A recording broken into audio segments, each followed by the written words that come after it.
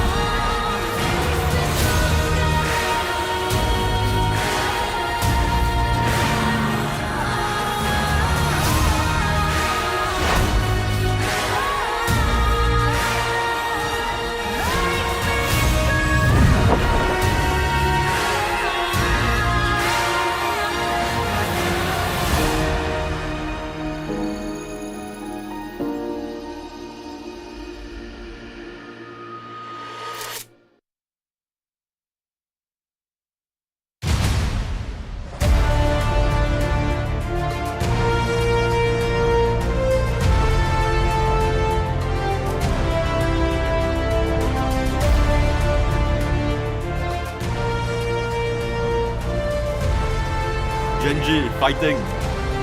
KT 롤스터 화이팅! 오늘 회사 째고 왔는데 젠지 이기자. 젠지 화이팅!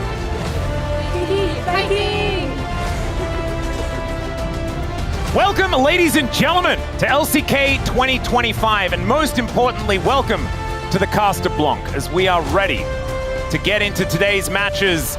And there is a bit of a theme that we have come up with for today, and that is that we're here for a good time and maybe not necessarily for a long time, because these could be some pretty one-sided matches unless something goes awry, unless perhaps it is time for the roller coaster to finally make its way back up, and time for maybe the DN freaks to fix the car. Yeah, I mean, something I will say, for the first time ever this year, Gen G on a one-loss streak. Oh my goodness. Yeah. And maybe it doesn't stop here. Yeah, this is the beginning. You know, will we go further? Probably not. I'm gonna be real, probably not. Yeah. Probably it's not very looking unlikely. great. Yeah. But that 1L, that's a rare occurrence when it comes to Gen G. It certainly is. The 2L next to KT, not a rare occurrence. But one thing that is very steady is that 0 in the points column. Oh, yeah. That beautiful 50-50. That line that KT have been so poised on throughout this year. And that could go either up or down. They're in no position now where they need to move one direction or the other. And maybe for those KT fans out there, that's going to be enough to give them a shred of hope, but it's probably not going to be. Battle of two teams rebounding after losing to T1. It's actually kind of interesting that both of them, their last matches were against T1, and they did suffer defeat. I think KT's a little bit more absolute. You know, I was thinking, yeah, tough schedules. And I was like, you know what? They're in the Legend group. That's how it works. Hey, there's no Nongshim there yet. So, tough schedule. Yeah, tough schedule. Really tough schedule. Wait, no, KT does have the Nongshim one, but, you know, that was in the past. Score, pointing to some shortcomings in the fundamentals. And yeah, this has been a buzz throughout the internet more recently. It was Score talking about it, and BDD's pretty poignant words there that had basically zero hope in them. And it was a bit sad. I would, you know, probably say let's not read too far into it, because you could imagine that there would be some emotion in how BDD was feeling after their last match, and that is going to be a big clash here in this game. And man, yeah, Chovy certainly been doing more winning than not in this matchup. Yeah, I mean, I feel like a lot of people, Chovy will have the edge over, even recently equal in the head-to-head against Faker. Not many players have even close to equal against Faker, so, you know, has a winning matchup against BDD. BDD obviously hoping to improve that slightly today, but a tough match ahead of them. And for KT, I think it feels particularly rough because they had that great run at the end of round 2 towards the road to MSI. Even had a great run in the road to MSI, but they got short by T1. And I think the resurgence of T1 has put them in a difficult spot, because now the top 3 off the LCK feels really difficult to break into. And that was their goal, that was their aim, to push into that.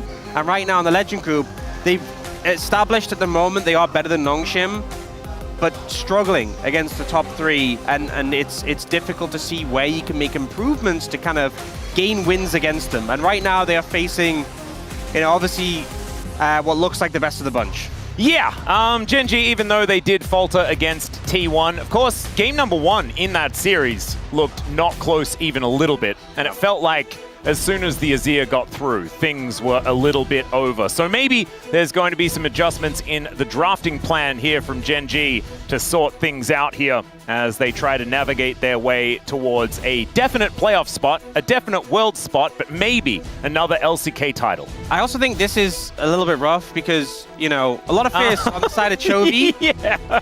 But I think this is actually really relevant because BDD typically has been such a point of strength for KT, and often his success has led to KT getting wins against teams because he's able to just outclass a lot of mid laners. This has been a struggle because that's also a big strategy for Gen G. Yep. Chovy just outclassing the opponent's mid, and I feel like as a result, BDD doesn't necessarily, KT doesn't necessarily have that advantage against Gen G. Their trump card just doesn't necessarily come out against Gen G, and it really comes down to other members of the squad needing to step up really to assist BDD if they're going to find favor in this matchup. I really don't think we needed this slow zoom into Perfect looking incredibly depressed. I just don't think we needed that, personally.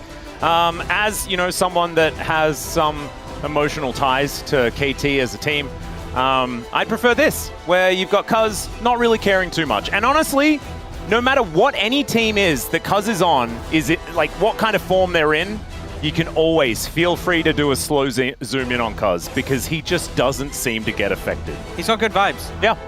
Good vibes. I don't even know whether it's necessarily a good thing for the team because maybe they're frustrated that he's just not really getting emotionally involved. But it's just the way he is. Look, I think the kind of guy he is. Something we established is that a big reason for the come up from KT was the Peter Cuz vibes, right? Yep. We saw they were having a great time together, and that helps. And I think, when you're having a rough time like this, when the team is struggling to see what to improve on, I think having players on the roster are like, you know what, guys, we can do it. Yeah. We're going to have a good time no matter what. I think you need that. You do. The problem with Peter is he goes the other direction as well. And I feel like Peter needs to make sure that he focuses on keeping that confidence up. Otherwise, he can't be that cheerleader that KT have relied on in the past when they were making that resurgence. I think it was off the back of this, what felt like infallible confidence from the new support player. Of course, remember, it was Wei that was supposed to be this team's support for this year. Peter came in, and the team looked way better. And now they don't. So let's see whether they can make those adjustments as we dive into the draft here for game number 1. Gen G on the blue side. And that man on your screen right there, Keen, I think is going to be a big problem because, as you can see, the expression on Perfect's face has not changed. Yeah, I think, honestly, this is probably where the biggest mismatch is in the top lane. I think Keen's just been in incredible form. Yeah. Able to bring out tanks at any notice and just completely neutralize and even just win matchups on those. But also his carry play has just been stellar. He feels like such a versatile player. So I'm interested to see what KT are going to do to try and find a favorable matchup for Perfect. The Azir ban comes out as a response to that Talia. Makes me wonder when we look at picks, because we often get the PVV, the Pantheon, the Varus, and the Vi. One of those potentially being left open. Probably going to be the Varus ban here on 3, I would imagine. I would assume so. I think giving that to Ruler sounds like a mistake. I don't think anyone's going to really debate anyone on that particular point. It's feeling somewhat objective at this point in time, so that's a likely ban unless there is a good plan here for KT. But I don't know whether I'd trust it, even if they have a plan. So there it is. Ban is going to come through. The Vi, I don't think is first pick priority anymore. I think Wukong has sort of come in over the top, and they're going to lock that one in instead. Yep, I think of the 3, the Pantheon, the Varus, the Vi lowest ban now, and I think there's a lot of strong junglers. Wukong's been doing pretty fantastically. I don't think it's as required to take it. We do see the response coming out of the Annie in the mid lane for BDD. And there's in Zhao. So 2 pretty strong picks altogether. Really strong mid-jungle combo that has a lot of that early pressure. Does mean, however, though, Keen going to get his hands onto that the Gwen. And then the Galio taken for Chovy in the mid lane. So strong top side, you have the scaling top lane pick for Keen. I think you have to take the Aurora in this situation for Perfect, really, to have that favorable lane matchup. I don't think you can give Keen a free lane. Yep. And it takes confidence to take this pick and say, I have to shut you down, but I don't think there's any other way about it. You can't just pick something safe into the Gwen, or Keen is just going to have a field day. Yep, so Aurora is going to come on through. Definitely has become the mainstay answer to the Gwen. And so far, I mean, if nameplates are off, I'd be feeling pretty good about KT's composition at this point in time. The mid jungle is definitely powerful here. Cousin BDD can run away with it, but the core from Gen G is set up very strongly. And the thing that I'm worried about is what they're going to do to round it out, right? Because if there's a hyper carry on the bottom side, if Ruler's going to be kept safe in this game while Keen runs amok, it can be a huge problem. We all remember Canyon's last series on the Wukong, finding that Cyclone on top of everyone that had just been shockwaved. This guy's Wukong was very, very powerful in that series as well. Yeah, and there's already so much setup. The Rakan ban is really good here. I mean, Rakan with Wukong, we've talked about so many times before how good it is, but with the Galio as well, so much setup already. I feel like any engaged support like that, the Alistar or the Rakan would have so much value here. I do imagine that Gen G might ban the Alistar because otherwise it might just get picked on 4. We'll see though. Yep. They go to a different direction. Yeah, Peter has been a pretty big fan of the cow. I think it's one of these situations where Gen G either ban it here or KT have to pick it and they might prepare some counter, but they will just ban it themselves. So Rakan and Alistar taking off the cards, no big surprise with how high priority those picks are. And now the choice is here. It's kind of interesting, right? Because there are a few like schools of thought that you can come into, as Peter often wants to be on something that can make the first move, that can start these engages. So a Rel comes to mind, but instead they're going to lock in the Sivir just to give them some consistent damage in these team fights. Sivir really has launched herself into priority. Yep. And a lot of melee champions we can get a lot of value into here. And Gen G toying with the idea of going for the Kai'Sa. It does fit with their comp and the dive potential. The Rel, we've seen Rel Wukong do really well. These two picks performing super well on the patch currently, and a ton of dive potential here. Very on-theme composition for Gen G. A lot of dive threats, and they have the Kai'Sa and the Gwen for that sustained DPS. Yeah, the Galio delivery as well is going to be very consistent. Let's see what Peter is going to go for here as he's toying with the Braum or the Nautilus. I feel like Braum would be pretty powerful here, but we'll just have to see. This would be the more offensive choice, as Peter right now seems like he has settled on Big Daddy towards the bottom side, and there it is. Yeah, so going for the Nautilus, my one concern about the Nautilus is when the engage comes in, you are a little bit squishy. You can kind of get caught in the blender a bit and get blown up with the Sivir, but wanting to have a bit more agency. There is a decent amount of setup of this composition, but this Sivir is short range, and I feel like Dr. has to really play this well, because yes, the Spell Shield is a powerful tool, but if Gen G line up their engage well, you have one Spell Shield, right? And you are a short range carry. That's not to say that KT doesn't have options. You know, they are going to have this Sivir who in the later stages, if you position well, if you play it well, you have a lot of CC in your team. If she's able to free hit, she will do a ton of damage. But I think Gen G's composition makes a lot of sense for them. If they start to get the momentum in this game, they will just be able to punch you in the face when it comes to team fights. Yeah, the Kai'Sa can also just assassinate the Sivir if given the opportunity as well. And the amount of setup for Ruler is going to be gigantic. I think it's so interesting as well because we had the conversation yesterday about Viper on the Kai'Sa looking absolutely amazing. And we all know LPL Kai'Sa, that's where the true money is. And where did Ruler just come from? So probably learnt a thing or three from that one as well. So yeah, I'm very interested to see how Gen G is going to be able to pilot this composition. I think KT on the back foot, not necessarily even based on what this draft looks like. This is about seeing the difference in play, seeing that confidence being rebuilt, and it's such a difficult ask against Gen G, such juggernauts here in the LCK. See whether they can do it.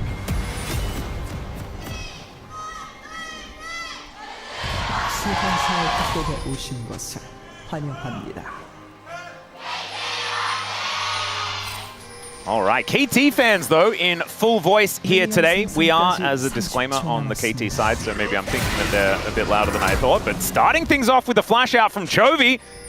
KT looking good. Perfect going to start off with a miss, but still does a whole lot of damage. So there we go. It's fine. Just Aurora things. Maybe it wasn't a miss. It looked like a miss. Yeah, I think he got it.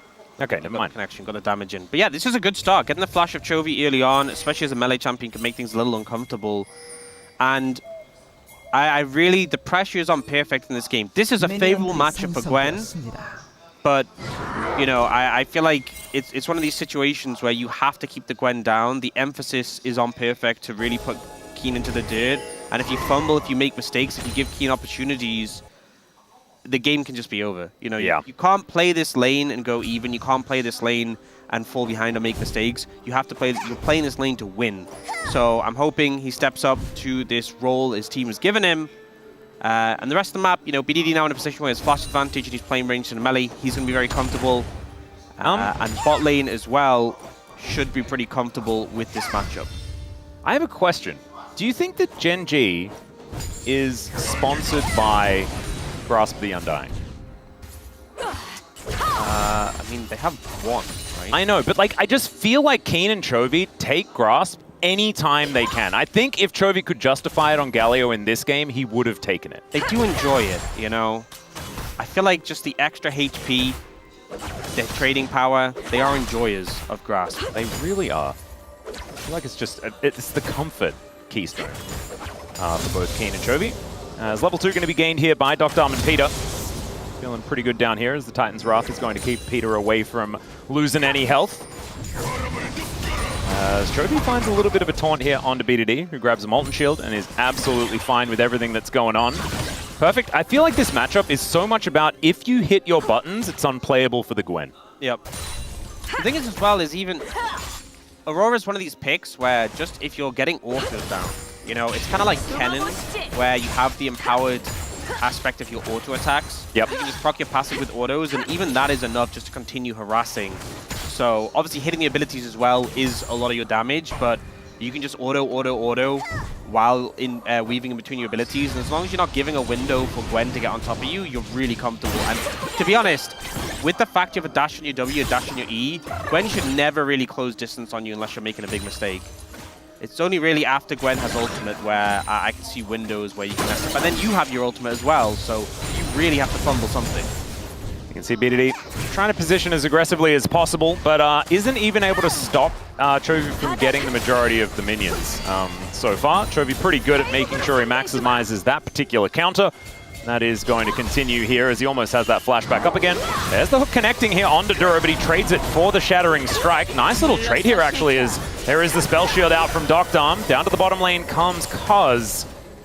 Let's see whether this Xin Zhao can make this dive work. This could be dangerous. Let's see how Gen G are going to handle it. There is the start onto Dura. The Shattering Strike's fantastic, though, as Peter is definitely dead. First blood goes over to Gen G, and Doctarm even almost dying to that last turret shot. A 1-for-1, but more money to Gen G. This is a hard dive to pull off, and I think the trade's still pretty okay for KT. The fact that they managed to take out Ruler, get both of his sums, overall, I think you can be decently happy with that, but definitely was a scary one there. The turret's starting to do so much damage, and you saw, you know, especially against a Rel with the amount of CC available, I think they committed to that play with the understanding that definitely one of them was going to go down. Yep, it was decently played in the end. With the fact that Ruler does go down, it does mean that KT are trading up just a little bit with the fact that they do stop the Kai'Sa from farming. So that is a very good point there, Orcs. And also, Doctarm maintains his summoner spells in this situation. Yeah. Still has his. Yeah, Peter goes in. They initially get the CC on a Duro.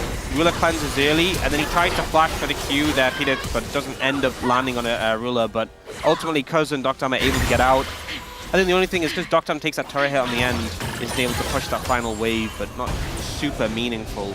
Yeah, it's a little bit of nitpicking, but otherwise, KT do find themselves in a very small gold advantage. And by that I mean basically no gold advantage whatsoever. Yeah, I think the positive is that the kill went on the Cuz compared to the kill going on a Duro, so there is that bonus. And obviously we've talked so many times about Sundered Sky, that first item spike on the Xin Zhao being really meaningful, so looking to see him capitalize on that.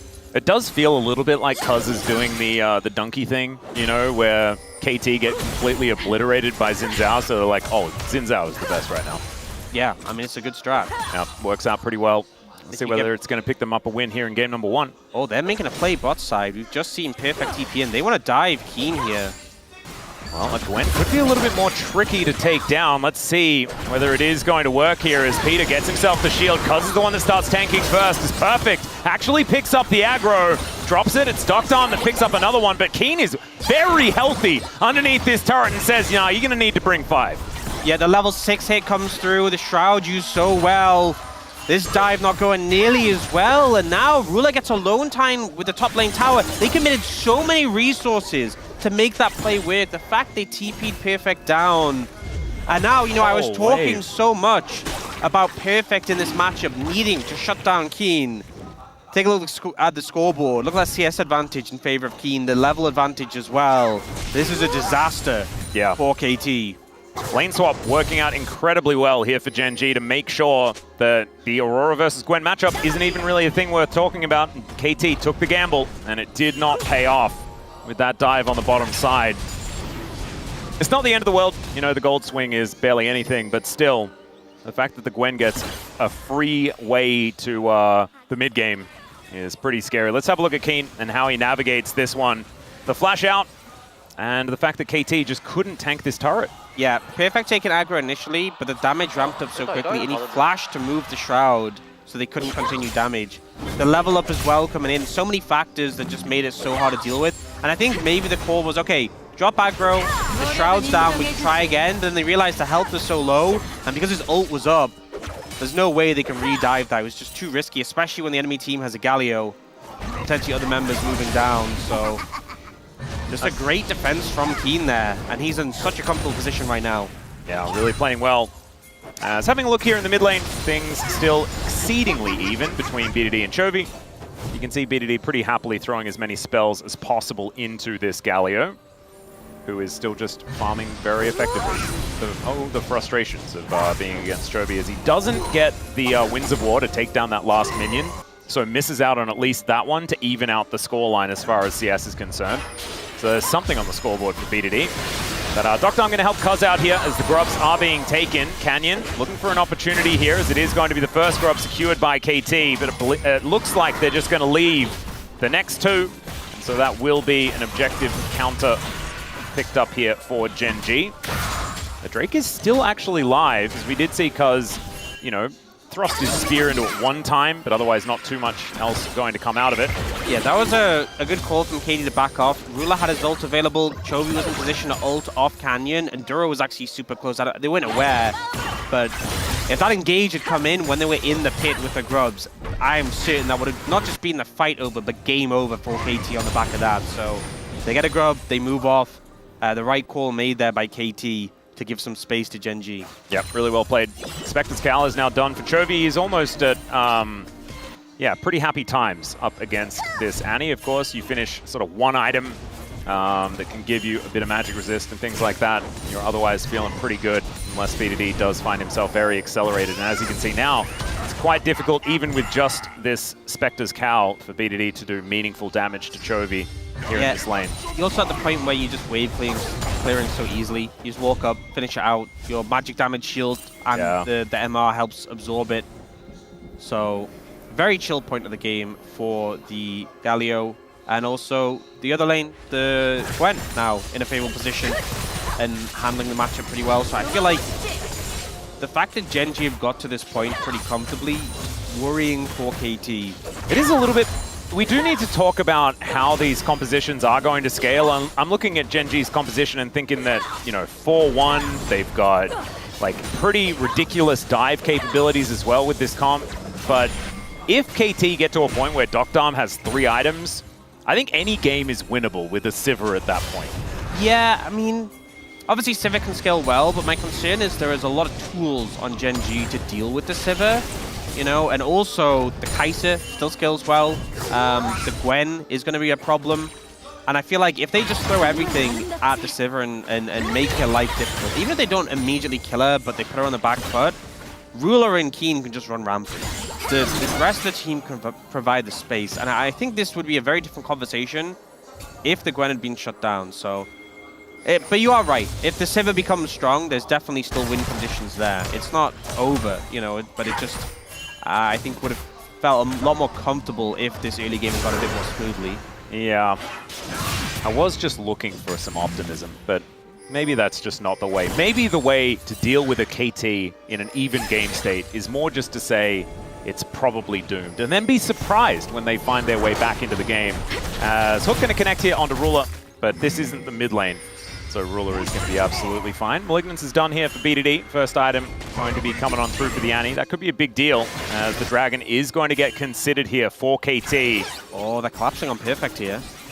Oh no, this could be real trouble. He can go between worlds, he can go stealth, he's got a lot of tools that he can use. I bet he'd like to stay between those worlds and not come out again, but I'm not sure he can. That's the problematic part.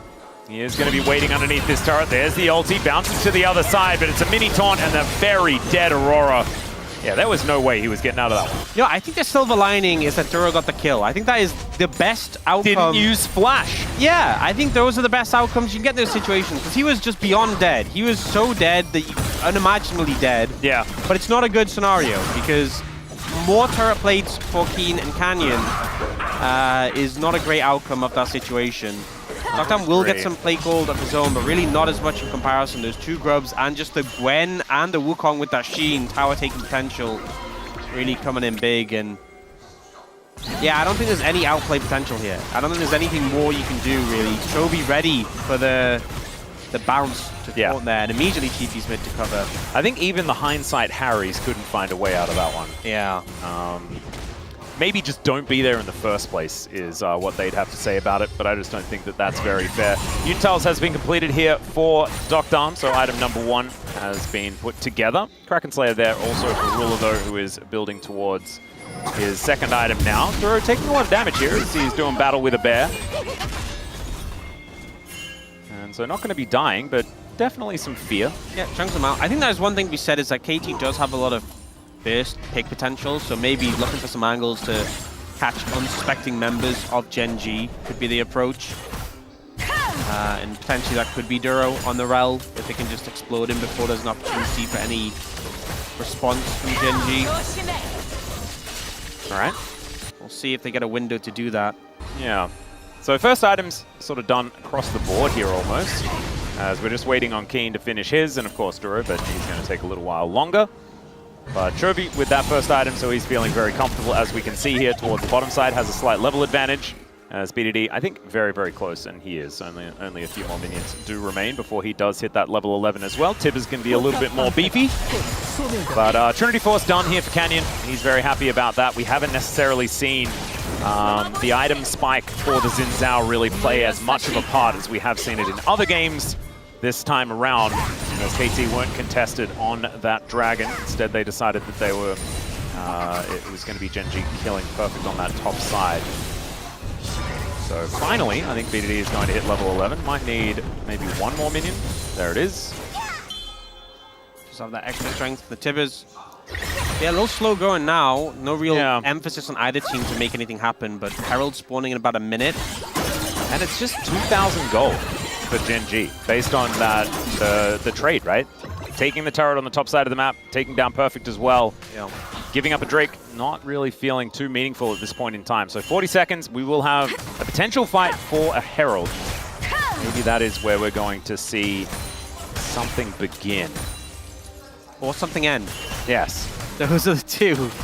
That I'm a bit nervous. I'm a little bit nervous too, but I feel like you're more nervous because you have obviously your attachment to Yeah, and it's a problem, isn't it? I don't think anyone really should put themselves through it. We do it mainly so that we can spread the word that this is perhaps not what you're supposed to do. And that is have any emotional attachment to KT whatsoever. Well, we also saw that yesterday with Dagon with Bro. Yeah, true. He went through a whole thing. Although, I mean, have we confirmed that he is still a Bro fan when he took the Bro day off to go support T1? Actually, you know. Not sure about that. It's some interesting thoughts about that one. We should really discuss it. I mean, I think that maybe I'm reading too far into it, but, you know, there is objective fact that is getting in the way. It's not really speculation, is it? Okay, Gen G positioning around this Herald that has freshly spawned in the pit. KT don't really have a great spot to get away in on this. You know, we've got good vision set up from Gen G. See Cuz trying to move in through the top side. Oh, looks to be just taking this. Picking the gap there is Peter. That's a difficult choke to approach from if Duro wants to make something happen.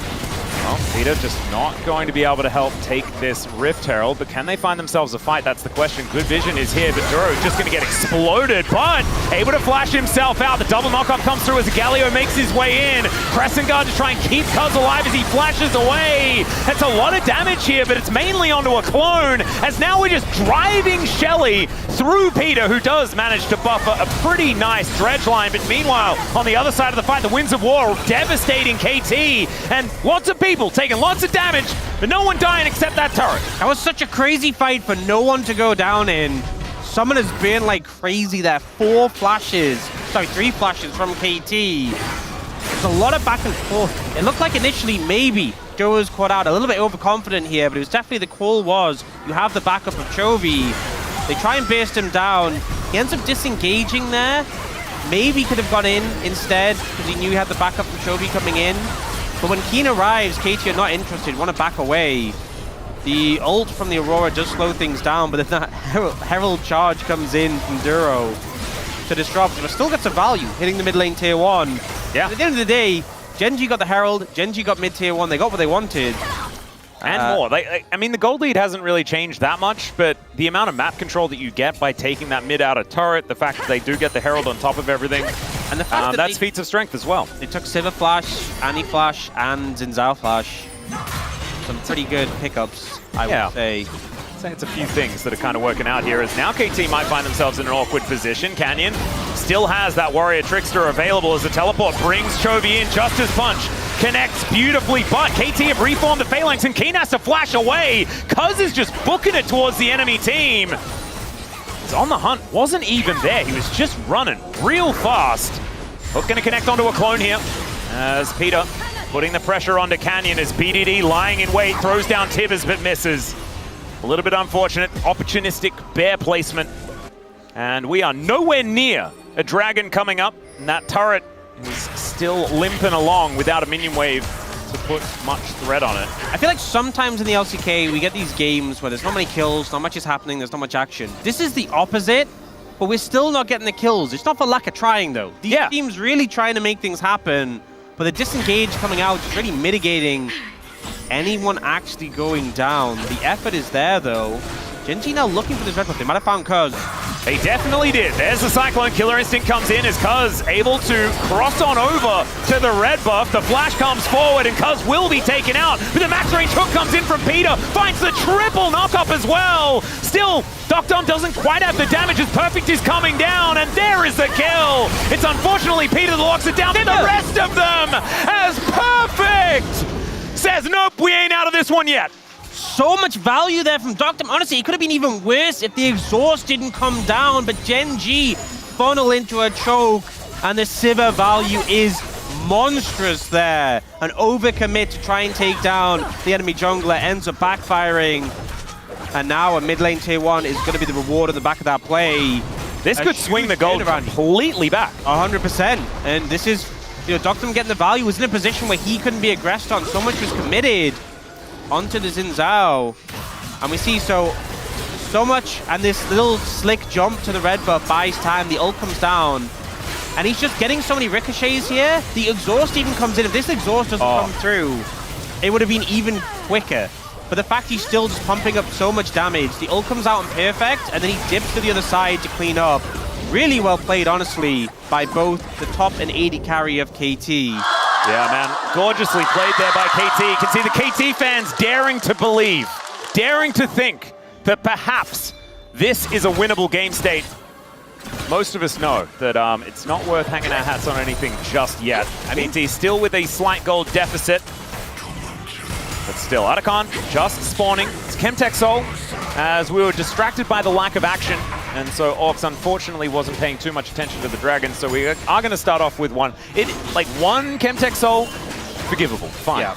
When you get like 3 in a day, that's when we're like, Orcs, dude, like what are we doing? Statistically, you know, you're gonna average out maybe, if it's like a 6-game day, you're gonna get 1 a day. Yeah, on average, right? It is, it's how it's supposed to work, statistics.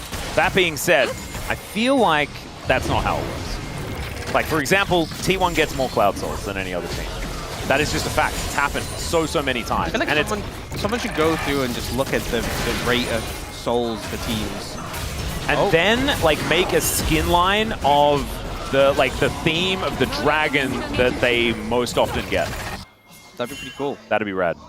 Maybe we should pitch that. Okay, Kate, everyone's posturing around this Arakan, playing in the alcove. Oh, well, imagine that. That would be the Genji KT way to do it. You know, instead of starting Arakan like we saw all yesterday, it's just let's play in the alcove, see whether they come to us. I love how we just 8-man bot at 21 minutes. That's the way.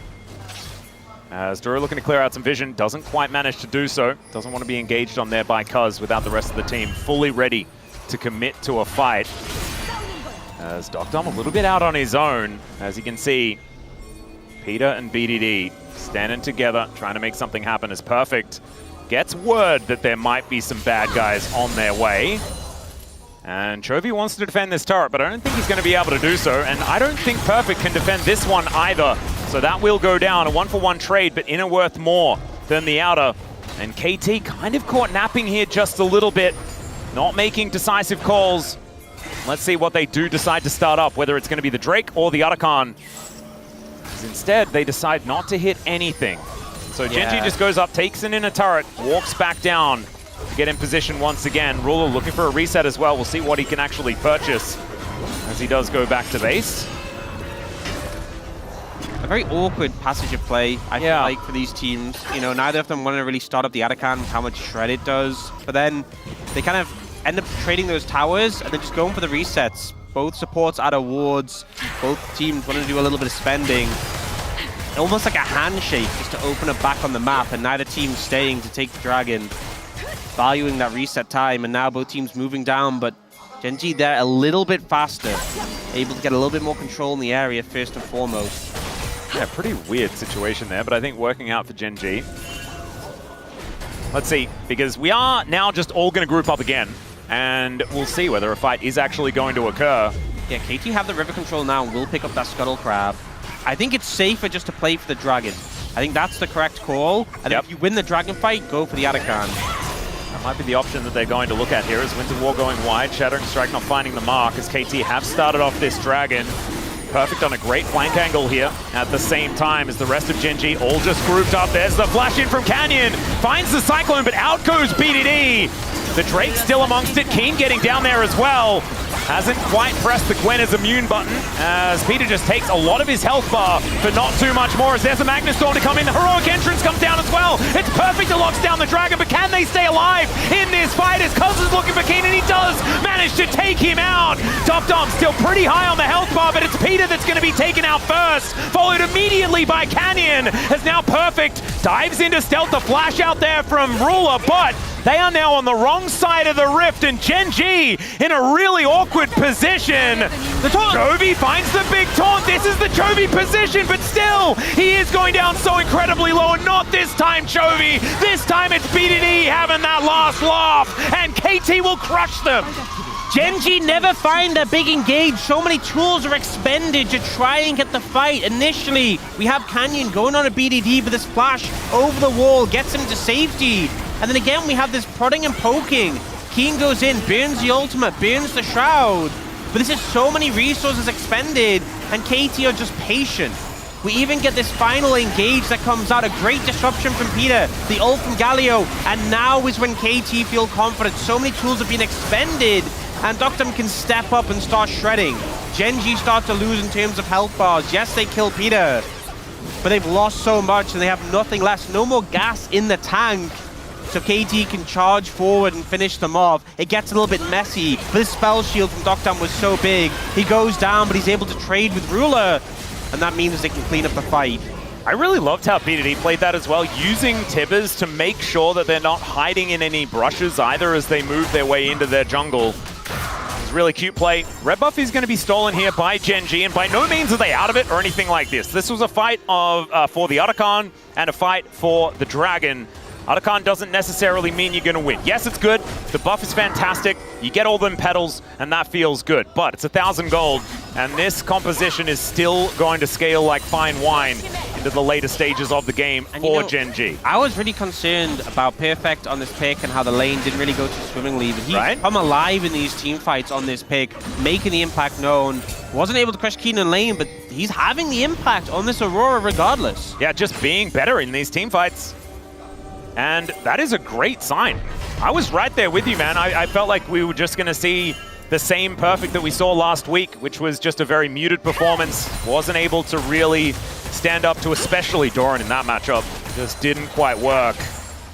But this Aurora, a pick that I was certainly a little bit skeptical of, working nicely so far. Doctarm as well is about to finish an Infinity Edge, I'm pretty sure. They need to get on him. They need, when they start the fight, they need to explode. Look at the damage he has dealt. He is just sitting back, biding his time, shredding. He's now picked up that Infinity Edge, as you said, and if he's able to free hit in these fights, with how many short-range champions are, he does so much work. And I think the problem is in these fights, Gen G are so good at playing these death pool compositions where they play front to back, they stick as a unit. They can't do that. They need the flank angle. They need to approach in different directions. And apparently they need to stop Baron. Well, that is exactly what they're going to do, as Peter does find a hook here onto Dura. Let's see whether they do turn, as Canyon and Ruler are sticking on this Baron for quite some time. Keen on a flank angle. There's the Magnet Storm from Dura that brings him in.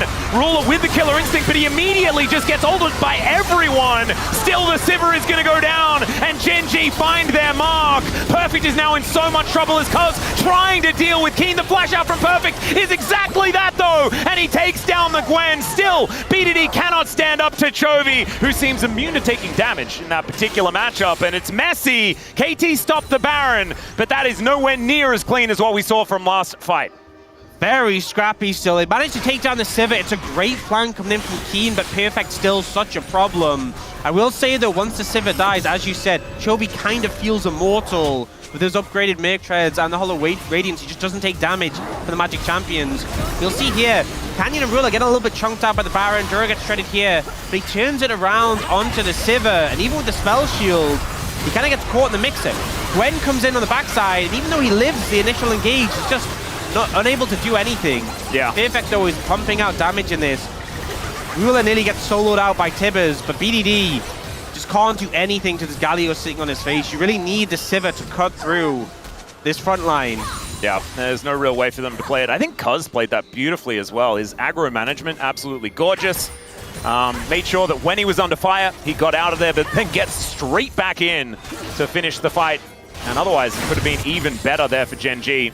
As Cuz is now going to be taking some Shellfish. Tagged by that Void Seek, but I don't think Ruler's going to be doing anything about that.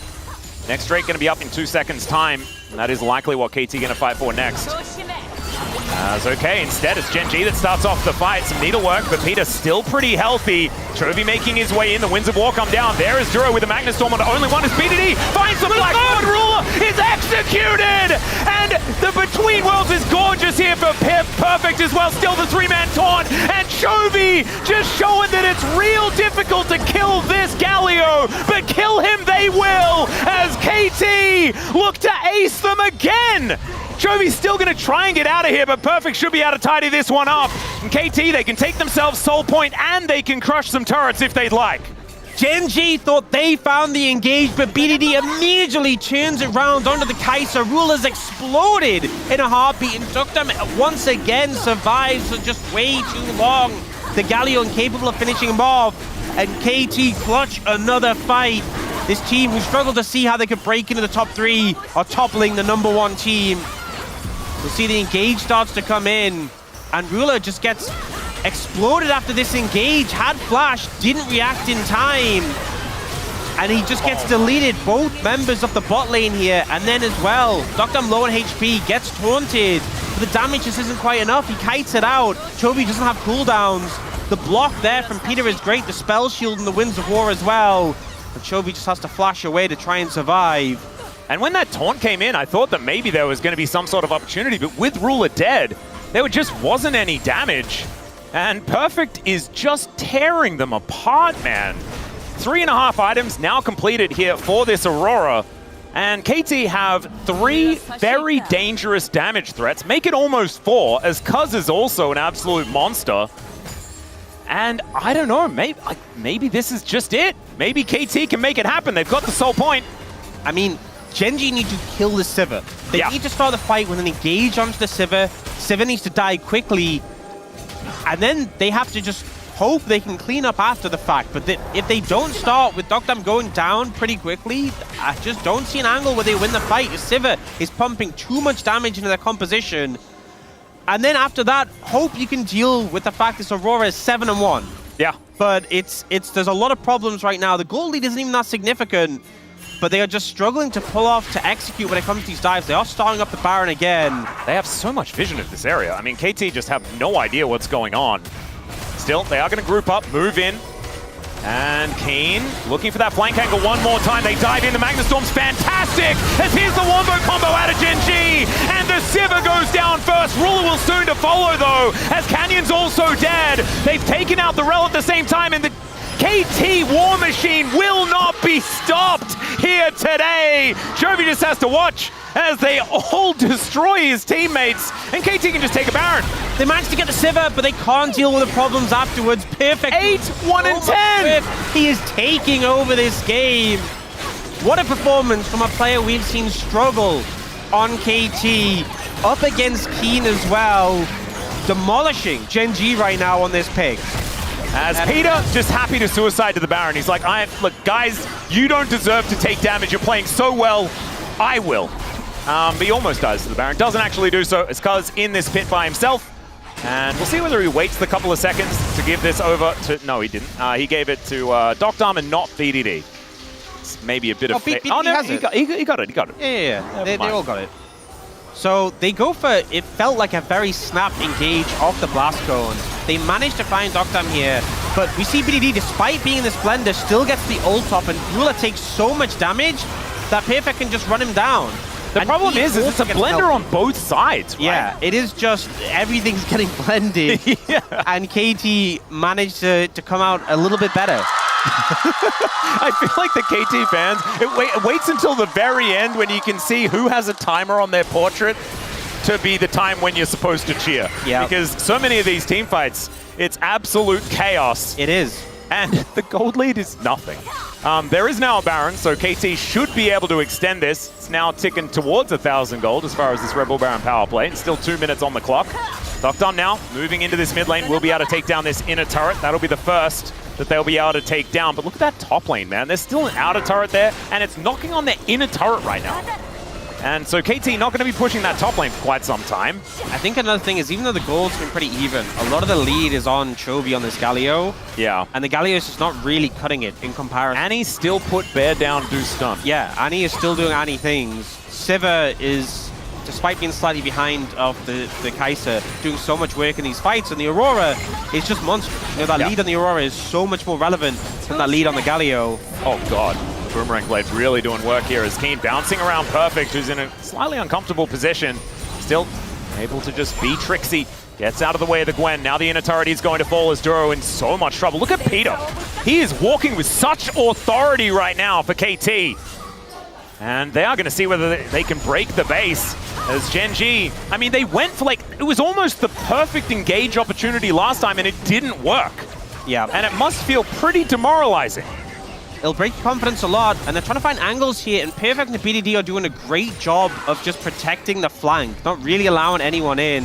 Because if you just go through the front, it's really not going to work, because Peter and Cuz are there blocking. Well, they are going to engage onto Perfect here, but look at this. They just can't do anything about it, and it's such a problem, because most of the time, an Aurora cannot stand by herself and fend off a 1v1 situation, right? Like, it's just not a thing that she can do. But she's so incredibly fed that there is nothing Gen G can do about it. She just does so much damage. The Seekers, the mobility, the fact she can go in a stealth, hard to deal with. And now looking towards this soul that is spawning up. Yeah. Gen G maybe one last opportunity to go for a fight here as Canyon moving on in. We know that his smite finger's pretty good. BDD is off on a flank angle. Oh no, Canyon? And Canyon, yeah, not gonna be able to use that Warrior Trickster, get himself out of the way, but won't have a flank angle into this pit. BDD spotting him out perfectly here, does have flash available as well, as he is charging this stun. He will have it up. As now Keen, Mega Cones to get on over towards Perfect and Peter. The needleworkers come on through there as there's the interrupt onto Chovy. I don't know whether he's exactly the target that they're looking for as Keen goes golden right in the middle of the fight. The Magnet Storm, he's onto everyone, and now Ruler has a huge shield as he gets into the back line. They've wiped out BDD, the flash out from Perfect, he's not offering the damage anymore, and KT!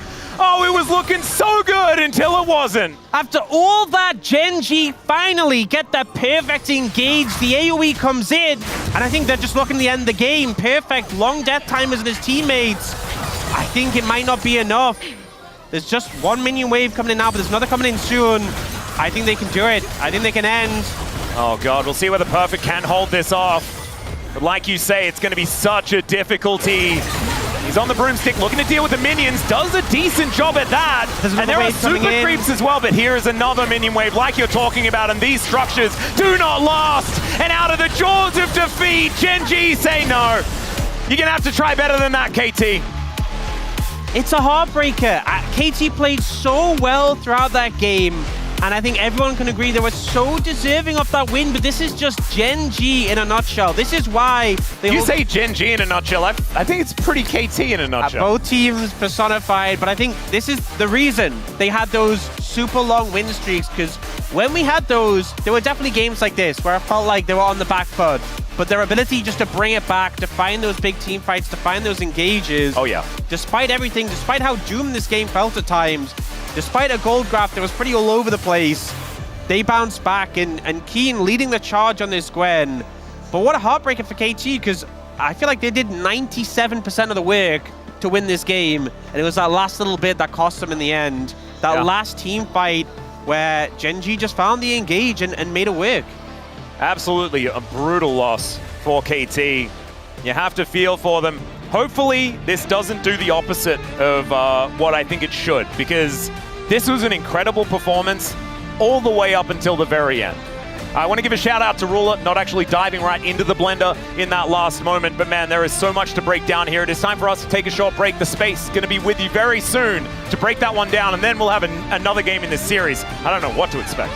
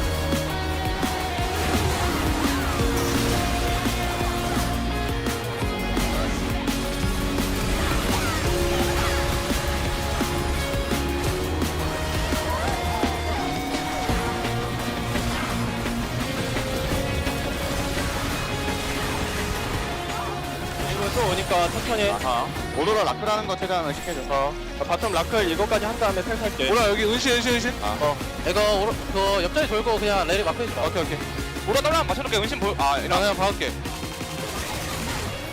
라인 와서 난 죽었어 컸어. 야 타워 무조건 타워. 아 끝났다 나이스 다행이다 이걸 이겼네 발전이 잘 걸었다 오케이 이겼네 나이스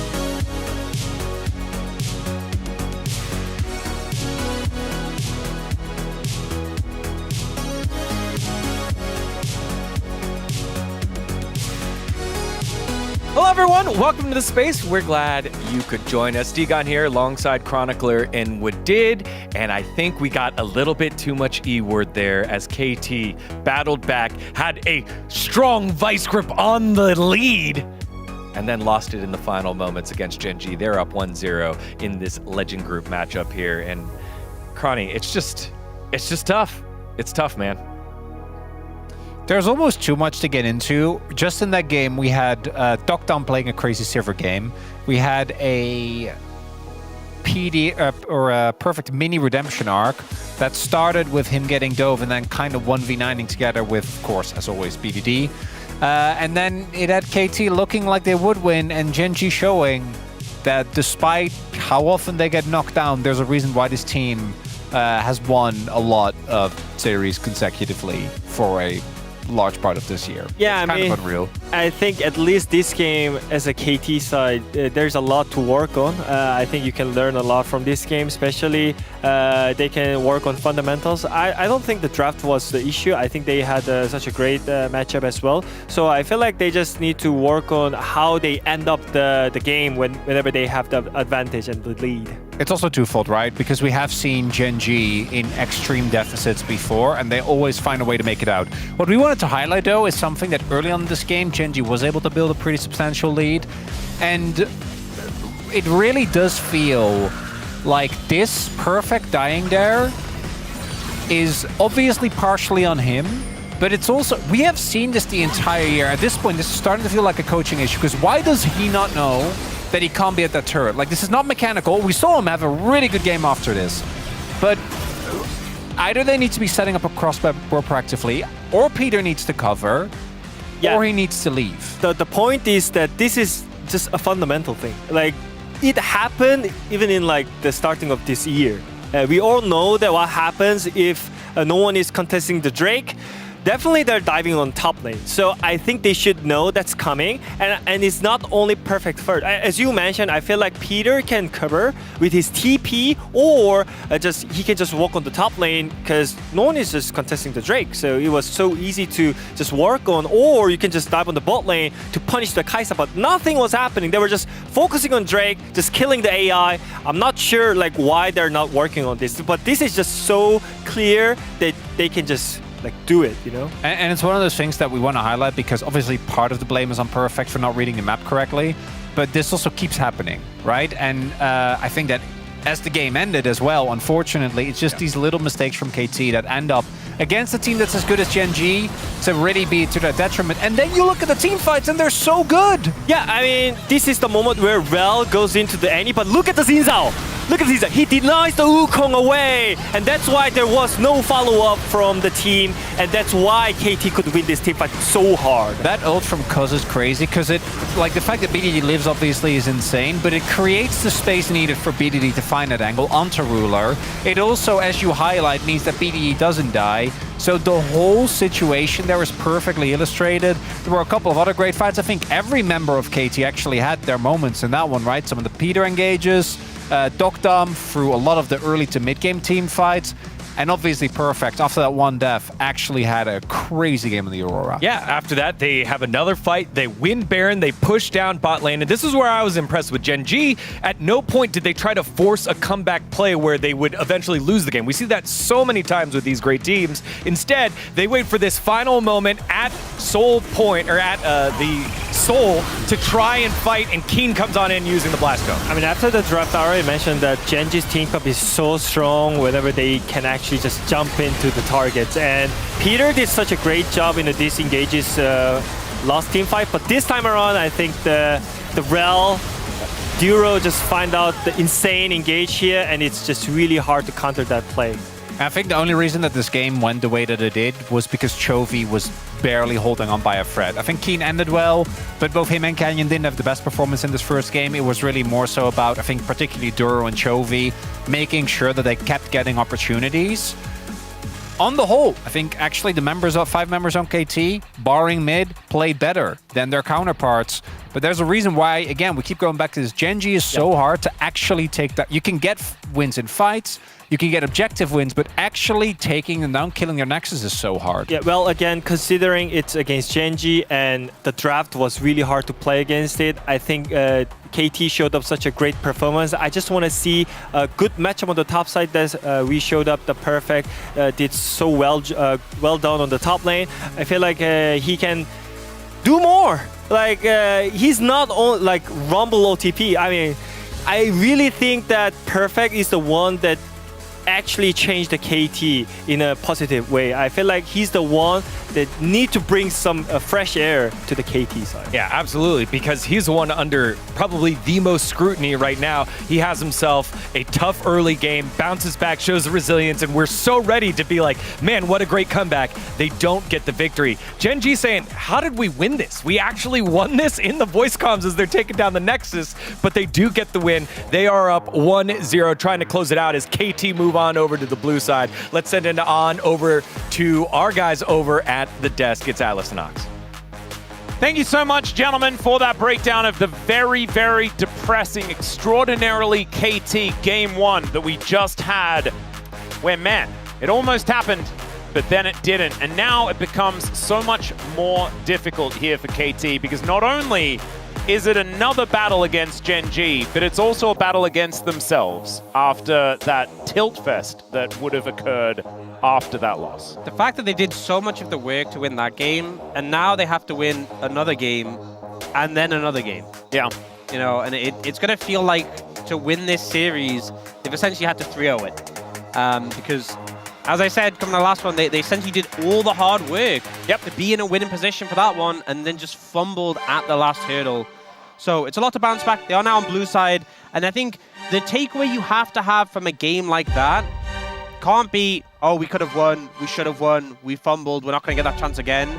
It really has to be, we could have beaten them. Yeah. And it also, like, what I'd like to see is the mindset of, oh, well, that was a really difficult draft to play into. Now, if we draft a little bit better, then we're definitely going to win. There you go. Know what I'm saying? I think that might be a good way to do it. They showed they're capable of beating them. I think that's the main takeaways, and we'll see what they're able to do this time.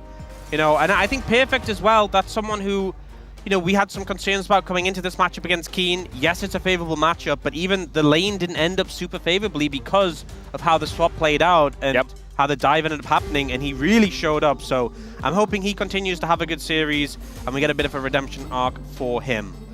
See whether it does happen already. The Varus, as far as the PVV, has been taken away. I think Pantheon going to be going very, very soon as well. The Renekton being removed here is a kind of interesting one. We saw Clear kind of pop off on the Renekton yesterday. Renekton has been sort of coming up to the forefront. There is that Pantheon that we were expecting. I'm thinking that Rumble's priority is going to be climbing up there, as of course Keen and Perfect are both fantastic at the champion. Sion and Ornn then become things to talk about as well. The Trundle has to be a part of that conversation. Azir and Taliyah, both of them haven't been looked at here in these bans thus far. Yeah, they were both banned out last time. And Trundle also available, which was banned out last time. So Jay's going to be taken away. So a lot of top lane bans, really trying to set up Perfect, I feel like, to be in a comfortable position, interestingly enough. But as you said, that Taliyah, Azir, both available. And Genji can force a first pick here if they ban away one of them. Otherwise, KT might have the opportunity to just take one of either the Taliyah or the Azir. As you can see, Genji do decide to give the Taliyah, not necessarily risk the Azir situation, which I think is respectable. A lot of respect given to BDD's Azir, but his Taliyah is also pretty comfortable. Yep. So we'll see if he opts to pick that up, but instead going towards the Trundle, prioritizing that. An interesting first pick here. We have seen the first pick Trundle rise a little bit in priority. Obviously shuts down tanks a decent amount, but also a lot of these AD picks that we see in the jungle does well into them, although Wukong and Xin Zhao obviously already taken off the cards. It is an interesting one as well, because I feel like it sets you up for either a Rumble or a Sion pick, because the Rumble then cannot be countered by something like an Ornn that we've seen picked into it many times, because the Trundle really does like having those big tanks towards the top side of the map. And so I think that it is a decent way to start off this draft here for KT, depending on what happens afterwards. There is the rise for Chovy as Canyon at least flashing the Lee Sin for a moment. Let's see whether that is going to be the decided pickup here into the Trundle. feel like Canyon definitely has a lot of options you can go towards in the jungle that don't necessarily play into what Trundle wants to do. This makes a little bit more sense. Yeah, Vi open and available. Obviously, when you do dive in, Trundle can do a decent job of pillaring off the backup and just kind of shredding your resistances. Even though you're not a full tank, can still make you a vulnerable target. But I think Vi is still able to do what Vi wants to do when she dives in. Doesn't have the backup of like a Kai'Sa though, or a Galio, which we've seen taken away already because of Fearless. And now for KT to show what else they want to do, I feel like the Rumble makes a lot of sense in this situation, although looks like instead going towards the Yorick. And you know what? With context, that Renekton ban makes a lot more sense because I seem to remember a certain Yorick vs Renekton matchup that we got in the road to MSI where Doran did some pretty brutal things with the Renekton into, I believe it was Perfect's Yorick. Yeah. So he's not going to be shoveling his own grave this time around against the Renekton. It is instead going to be against something else. The Taliyah came in. That was no surprise here, as I believe Chovy was ready for that one as well. Had already locked in the Rise. I think expecting something like this to be opted into, as Ambessa can be a difficult matchup into the Yorick, but it does form a pretty terrifying core here and a lot of damage represented already by Gen G, although not a lot of range. So the Taliyah might be able to have a good time in this game. I think this is insane Taliyah Trundle value. I think the Ambessa kind of makes sense in the Yorick. The fact you can dash outside of his what would we call it? Ghoulie Wall? Ghoulie Wall, yep. Ghoulie Wall. That's the official name. And also, you're not really going to take a tank into Trundle and the Yorick as well, but I think the Taliyah Trundle, just the zone control they have, is a ton of value. And the Poppy ban, Poppy with this composition would just be ungodly, I feel, so that makes a ton of sense as well. Gen G denying that. Rakan gonna get banned away. I think Alistair probably gonna be the next ban from KT. Go on top of that. I feel like even Gen G, maybe like a Senna ban honestly wouldn't be bad here. We've seen the Senna priority kind of fall off, but I feel like it works with his composition to try and maintain the distance. A Xayah ban wouldn't be too bad either, just because it is decent into the Vi, gives you a bit of safety, but instead it will be the Lucian. Yeah, seen the Lucian priority be pretty high. Lucian form in particular is going to be the Alistair, to no real surprise. It'll be interesting what Gen G up for here. Jhin definitely an option with a bit more range. Could go for the Corki as well. I think Corki is probably sitting pretty high on the priority list right now. As you can see, Helper and Ruler getting into exactly what they want to do here. Could, of course, lock away a support if they'd like to, but I believe it is 80 carry that's being considered for the moment. As the Senna will be the decision. Gives you a little bit of extra scaling power in this composition. They will be able to lock that one away. They go for the Senna themselves. I feel like we saw a lot of success on the Senna at EWC, but when we came back to the LCK, sort of have some struggles, but still a pick, a lot of range, a lot of success there. And we're seeing the Ziggs response come out. Ziggs, Leona, really strong lane duo. A lot of setup, a lot of base potential. And also, if you're playing a composition that wants to maintain your distance, maintain your range, Ziggs really powerful. Obviously, Senna has like a decent amount of sustain, but you're so squishy. And Ziggs is so good at playing into squishies now with how much damage he got in his most recent buff.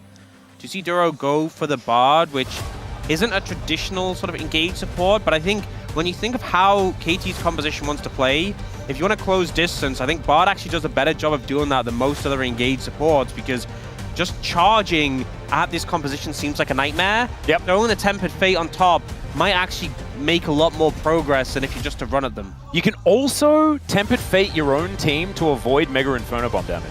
It is which would be pretty funny. Never seen it before, don't even know whether it would necessarily be a good idea. However, it is something that could occur in this game because there isn't necessarily a lot of consistent damage for the KT roster with the Ziggs now there, although Ziggs does do just a lot of damage, and the Q does have a relatively short cooldown. Dr. was one of our Ziggs players back in the day, although he hasn't been doing it more recently, as yes, of course, BDD is a bit of a Digimon fan. So we are seeing some of the best fan signs, and once again, these all come out when Wolf isn't on the caster desk.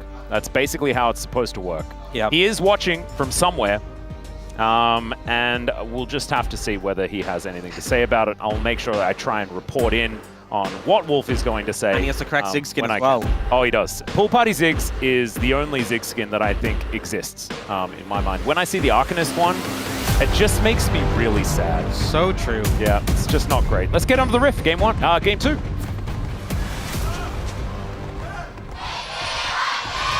소환사의 협곡에 오신 것을 환영합니다. Did you see that? I'd already pushed Game 1 out of my mind so far that I thought that it was Game 1 again. There you go. That's the mindset of a true KT fan. We are very, very good at forgetting the evidence of the bad times that had just previously happened so that we can smile once more. That's how it goes. Honestly, the more I think about it, the more I kind of like this KT composition because there are some pitfalls that normally would be an issue. So one is they are quite heavy AP, but because they have the Trundle, there's no real tank on the side of Gen G who's going to stack that much MR. The only concern maybe is the Ambessa, but the Trundle is going to help limit that. It's also the fact that it's going to be so difficult because other than the Senna, it's quite a short-range composition, and you're dealing with the mines from the Ziggs and like the Unraveled Earth.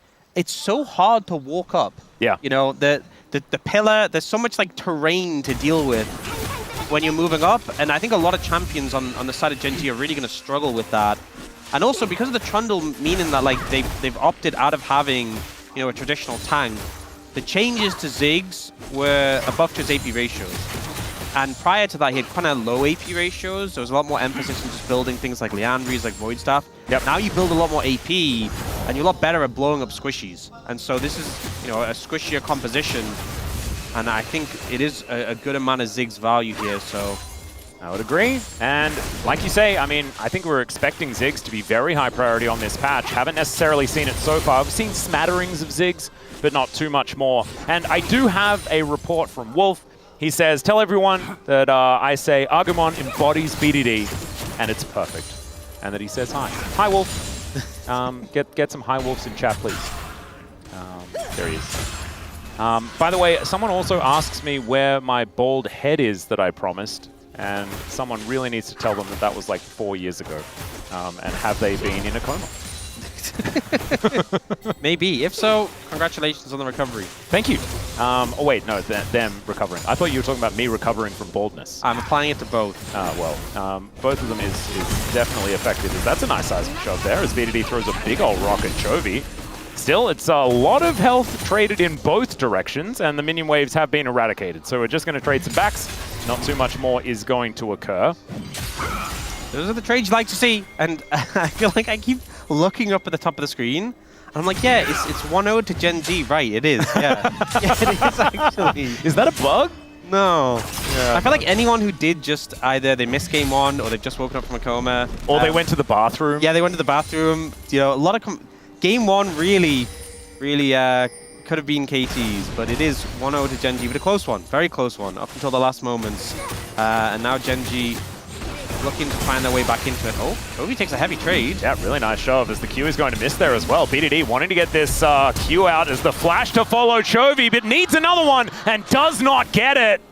As both of them, now with their flashes on cooldown, it's now a time for Cuz and Canyon to get involved. As BDD will shove this wave in. And here is Cuz making his way forward. Chovy pretty susceptible, but Canyon's going to move in as well. Cuz just says, I am ready to chomp. I think unfortunately BDD did everything right there until the moment he flashed. Yeah. Because maybe if it flashed a little bit earlier, would have got more of the damage down on him. But I think if he'd just taken the flash, would have been in a phenomenal position, having taken that advantage. But it's so hard when you're in that position, when you have the pressure against Chovy, not to look for the solo kill. But I think if you just been the summoner, it would have been a phenomenal spot for the lane to be in.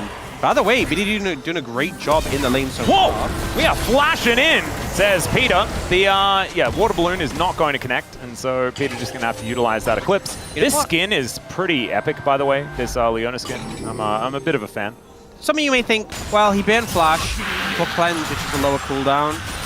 No, he activates Hex Flash. He activated Hex Flash. Yeah. And to be honest, I feel like with Hex Flash against a cleanseless Senna, there is ways you can set up a play. I think when the cleanse is available for Senna, you're just not going to find anything really. But spending a lot of mana for that satchel. Not really sure that was too worth it. But every time I see a Ziggs open with satchel, I cringe a little. Yeah, there's sometimes rare moments where it's okay. That moment, not really getting much value from it, but they are going to go for a reset. here, and Ziggs is hopefully going to get some more mana back. Yep, no harm, no foul, and can teleport back to the lane as well if you would like to.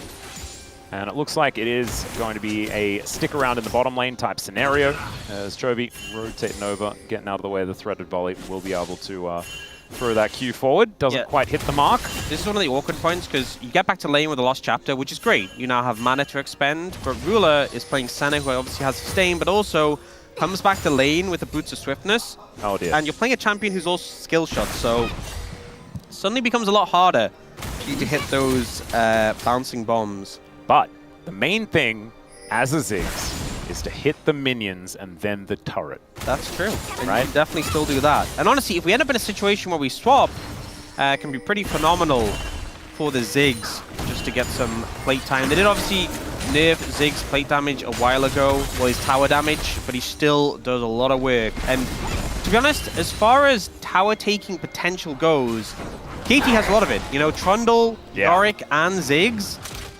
Oh, there you go. That's a good satchel. That's a gorgeous satchel. Doesn't hit the water balloon, but who cares? That was amazing. All right, Weave as well going to come on over here as Chovy still doesn't have his flash. Peter going to move in as well. Shield of Jayberg comes down, finds the Zenith blade, but the double charm is so good out of Duro. And by charm, I mean Cosmic Binding, of course. I think you were charmed by that play. I was absolutely charmed. I've been enthralled, honestly, by Duro just in general, but this Bard is looking gorgeous as well. Yeah, I mean, a good attempt from KT, but Chovy just a bit too much health to take down, and the support coming in from Duro to keep him alive.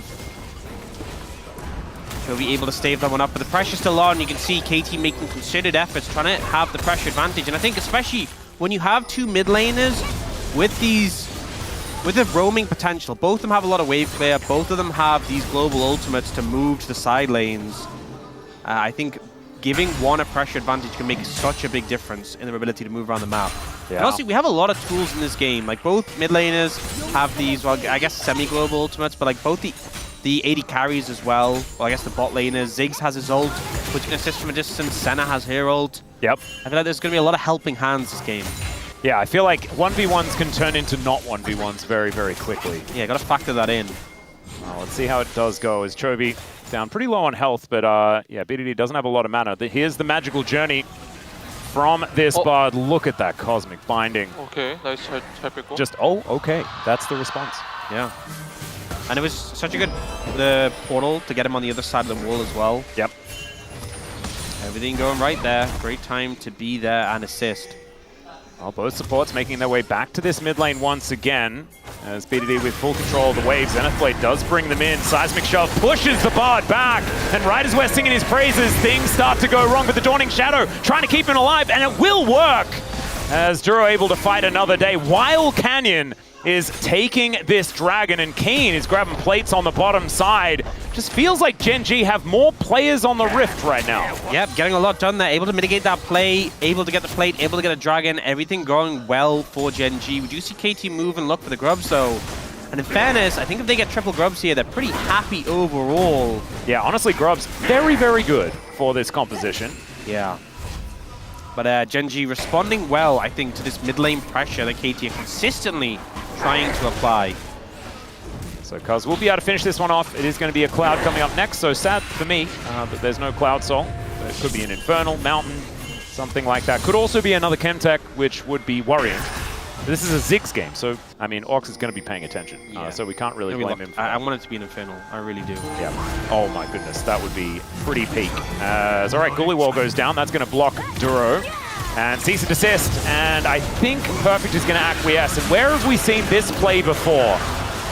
Yes, it was last game. I don't think they needed the Rise ult, but, you know, I appreciate that they fully committed to make sure that Perfect was very, very, very dead. Yes. Absolutely the most dead he could be. He was extraordinarily dead. As Doctom is now just going to fight Kane, and Kane's just going to flash. Of course, Cuz was spotted, I believe, on Vision. Yep. And so not going to take any chances, just flashes away. Now looking for Canyon, but he does control the ward, plays it safe. Has to respect the fact there's a lot of pressure on this top side of the map. Does have Duro moving over. Yeah, BDD stayed out of vision there as well, just to make sure that they have some sort of surprise factor here as Kane moving back away from this turret for now. Ziggs being parked in the top lane. That does go back to what we were talking about before. But the gold lead that KT had for the majority of the early game has kind of dissipated after that first blood did go down. And the fact that it was Canyon that picked up that money as well, accelerating this Vi can be quite important for Gen G, especially come mid-game, where they can just choose a target and take him out. They can. Do get Ziggs recall and picking up the Ludens, which is such a big spike. Getting the swap come in. Double TPs, so we're going to have that tempo to play for. And really, we have a few minutes before the plates go down. I want to see like a considered effort from KT to get either the Yorick or the Ziggs on those towers, getting those plates picked up. Yeah, bouncing bomb, I believe, took the cannon. We'll you know never know. I'm going to just assume it did, because it hurts to think of the alternative. I don't want to think of the alternative. Just kind of like I am assuming that KT won game 1. Because I have put out of my mind those last moments where it was pretty heartbreaking. Skeen getting slowed down here. Perfect. Still having a pretty good time, although has lost that CS advantage that he picked up earlier on. Trinity Force still being looked for. And of course, there was that extra attention put on Perfect. Try and hold down this Yorick. He's still okay. Canyon does manage to finish the Sundered Sky. And Cuz is a little bit further away from it. I believe it has been Cuz that has been veering away from the Trinity Force build. Has been more Sundered Sky into the Spirit Visage that he's like to go for. Yeah. We've seen this a little bit here and there. I think it's just such a big spike. You know, we've seen Wukong still on the Trinity Force into Sundered Sky, because obviously Trinity Force syncs so well with him, but I feel like Trundle, it's less so about, you know, doing as much damage as you can on those Trinity Force spikes, and more just about getting the healing, you know, and still doing the big chomp on that first hit. Yep, surviving, being annoying. Certainly is useful, although I do feel like the spike with the Trinity Force is just kind of massive, but it does depend on how accelerated you get. So I think in a more even game state, makes more sense to go for this one that does give you that little bit more durability as the flash forward into the Solar Flare here. Zenith Blade will connect. Tempered Fate is going to buy Jiro a little bit of time, but I don't know whether it's going to save him. As never mind, they get over the wall though, and there it is. Dr. Arm hits him with that water balloon, and down goes Brad. Ruler now also taking a fair bit of damage, and man, that Luden spike, you weren't kidding, Ox. That's a lot of damage. Yeah, the ult didn't even need to connect from to take him out, but the synergy of the Ziggs and the Leona, great engage from Peter. Yeah, that's a lot of damage. A lot of confidence gained for Chovy in this match, but now Dokkan gets some alone time on the tower with those grubs as well. I don't think he can take the tower right now, but it's going to be pretty close, honestly, if you can get another passive proc in. Yeah. Does get that short fuse, but isn't going to push his luck. Yeah, if he gets any more alone time on that heart, it's 45 seconds till the plates are gone. He's not going to get a chance to take it, but it really wouldn't take much for him just to get a bit lower, satchel it, and it go down. But unfortunately, not going to have the window here, and an overstay certainly would have cost him his life, as you see Canyon's position on the map.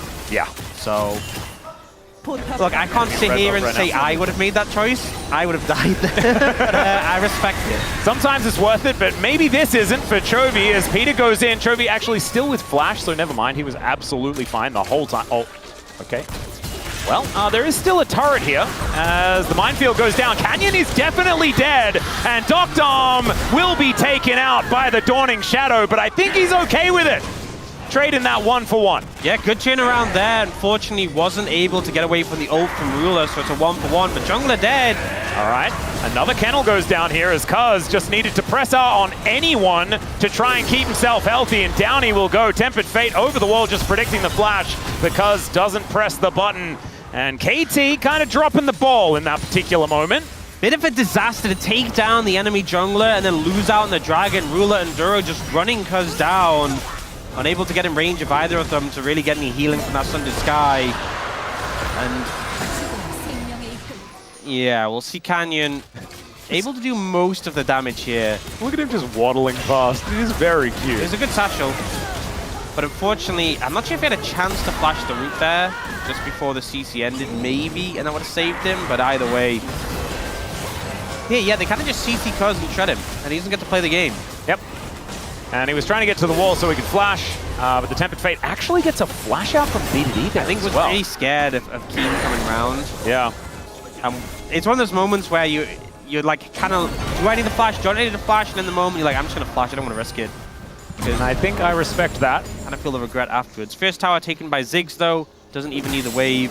We'll just launch that satchel in. And both mid and bot tower pretty low, and they're looking to get the Herald, so it could be 2 extra towers to follow pretty shortly after on the back of the Ziggs. Be a big one. And with the Rift Herald going down, they're actually going to even things out when it comes to these objectives as well. So feats of strength still on the cards for KT, even though Gen G just need to focus on getting this next dragon if they want to take that one down for themselves as well. But that could be where the next fight is. Only 500 gold in it between these two squads, so nothing much at all. And I feel a little bit better for what KT can actually make with this composition later on in the game. It is a little finicky. It is not necessarily like your very standard team fighting composition or anything like that, but they have infinite wave clear and theoretically great split push with this Yorick, as the wall is going to take BDD out of here. And the Mega Cone, because of course it is a Chemtech Soul again. Okay, Keen in so much trouble. The Zenith Blade says that's a dead Ambassador. Jovi now trying to run his way out, and he will be able to do so with the Phase Rush. But still, yeah, Keen, that's not the warm welcome that he wanted. I was a little concerned because all of KT disengaged, and I thought Perfect was going to be the man left behind, but it was the other way around. Keen falls prey to the trap from BDD. Natalia really not a fun champion for an Ambassador to play into. He just gets decimated as soon as he lands. Good pickup there from KT, good response. Really well played.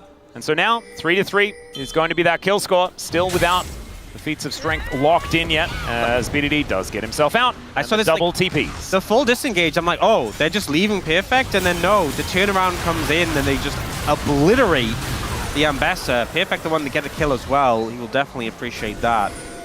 Maybe the whole game one, where they kind of just left Perfect to die over and over again and stuff like that, was all just a bait for that moment. Maybe. Managed to get that kill onto Kane. I don't know whether it's worth it if that is indeed what their plan was from the start. But I'd like to think that that's what it was, because at least then there's a reason. Okay, they're in a whole host of trouble. Mega Inferno. Oh, okay! Oh, what? Okay, well, Doctor, I guess, can just say goodbye to whoever he'd like. Yeah, that's Trim Ziggs. He's got Shadow Flame. Okay, never mind. Yeah, he's pumping. He's doing the big boom boom damage. Ziggs Leona will do that. So Doctor just comes down to pick up a free kill with the alley-oop. And now looking for this mid tower. All right, Chovy in the Ghoulie wall as the Maiden getting involved as well. Hextech Minefield comes on through because just going to ride Shelly into that turret. Will be able to take it down. Minute and a half on this Chemtech Dragon. And that would be the first here for KT. Gen G did manage to lock down the first 2 Drakes. That's my bad, guys. I'm sorry. I was so enthralled by the Ziggs. Maybe that's what it was. So maybe you were paying too much attention, but not to the game state, just to the Ziggs. Yeah. It's hard not to, you know, just especially with the pool party skin. Yeah, I mean, I'm not going to blame moments like this. So it was like, yeah, 50% of his health bar. Yeah, I mean, the Leona passive helps as well. Yeah. But, yeah, I mean, it will do that boom boom damage. He just picked up the Sork Shoes as well, so a lot of pen with the Loons proc. He is doing a... So Ruler would be actually just, like, if Ruler is hit by a bouncing bomb and an ult, he is just dead, I think. Yeah, I mean, they buffed Okay, well, now he just walks up, takes a turret shot, and maybe the Ziggs isn't even going to hit him as the bouncing bomb is going to go wide, but the Zenith Blade is still going to connect. He places Mega Inferno Bomb! And that is a strike if ever I've seen one! As Doctom will be able to lock it down. Oh dear. Yeah, Ruler used basically everything he could, but not the flash. And I don't even know whether getting to the edge of that ulti would have saved his life either. You know, I was seeing the bouncing bombs miss. I'm like, if any of these hit, it's going to do a ton of damage. And then the read at the end of the magical journey is like Duro just set his AD carry up on a platter, and Doctom was ready to take that. 4-1 on the Ziggs now. This has been a great Ziggs game. Oh, it certainly has. And I was waiting for this, right? Because we haven't necessarily seen the Ziggs takes over the game performance from the champion. Because I think as soon as that happens, people are going to stand up and recognize we're going to start seeing Ziggs bans, because this champion is in a pretty ridiculous spot right now. As down goes the turret. Thus is the way of the Ziggs. Now Gen G, I don't know whether they're going to be able to fight for this soul point. They do have the opportunity of collecting here, just because there is not a whole lot of vision.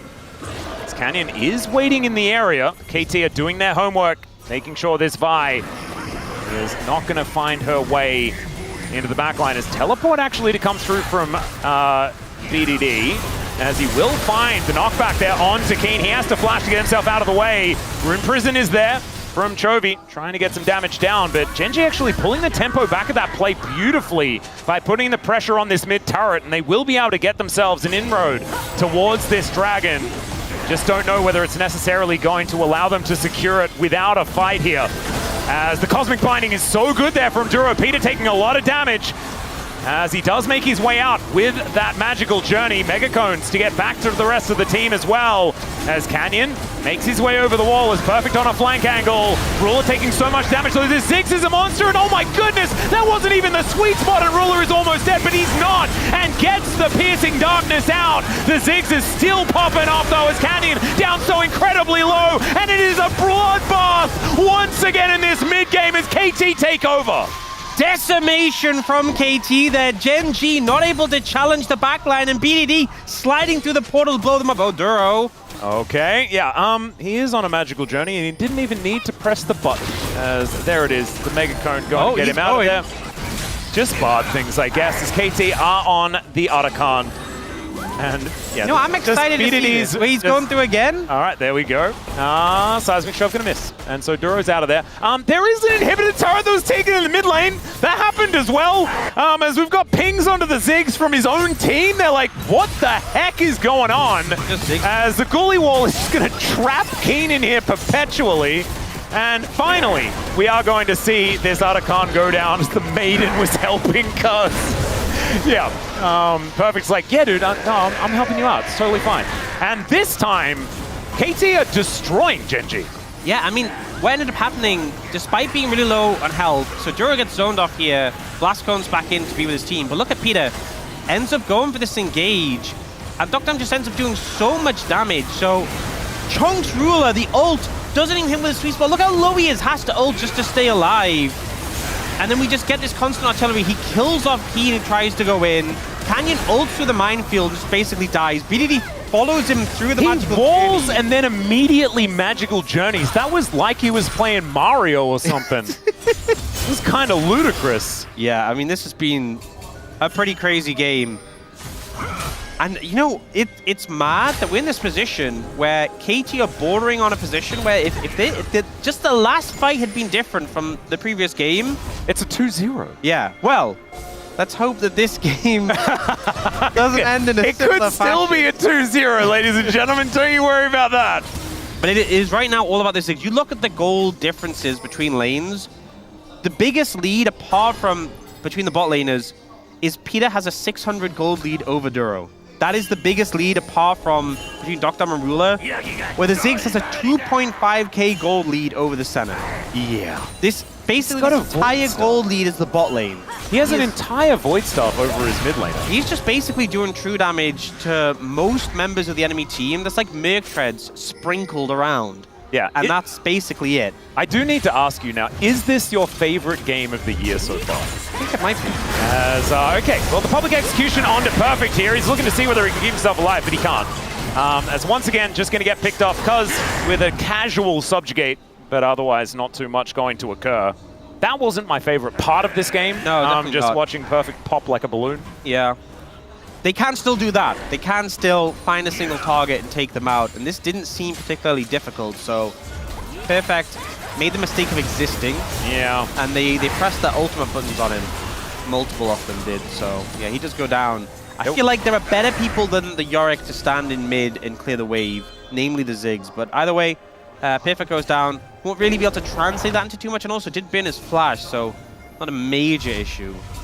Well, Doctam does improve his shoes. Okay, this does feel he is doing. Yeah, I said he was doing true damage before. He's now doing just the most. Like, okay, he's doing. It's not even true damage anymore. It's like Destiny damage. Ruler has 44 magic resist. I think it's a little bit overkill. I kind of want to see the Rabadons come in sooner rather than later. What's the upgrade to true damage? If you could do something that was truer, would it be like prophetic damage? Like you're prophesizing, so you're designing the truth instead of just telling it. You just take damage 5 minutes ago. Yeah. Maybe that's what happened. You know when Duro got one-shot by that ult? That's because of the damage Doctam has now. Ah, yes. You know? It's like, yeah, Doctam was considering killing him in the future, and so he just popped. Yeah, it makes sense. Yeah, I think that's probably how it works. But yeah, this Ziggs is a big deal. If they kill him though, like you say, all of the money is on the Ziggs. So if they do take him down, then it's a very even fight. And by even, I mean, like they are massively in the lead because it's 4 versus 5. So still gonna have to stay vigilant here. Gold lead hasn't even really crested 2K as it finally does hit that mark. But still, 30 seconds on the Drake. That's gonna be a second Chemtech here for KT. Something to mention, Chovy is level 16, has had that run of ages come in. Big spike for the right, so he is strong. He is and it's a tricky game for him because he is short range into this composition. But if he manages to get onto top of like BDD or Dokdam is unchallenged, he will, in a combo, do a lot of damage to them. So it does need to be respected. Certainly does. And I do still think that Genji's composition in a team fight, like straight up 5v5, still is less awkward to play. I feel like whenever you have a Yorick, it feels a little bit weird when there's no consistent damage. Of course, Ruler is going to be doing a lot more consistent damage than Dokdam, who does need to throw these going for this. bouncy bombs around us. There it is. Yeah, everyone piling on top of this Baron. It's immediately spotted out there by KT as they need to get their Trundle over here. Peter is clearing out some vision as Perfect can get that Ghoulie wall in to try and stop this. Canyon's out of the pit already, looking for a flank angle as they do peel away. And Perfect does spot out Canyon there with that Morning Mist. As in goes Peter, actually. Mega Inferno Bomb just misses everything entirely. And Peter does have to try and get out of there, but he's not going to be able to. And look at the sad Satchel. Just explodes without doing anything. And Peter's life is for naught. Yeah, I mean, Gen G make the right call to peel off immediately. Don't want to be stuck in the Baron pit against his composition. They bait Peter in, and I think a little bit overcommittal because of the Merc Treads on Duro. The CC chain doesn't last that long. And the Mega Inferno Bomb a little bit overzealous here. Duro playing this one really well, has the portal down so he can buffer the stun. And then they just shred through the Leona, who doesn't really feel that tanky at this point of the game. Yeah, Keen did take a large portion of his health bar, and I think Ruler hit one little water balloon on the ground and lost a third of his health bar. Yeah. That ability was buffed by 50%, by the way, as far as AP ratio is concerned. Yeah, I will Isn't that say, disgusting? I will say, though, he has gone a bit too hard in the match. He is now going Rabadons, but maybe a little overkill on the Magic Pen. Yeah, because you kind of still want AP now with, he kind of the way the ratio overcommitted, I think, a little bit at this point of the game. When he certainly is fun for mid-game damage, though. But I feel like having a sooner Rabadon is going to make a bigger diff, especially talking about damage on people like Ruler. But to be fair, once he gets to Rabadons, he's going to do so much damage. Void Staff did just come in for Chovy, though. They are setting up around that dragon. Yeah, Kennel goes down, Chovy able to walk around it as Perfect is making his way in. 50% health on the Drake. The KT are looking for the fight. Tempered Fate does absolutely nothing, as there is a Drake secured for Gen G. That is Soul Point available, but can they keep themselves alive and find the team fight? Mega Inferno Bomb onto 3 is gigantic. Flash out from Canyon Keen, now being that Soul frontline. And Gen G just holding them at bay, and the catch onto Perfect is too good! And Gen G are able to eviscerate him. Now it's Canyon that makes his way forward. It's ambitious, but it's working! Chovy taking a lot of damage, but dishing out way more. It's a double kill as the Ziggs goes down! And out goes BDD as the last man standing. Once again, KT in control, but they fumble it in a critical team fight. BDD looking for a pick, the flash in! Oh my goodness, Chovy just getting on top of him here as BDD really wants to thread the volley. That looked a little bit like tilt as he goes down, and the ace is completed for Gen G. Baron going to be the reward as well, and now Gen G going to be firmly in control. They managed to secure the dragon, and KT, they feel like they want more out of this. Their comp, though, is better at maintaining distance, holding strong. They push forwards. Perfect ends up overstepping, though, and they turn onto him. It's a good pick here from Chovy. Gets the CC setup that's followed up on. And now KT on the back foot. They know it's 4v5. This ult that comes in from Canyon, that's beautiful. Dokdam moves away, but then Ruler pushes in from this threat. And as soon as members start falling, KT kind of fall apart. BDD goes for this last-ditch effort pick, but the response from Chovy flashing over the shove. So well played. That was absolutely crazy from Chovy there, as Duro, big grin on his face. Just feeling like everything is just as it should be. Which, I mean, if I was a Gen G fan, I would be feeling a little bit nervous in this game, but maybe not so much anymore, as it's now just all of a sudden a 4,000 gold lead, 2.2k already on the Rebel Baron power play, still 2 minutes and 10 seconds left to go, and as you can see in the gold difference over time, it's just crashed off the KT cliff once again.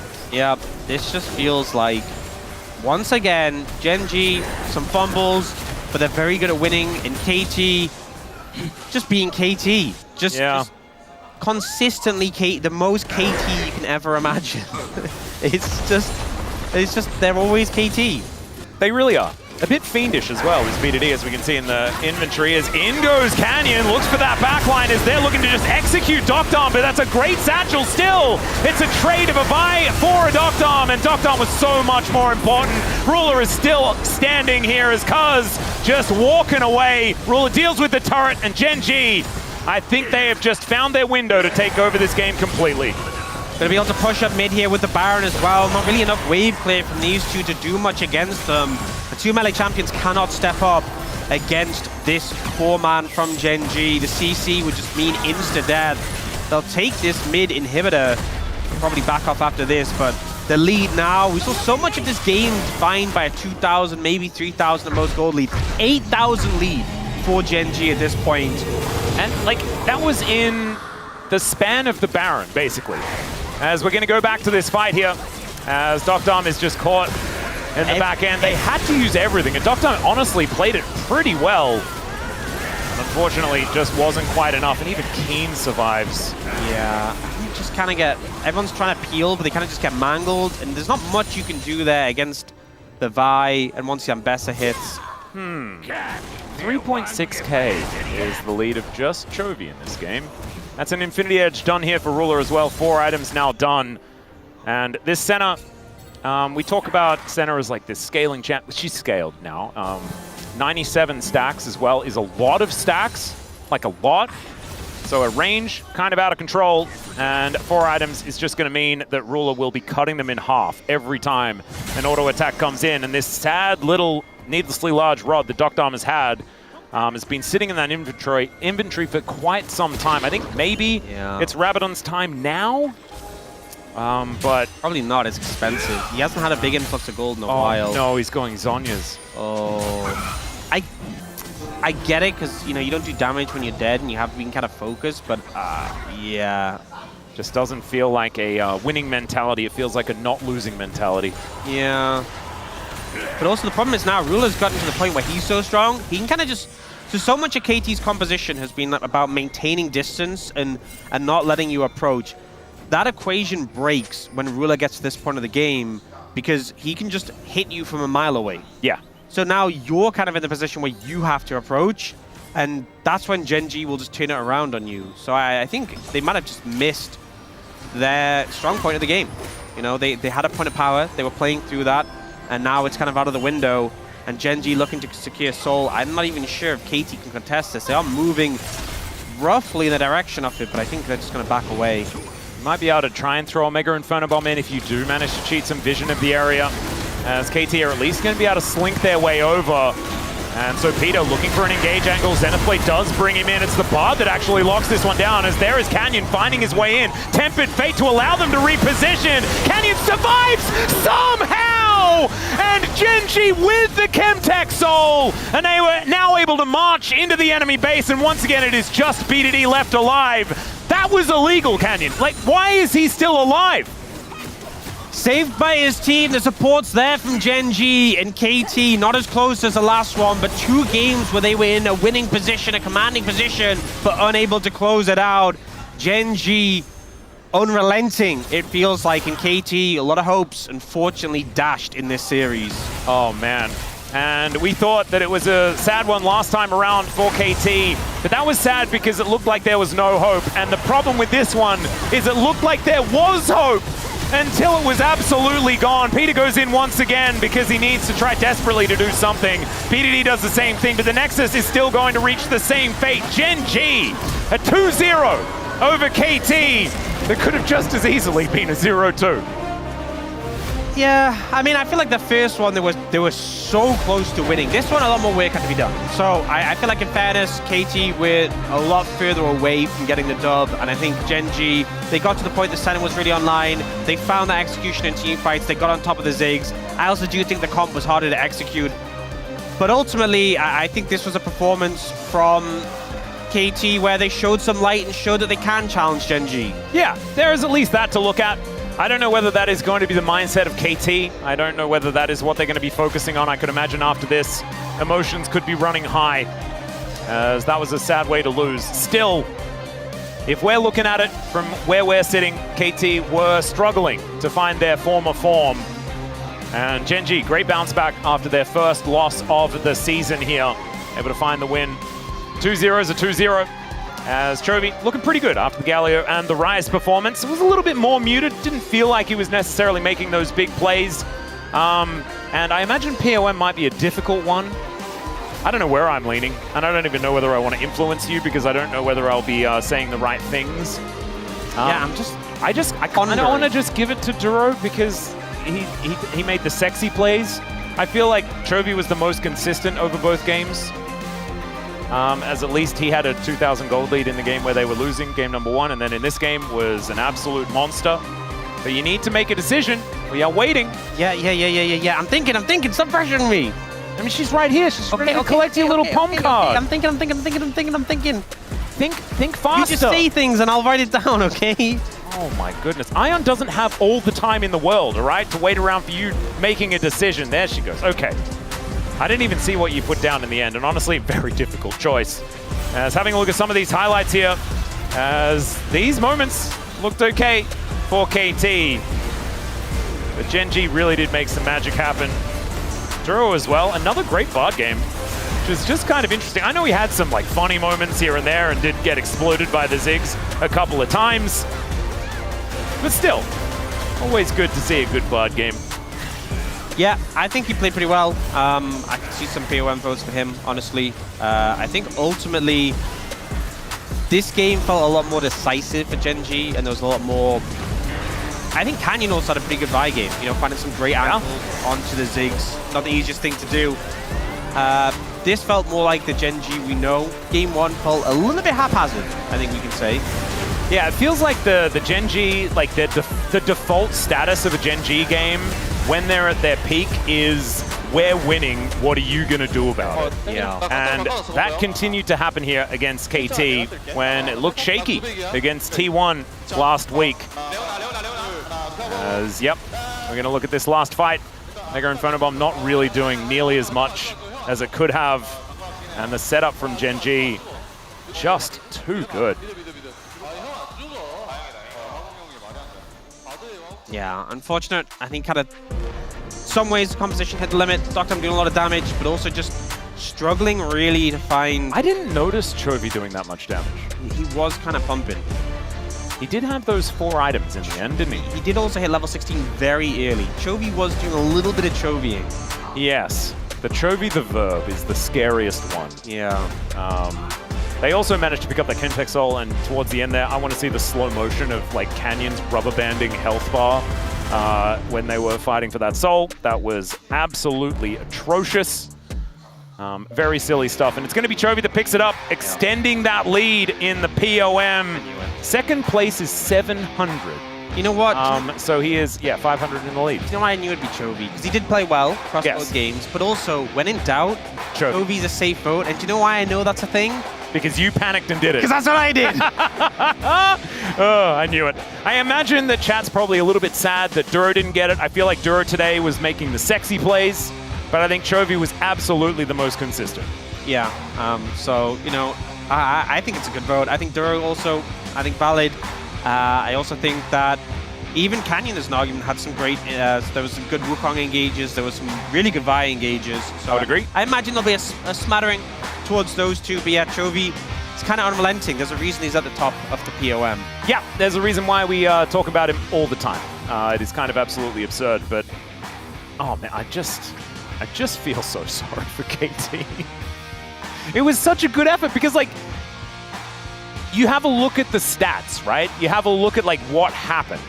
And what happened was KT lost to both T1 and Gen.G back to back. And you're like, oh, well, I mean, obviously that was going to happen. But if you watch the series, the T1 one, very, very one-sided. KT lost the whole series after one team fight around a dragon at 5 minutes in game 1.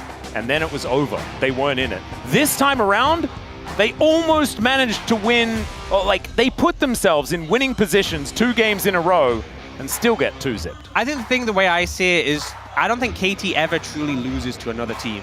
They always just lose to themselves, and that is just a universal truth, no matter what. No matter what iteration of team it is, no matter which player is on the roster, that will always be true. Yeah. And we are going to take a little bit of extra time, so we're going to yap for a little bit longer here on the Caster Blanc before we do get into the interview. Chovy, just sometimes nature calls. You need to go to the bathroom before it's interview time, and he didn't want to be there squirming, which would be horrible. And in fairness, this is the first time this has happened, and he's done a lot of POM interviews. So. That's true. Oftentimes he is well and truly prepared. And look, this was, I was going to say an arduous and grueling series, but I mean, it really wasn't that long, was it? Felt arduous and grueling, maybe because of emotions that I may have personally towards what's going on. As you did see, Chovy now prepared and ready to get into it. So very, very soon we will have that interview for you, as I believe Chovy can divulge some of the reasons as to why Gen.G struggled up against T1 and what they're going to do beforehand. So without any further ado, let's get into it. Thank you very much, guys. This is Sierra for the POM interview translation, joined by Chovy on the side of Gen.G, who just secured a 2-0 victory. Congratulations!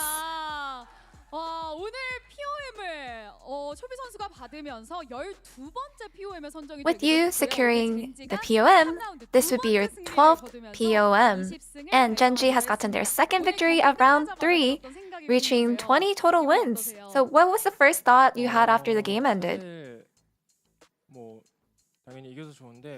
To be honest, of course I'm happy that we won, but I feel like after being on the big stage and playing on this big stage, coming back here, it just feels very refreshing, kind of new. And you had about a week of break. Did you enjoy it? I guess we didn't actually have a break or get time to rest. After our last match, we did get a short break. But I think we will really just try to maintain a good condition and just really try to focus on feeling good. And so did you watch LCK? How did you feel about the LCK? You know, we were watching other teams play, and we really focused on watching how other teams trade and just their own styles and how they position. And we really tried to learn and pick up on those patterns. And last year, KT was the one to deny Gen.G's streak. And the games today were neck and neck. So for Gen.G, KT must be a pretty tricky opponent. Is there anything that you like to focus on against them? I don't think we were actually that focused on anything in particular recently. We just wanted to make sure that we play better. So I don't think we're lately focusing too much on like the team differences or those kind of matchups. And KT Roaster wasn't an easy opponent. You lost control in game 1, but with one team fight, you had a huge turnaround win. And Juro even said, "We really won that?" So how did you feel? No, I feel like as long as we were able to minimize their mistake, I think that game would have been pretty easy and it would have not have been too difficult, but obviously that's not what happened. I think in that state in game 1 when we were being behind, I think what the turnaround point was probably that Dragon team fight. And it looks like your team fighting just kept on improving throughout the game. So, what did you discuss while playing to improve the state of the game? You know, we knew that if we were just going in front to back, that we would constantly lose. So I think the discussion and the feedback was that we really have to sort of surround them and flank them in a right angle. And in game 2, you had a really good wombo combo, but it was a high difficulty one to pull off. So did the draft go as intended? Yeah, I guess you could say that the difficulty was pretty high, but I think we were able to pull off pretty easily for our team. And personally, we had some mistakes in the early leaning phase, so I think if we were able to play it out better and we were more solid throughout the early game, then it would have actually went a lot easier too. And in game 2, Dakdam's Ziggs got super fed. So what did you focus on to pick the Ziggs off?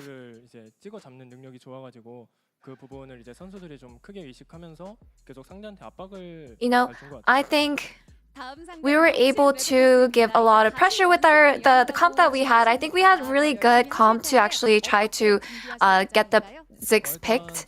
So I think we just really mainly focused on trying to pick him off the entire time. And your next opponent will be Nongshim. How will you prepare? I think we just have to focus on keep on improving and minimizing our mistakes, and we will be in good shape. And that's the end of the interview with Chovy, and back to the space. Thank you.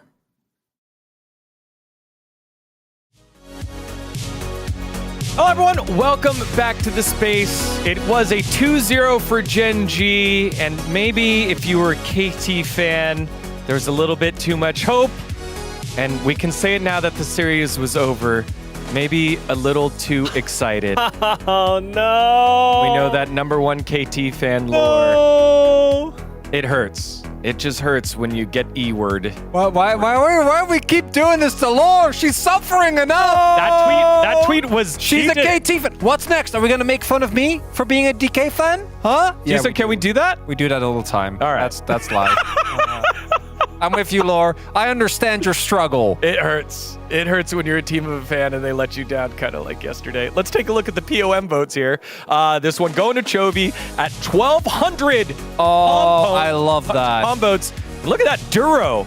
Like it? Very, very close. This is to me the perfect split. I think that those two players are the one that were the standouts, and obviously. I think really either would have been equally valid, right? If this was a 7 out of 13 for Duro, I think it would have made as much sense. We went for Chovy because the amount of pressure he was absorbing was simultaneously in game 1 keeping him in the game, I think was the big difference maker. But Duro, man, we can't say it enough. This was a guy that had only been on Sandbox and had been fine, but just fine. And now he's one of the best supports in the LCK. Yeah, Absolutely insane. Especially in game 1, his engage was on point. But also the second game, you mentioned that Chovy could actually stand out from those ganks. But I think if he didn't get helped by that Bard, I don't think he could actually survive that. So. Yeah, Pony's saying it's an A-tier Bard if you play well. It's an S-tier if you tilt the enemy. Did exactly correct. That. Yeah, I mean, if you're a Bard, you have to annoy them, you know? There's also S+ where you win the game, but you also annoy your teammates. That's a secret achievement. It was the one where he went in around the red buff and ran a circle around a couple times. That was the Oh, I love that. 5th pick Alchemist here by Prince. It's so telling as well that Gen G is willing to give him counterpick this often. There is only one other team that I think does this as consistently with their support, and that's T1, who obviously have at his peak the best support in the world. In Carrier, definitely one of the most game-working supports. So I think it's awesome to see how well Duro has done. He got ganked like 50 times, by the way, and it was still not fair. I've seen this man tank like 5 mid lane bans into military. You know, he's still allowed to pick champions. Bring in a 6th player. Are we Ewing? Gengu. All right. But did please. Yeah, I mean, it's so easy to play against Gen G. Just kill Chovy. That's my bad. But they can. They can.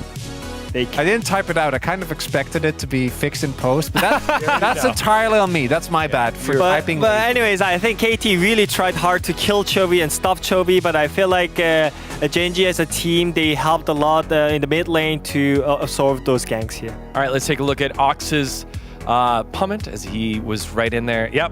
When in doubt, Chovy with the period. He's in the meta. He knows the meta. Ox on the call there. We wanted to highlight the reason why a lot of the English broadcast gave the highlights to Chovy here, because he was focused so much this early game in game number 2 as well. Yeah, BDD did such a great job in the laning phase. He actually forced the Rise Flash one-on-one, and I think this was great setup for the next gank, because their game plan is all about ganking mid lane.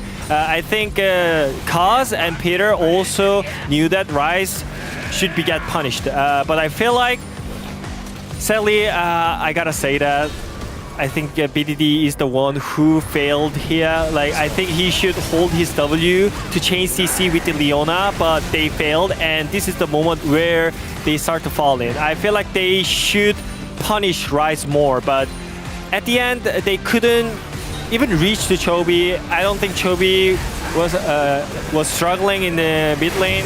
I feel like he was just fine in lane. We've at this point had like 15 people in Chobi's lane. He hasn't died yet, by the way. And I want to echo what is being said by Woodid. I think BDD's Taliyah, he used to be the best Taliyah in the league, and I very firmly believe that. I think that his impact on side lanes, his shoves, they've been good. I think he's now had a couple of games on the Taliyah where the prio was high, but he's just not able to really make it work. Reason why is that obviously he's still the carry on this team, but I do want the conversation around KT not just to be focused on Perfect, who obviously had a much worse second game, getting caught in the end there, or some of the other more volatile performances of his teammates. But even BDD, we're seeing some ups and downs, and I think that KT as a whole should still be happy today. They still had a much better showing than what they showed before. It's just Gen G. But I think when we take a look at the standings, this is a reminder on how Nongshim got there, why there was a three-way tie with Nongshim, KT, and D+ going into the final week of round number 2. It was these kind of roller coaster performances as KT find equilibrium yet again in the win-loss column, now 2 points down. But Crony, don't be mad at me, but I gotta say this. I think DK can actually be in the world spot, like especially when KT is falling and Nongshim is falling, but DK is rising from the Rise group. You know what? There's 4 spots for worlds, and you said there's no way DK can reach to that spot. But I feel like DK has a great chance. Are you trying to choke me or what? No! Don't do this to me! No!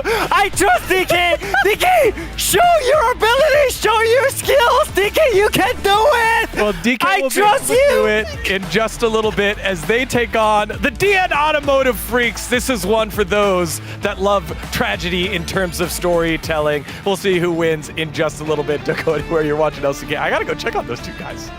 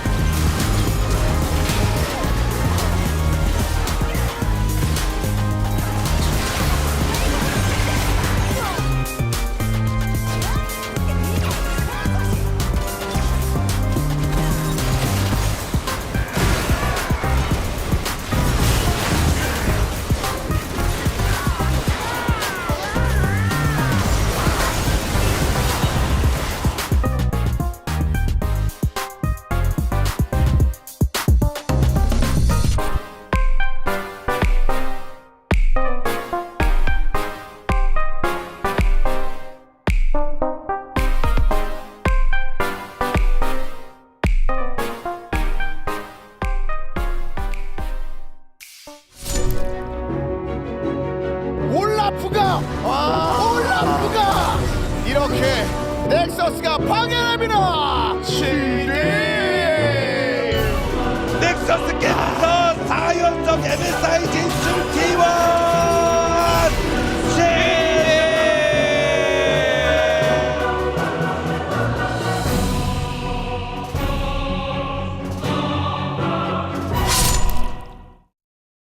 What doesn't kill me makes me stronger.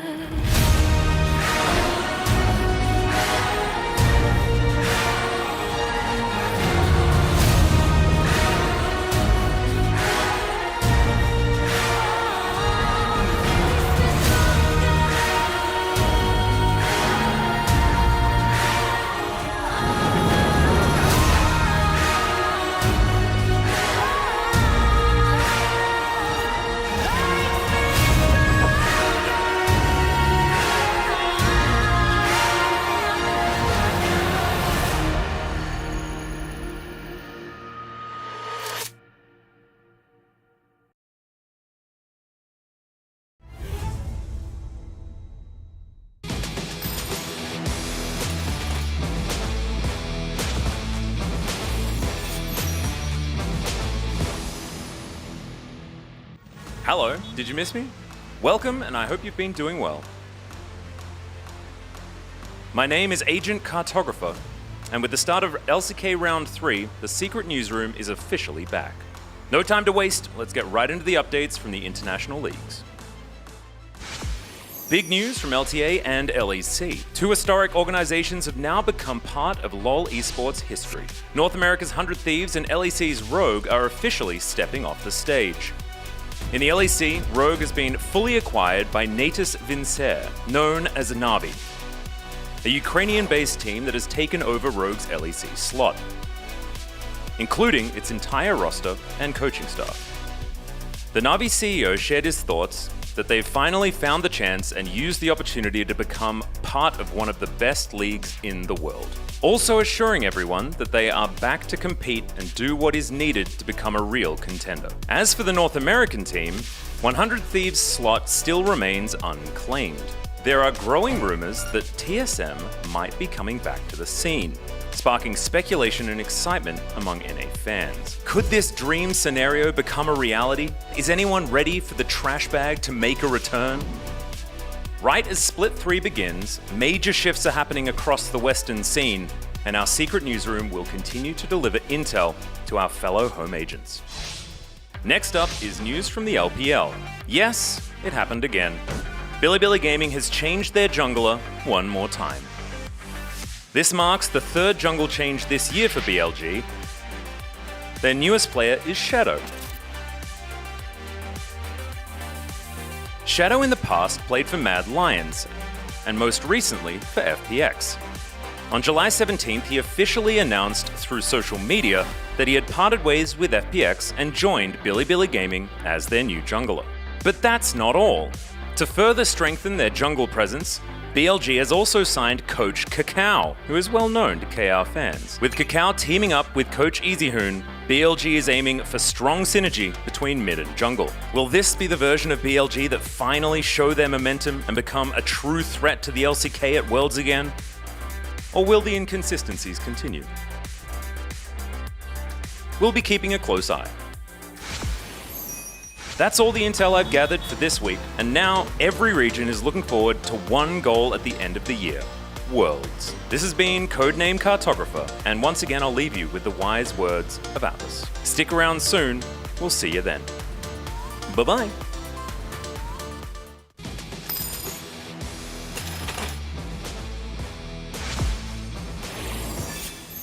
Thương bởi cả xứ chiêu cuối đến từ đai nữa. W trúng lao vào đánh, sẵn sàng quay trở lại tả thủ đột. Pistol bị kẹt lại và ta bị bắn chết bởi bên nhảy vào, nhưng ngay lập tức cũng đã phải bốc hơi. Taki đi bắn liên tục đến Betty. Betty nhảy tới nhưng bị chớ. Đó là quạt xanh cho team Secret Well.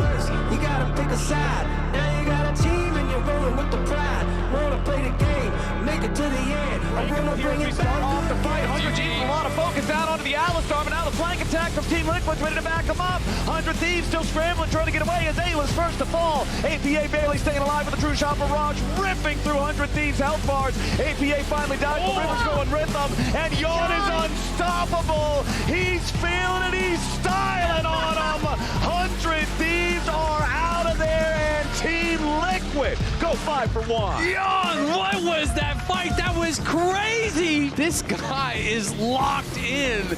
That fight was insane from Yawn. First, you gotta pick a side. Now you got a team and you're rolling with the pride. Wanna play the game and make it to the end. I'm gonna bring it back.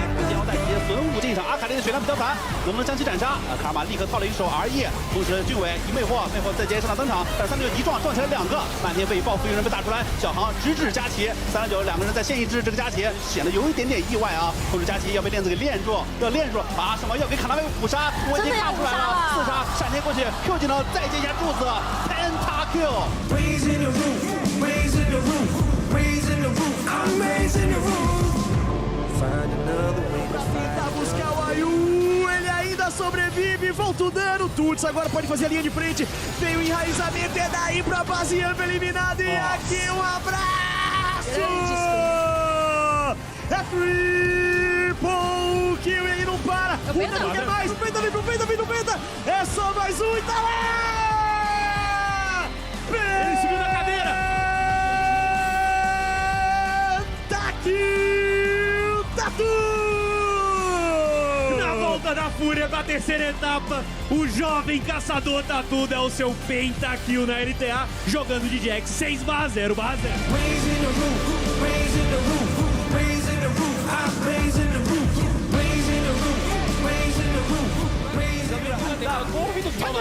소비도 역으로 위험해요. 오히려 박한진이 그 다음에 한번 기어 흔들고 역공 페이크도 참! 아지르가 찌르며 찌르면서 올라온다. 페이크가! 따먹히고 더싸! 위아래 갈렸어요. 이러면 위험하죠. 캐년 위험! 네, 물론 넘긴 것 치고는 좀 더 정리를 아야가 들어가요. 하긴 해야죠. 아야가 들어가요. 태왕! 확실하게 좀 쓸어담는 느낌이었어요.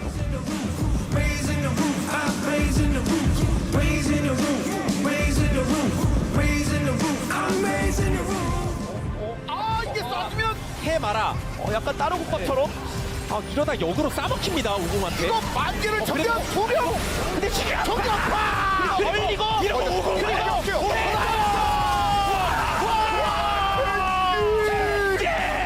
정말 미친 않다! 진짜 미쳤어요. 완전 싹 다! 그냥 임롤 원본 컴보.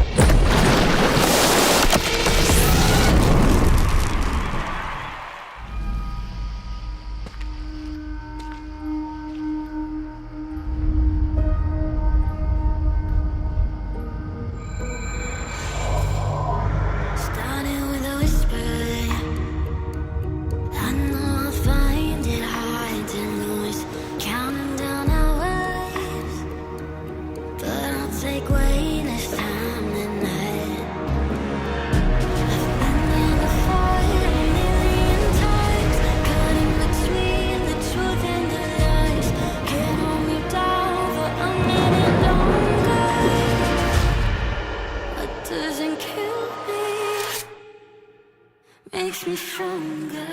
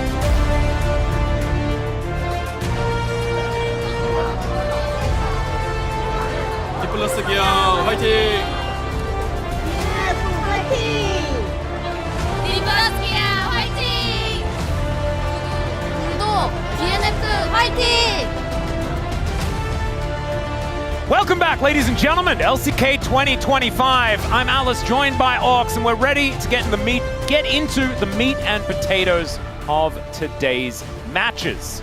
DNF looking to try and find a victory here in the Rise group, trying their very best to escape the clutches of elimination that is looking all but confirmed at this point in time, and they're doing so against the top of the table. And I feel like they've been looking desperately everywhere, anywhere for a victory. They've been getting close, and it just, you know, we kind of had that in the first series when KT was so close to winning against Gen G, and then right at the final hurdle, they tripped and fell. That has been DNF in a nutshell consistently. It feels like so much can go right in a game, only for it to just turn on its head. And I think this is, on paper, their toughest opponent in the group. So I feel like it's going to be a hard one to find victory, and yet I feel like our hopes are going to be built up regardless, because that's just what DNF are able to do. We get in the game, they build up our hopes, things look positive in the laning phase, the mid-game, and I'm really hoping that maybe today we can get a bit of a continuation and they can close some games out, but it's a tall ask. Yeah, it is, and I really do like that we've, you know, put our day into a theme. And our theme is one team tries their very best to do some winning, almost gets there, and then ultimately it looks doomed. And that may continue here, but DK have been doing some weird stuff. There's been some form that's on and off, and it can be a bit of a question mark with this squad. Of course, you can see there on the screen to the left, CVMax letting DK know what they need to do, of course, was the former coach of DNF, only a year or so back. So they will certainly know the ins and outs of what the coaching style is going to be. And as we can see here, this is, of course, what we were talking about.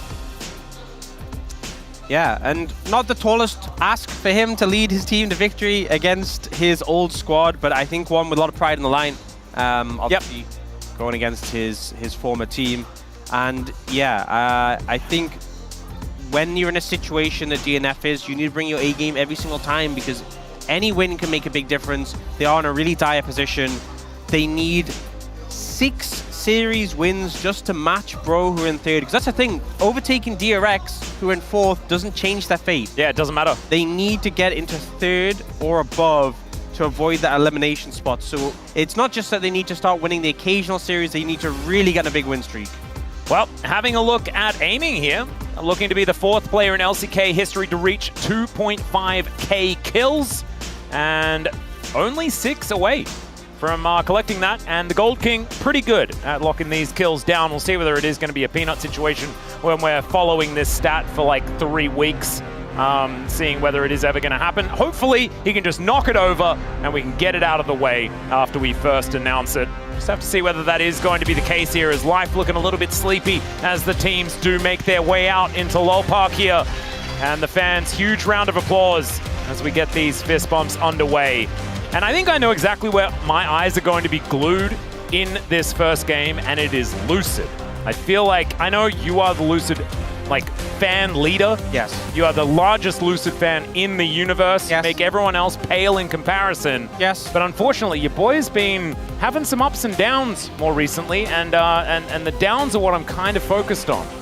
You know, there has been some moments where his form hasn't been 100%, but as a dedicated Lucid enjoyer, swings and roundabouts. You know, I believe he'll bounce back, and slumps in form happen.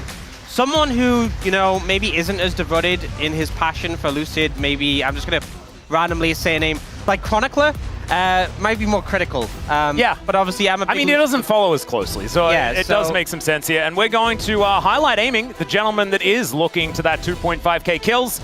Highest KDA in the league right now, as far as 80 carries are concerned, at 10.1, which is not too bad at all. And this is what we're expecting about, out of all of these DK players in the Rise group, they should be dominating. They should be decimating, because their opposition is only teams beneath them. And unfortunately, we've seen them already pick up a loss up against the Bros. We'll see whether DNF can do the impossible as well. Because, man, I mean, that would be dire straits for DK if DNF can do that, but it's also such good news for them. If they manage to take down the top dogs of the group, I mean, then sky's the limit here for DNF. I mean, if they take them down, then who's to say they can't? Wait, take hang down on, no. other teams? Sky's not the limit.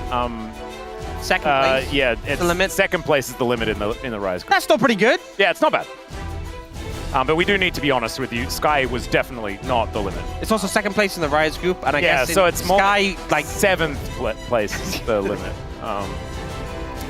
Yeah. Oh my good. So Chronicler, who was, he considered himself a bit of a Lucid fan until you obviously took your rightful place as the fan leader. He's not even there watching. Okay, look, I didn't want to bring this up, but yeah, just for lack of dedication to Lucid, he was actually evicted from the Lucid fan club.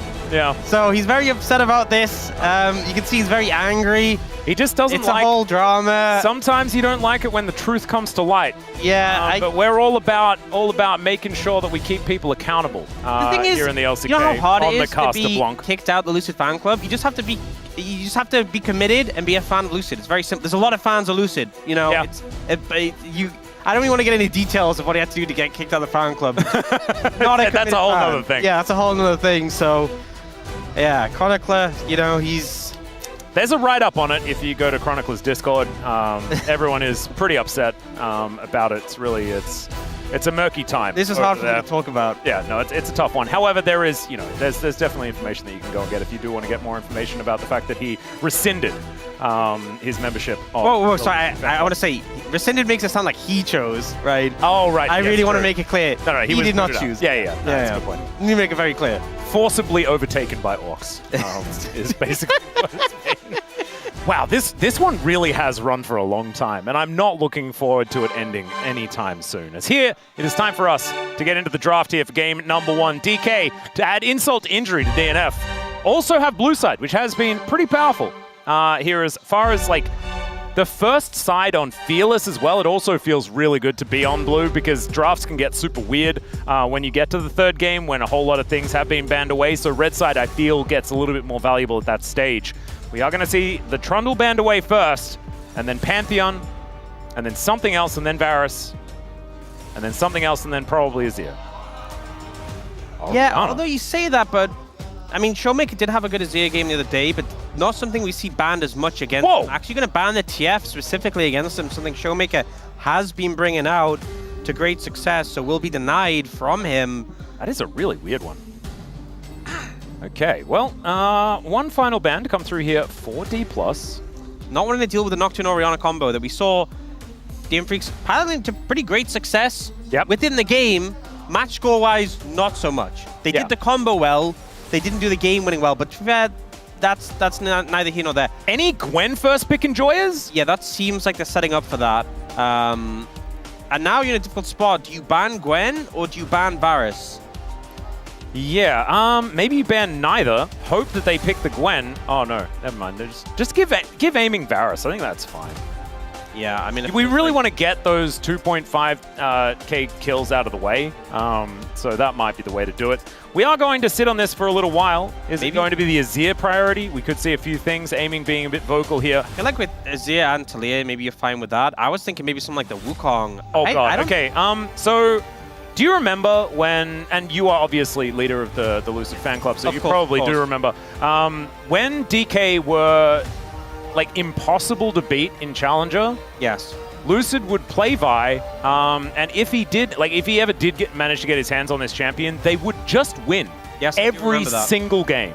It was disgusting. So I think that this is kind of like the Croco situation where Croco has been making Vi work even if she has been finding some losses here or there outside of that permaban status that we did see in the previous season. This is a great round of picks though here for Dudu and Pyoshik, the Azir and the Poppy locked in. I like the Azir. The Poppy, I like the pick, but I feel like you passed up the opportunity to take the Varus here and kind of passed it over to D+ again. Yeah, that's an interesting point, actually. Where they could have taken Azir, Varus, and then taken Poppy on 3. Maybe they're concerned about Poppy being taken away as a support pick, but yeah. It is going to be that Talia Vi, though, which is a really strong combo together. Maybe they're scared of Vi Talia Poppy, but I think Varus could have done well into that just because you outrange it, and it is very...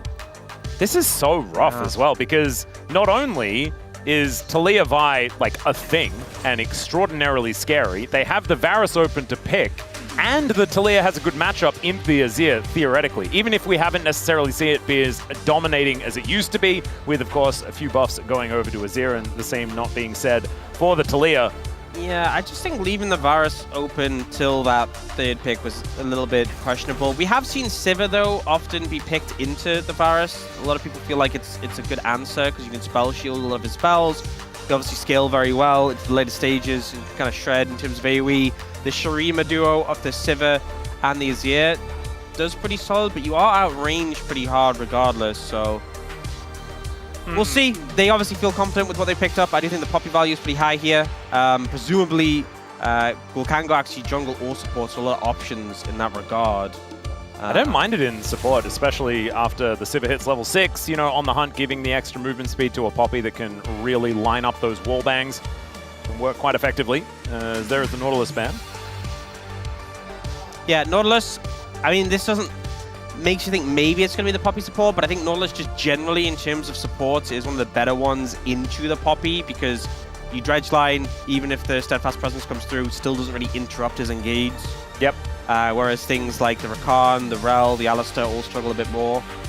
The triple flex of the Poppy, I think, is really important as well, and I'm hoping that DNF do hold on to that with what they're going to lock in. And of course, I guess if you lock in a top lane, it's still flexible, right, between jungle and support. But certainly some places you can put this Poppy if you do not like some of the matchups that are being represented. The Nico going to be banned away here. Something that has found a whole lot of success. Yeah, I think the Poppy puts them in a really good position in this next rotation just to keep them guessing. And Bessa ban comes through. Maybe wanting to go for a tank top laner, potentially. Yeah, Dudu Scion, perhaps. Maybe could be an option in this situation. With the Trundle banned away, does certainly seem a whole lot more feasible. And without Gwen there as well, and now with Ambessa leaving, there's not a lot of tank shred that you can just put towards that top side. So it's understandable. And the Alistar going to be taken away. Certainly a very stock standard one. I think it's a safe bank, because I think Alistar plus his composition would be super scary. Galio. Oh man, Galio would be even more confusing, because that goes top and support. This is definitely support, so we're now flexing the Poppy between jungle and top in theory. I think it's very likely that it's going to be Pyoshik playing it, right? I think that's what everyone is assuming, as Renata for Beryl is a consideration, as the Rel has already been shown. This could be an interesting one. We haven't seen so much Renata, and Renata Varus can be a very, very scary lane. But instead, the Scion being considered, and with the fact that DNF didn't lock away this Scion in the last rotation, does give DK the opportunity to utilize it without, like we were saying, a lot of the answers that have been theoretically there. I think he's got tank and a tank, though, for DM Freaks. Just Ornn it? Ornn, Cho'Gath, both options. Ooh, Cho'Gath is a great one, yeah. So we'll see if they can do that. There is a decent amount of shred on D+ into Cho'Gath, though, but I still think it's going to be... Cho'Gath support for Beryl to deny the pick. Let's go. We've seen him before. Last time he played it was like just ignored what the result, right? He has played it before. I feel a lot worse about the Karma than I did about the Renata. Like, we've seen him have some success on the Karma, but I feel like the disengage, the power of the ultimate off the Renata is a lot more significant. The Karma, the movement speed's there, but I think, you know, you're going to have some struggles. If you're on the front line warding and you get engaged on, you're going to get exploded. And I kind of feel like the front to back of the DM Freaks composition feels better, honestly. Yeah. With his Azir, with his Sivir. They are going to go for that Cho'Gath as well. It's going to be a super tank. You have a bulkier front line for the DM Freaks. You have this really strong engage off this Rel. I think DM Freaks can feel pretty happy about what they have on offer. Yeah, like, the Poppy Cho'Gath is so hard to deal with as well, because if Vi tries to step up and you get grounded and silenced, you just can't play the game. Yeah, this is actually like a pretty massive draft gap, honestly, for the DN Freaks. This composition is so robust, right? And it's not hard to play out, because they have so much consistent damage between the Azir and the Sivir. And we saw Morgan, you know, like Cho'Gath is actually a carry threat as well. He walks up and eats people. Yep. You have so much control of neutral objectives as well with that feast. So I think DNF, certainly with a whole lot of tools at their disposal up against DK, and I think this might be, you know, like this might call for DK to actually have like an explosive early game to really roll a snowball down the hill. I think that if they play honest League of Legends, then they might just find themselves outscaled come mid to late game, and there's not going to be a whole lot they can do. I think so much is on your boys' shoulders, on Lucid's shoulders, to really carry them through into a great mid game and stop this Cho'Gath from being another problem for DK, like it was against the Bros. 소환사의 협곡에 오신 것을 환영합니다.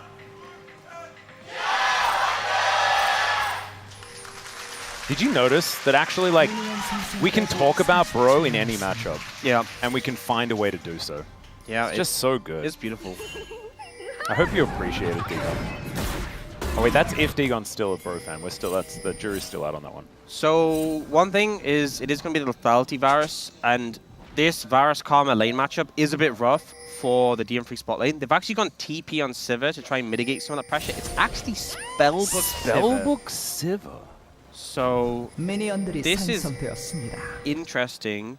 Does mean you lose about out on having like lethal tempo. Does mean you lose out on a bit of that attack speed, that sustained pressure. But it means you get the extra utility of having TP to survive lane, and then a utility summon a spell later, maybe like Cleanse or Ghost. Those options there. Whatever you feel like you need. And the thing is, you can always sort of cycle through them as well. So in theory, if a summoner spell does get used by Berserker, he can just grab himself another one. Yeah. And the thing is, it's going to get to the point where D+'s composition is really going to struggle, because they've gone specifically for this Lethality Varus because they want the lane pressure, they want to spike earlier, but it means that they are even worse off when it comes to... Yeah, Sion, Cho'Gath will become immortal. Yeah, Cho'Gath, Poppy's going to be really hard to kill. If you just spell shield as Berserker later on, you just mitigate so much of aiming damage.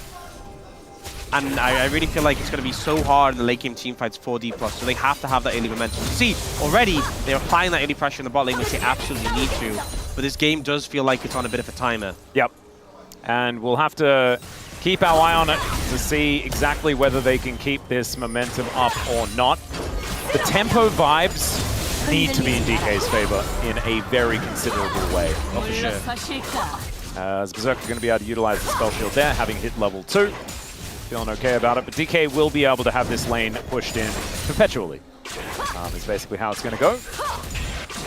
Yeah, and that's the thing, is that it's really down to Pyushik to kind of survive as well, knowing that he's lacking pressure in his lanes. But you are playing Poppy, and Poppy and a Vi should be pretty stable.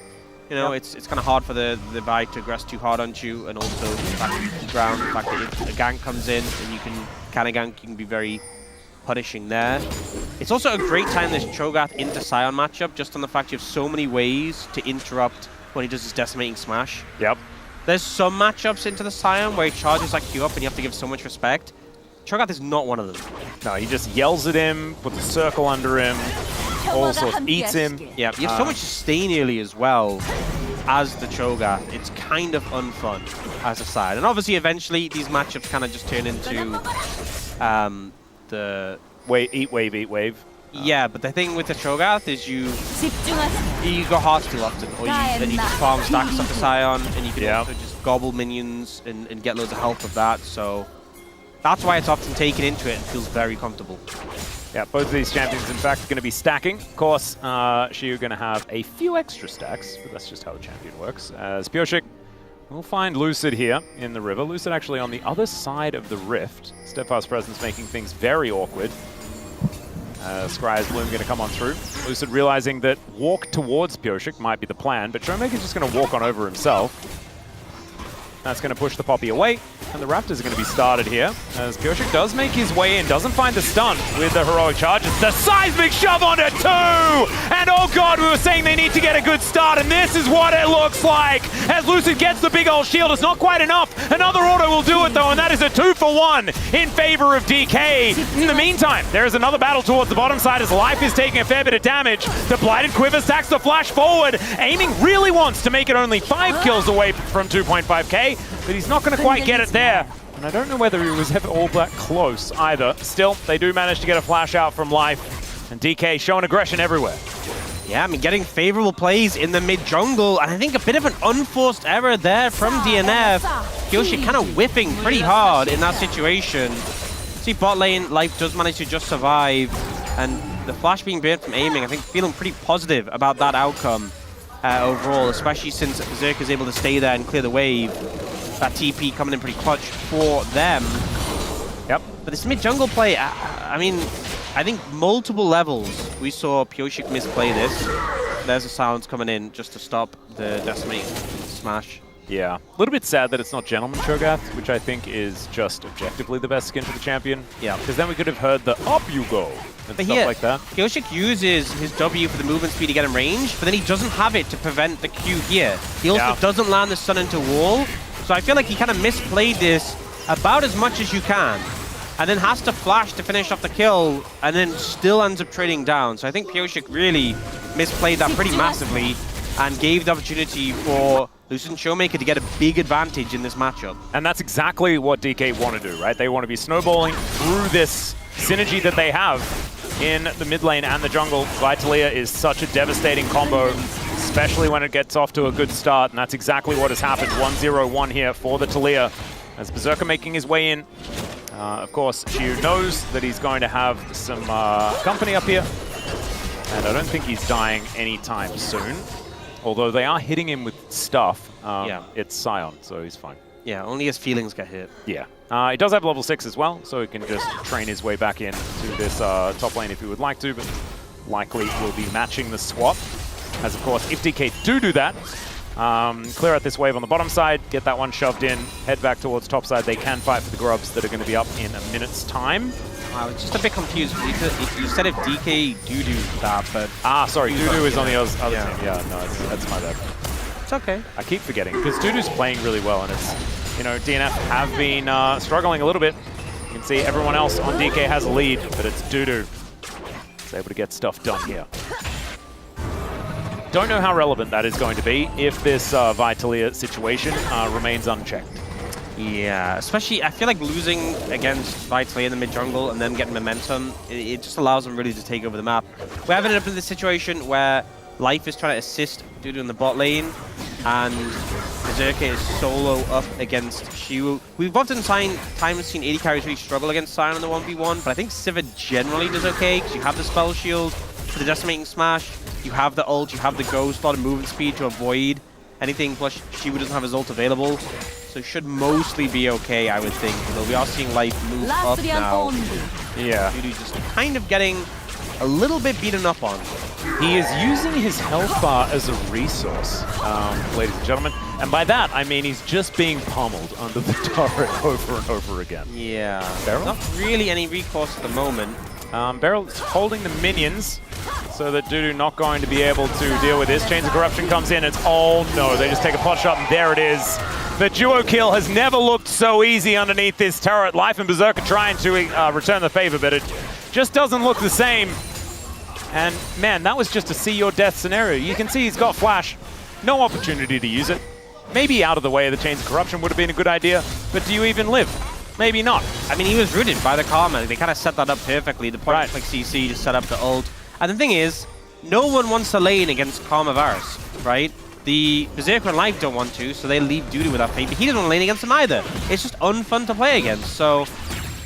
Well, at least Dudu can hold up his pants really effectively, because he's got 2 belts. Yeah, let's have a look at this again. Let's observe where the counterplay is going to come from. It just isn't. You know, Beryl did a great job setting up the route, so they can't miss the follow-up route. No, the maniacal giggle out of my boy Beryl. Yep, he's saying that's fun. That's it's his idea of a good time, guys. Oh, and now aiming has the Ghost Blade. Huge spike already for this Varus.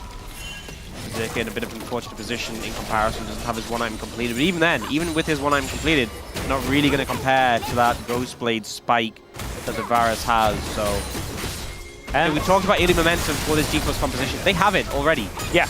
And that's what I want to talk about, sheepishly, you know, because I want to say, kind of want to take back what I said, where I said that DNF's comp looks good, because it looks good if they make it through this moment, and they're not quite making it through. So they're going to look for a little bit of a dive onto Shiu, maybe, but he has a health bar. I don't think they can do that.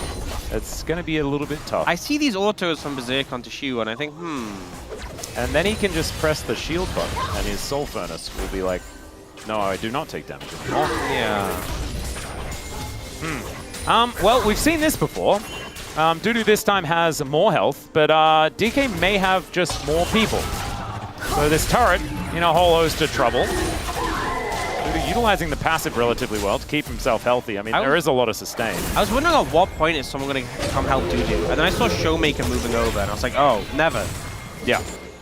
Well, Showmaker might be coming over to help Dudu, but not in the right direction. Yeah. For what you were talking about. As Beryl did get knocked up momentarily. Dudu is just trying to evacuate as the Rupture doesn't really do anything here. Take your Cho'Gath for a walk. And, yeah, he's now under an inner turret. That's all right. Keeper's Verdict going to come on through here. Says goodbye to the Scion. As he teleports back to the turret. Okay. He wants to deal with this wave so he doesn't lose the turret, but he might be in trouble here. Life is taking so much damage, though, so they cannot stay under this fully charged turret, and the minion wave is dealt with. I've never seen that. That was He's like, dive me. odd. He's like, dive me, dive me. They're like, no, we refuse. They knock him away. He's like, no, no, no. I insist that you dive me. Well, Bulldog is going to turn up as well, so he is going to acquiesce, but they still lose the first turret. So... But I mean, she got a lot of CS, a lot of farm, a lot of XP, did buy some time. Just a very funny interaction. It was odd. Very goofy passage of play. But yeah, in the end, do get a trade of turrets, but Keeper's also very early second dragon going to be picked up here. Yeah, so they're going to grab second dragon, and the thing that I was quizzical about, right, was the fact that I think that turret was definitely going to go down anyway. Bulldog headed up there as Beryl is just consistently, like, keeping Cho'Gath on a leash. Like, actually. Throughout this game. But the problem is it's just such a trade down for DNF, right? They invest their mid laner towards that topside play, but they don't even get the first turret blood. They lose the Drake.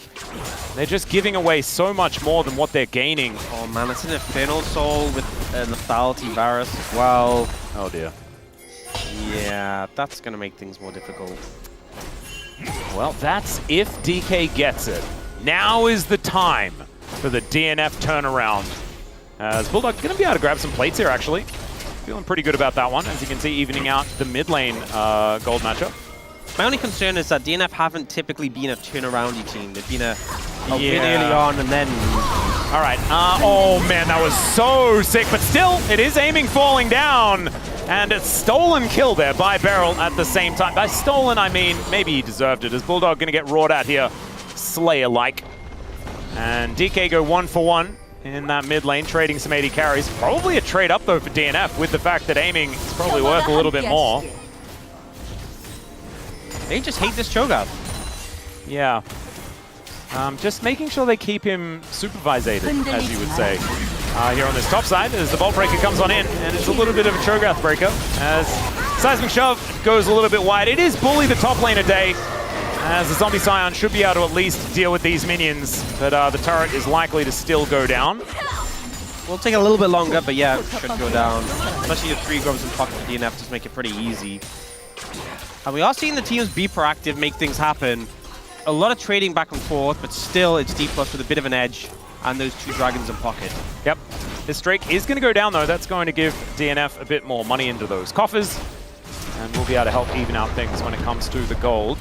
But there are feats of strength over to DK. They've got a couple of dragons as well. There are some things that aren't necessarily represented by money right now that are giving them a little bit of an advantage. But those extra turrets certainly going to help DNF stay up to date when it comes to these items. I'm going to check this one out one more time, and it didn't look like there was a whole lot that Dudu could do about this. Yeah, Beryl tanked the tower early, and so he put all that CC onto Lucid, and it just didn't really change the outcome. And then on the other side of the map, Shu gets the ult, gets flipped out, and they all just jump over and follow him over the wall. Yeah, kill him. Just kind of dead. Yeah. Not a lot you can do. No, didn't look a whole lot of fun. Being a top laner in this game, not great. Yeah, we have the Beryl maniacal laughing, having a great time, and then we have the top laner just... Yeah, she was like, can you just not do that? Because I represent what you're laughing at right now. Yeah, it feels kind of personal. Yeah, it's real tough. some extra plate gold actually going over to DNF to the tune of about 250, so not too bad. Pulling some money out of the structures. Still, DK going to be able to trade back as far as turrets are concerned. Grab this top lane outer. That's going to give them the gold lead once again as Dudu just taking damage, man. He's just taking damage. I mean, that's the thing with this game. It's very accelerated in terms of gold because the amount of plate gold both teams have had. A lot of towers going down. For the LCK standard, a decent amount of kills so far. Yep.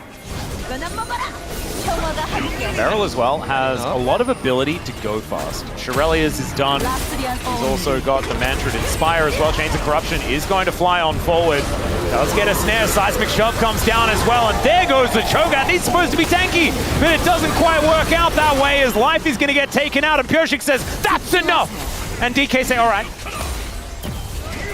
No real resistances yet, just a lot of health and the percentage HP damage going to cut through the Cho'Gath. I feel like DNF posturing ready for, well, I guess not ready in truth for the fight. And D+ pull the trigger and just obliterate the front line of this team. You see it come in, so the ult connects onto Life, who then jumps, but then it just redirects onto the Cho'Gath, who gets flipped, bounced, and destroyed. And the slam comes in from the Scion, and they just obliterate the Rel as well. Even have the exit from the Poppy delivered. And it just felt like at no point in that situation was DNF really ready for the fight. Yeah, they didn't really have too many options. Maybe if Bulldog had found a sick angle to find a big old sweep, but even if they did manage to do that, the Cho'Gath was just dead in the blink of an eye. And once Dudu goes down in the 4v5 without their tanky frontline, like Purshik just isn't really tanky enough, right? He's gone the Sundered Sky build, which most Poppies do go these days, but it doesn't mean you're all that tanky in these moments. As Berserker kind of wishing he had 16 different spell shields. Yeah, does cleanse to get back to this teleport so that he can go for a cheeky recall. That's pretty handy. It's actually pretty cool that a lot of the summoners that you're going to be sitting on as a Sivir are just, you can use them instead of having to walk up and finding someone to ignite or exhaust or something like that you have to do sometimes. Berserker just able to press these buttons, get a little bit of value as Bulldog going forward. Chains of Corruption comes down yet again as aiming avoids the Magnet Storm gorgeously here. Beryl is going to stun up Dudu there on the side as well, or at least snare him. As Shiu just holding on to that front line. Roar the Slayer comes in, Lucid gets the knockback on the Vault Breaker, and down goes Bulldog. Couldn't even use his ult, didn't find the time. There's a knock up on Dudu as well, but DK looks like they can kind of do no wrong here in this game. And DNF just not able to connect onto the right target. You saw that attempt to come in. All right, unstoppable onslaught. Flash out there from Purshik. Not able to play the baseball as, oh no. Seismic Shove collects Dudu and he's dead once again. The Keeper's verdict is in and no one cared. They didn't even check their letterbox. The verdict just goes unlistened to. I think DNF probably starting to regret the fact they let this Varus go over to the other side. You know, the poke's coming out and they just feel like they can't get in range, can't deal with it. The movement speed as well, a factor here.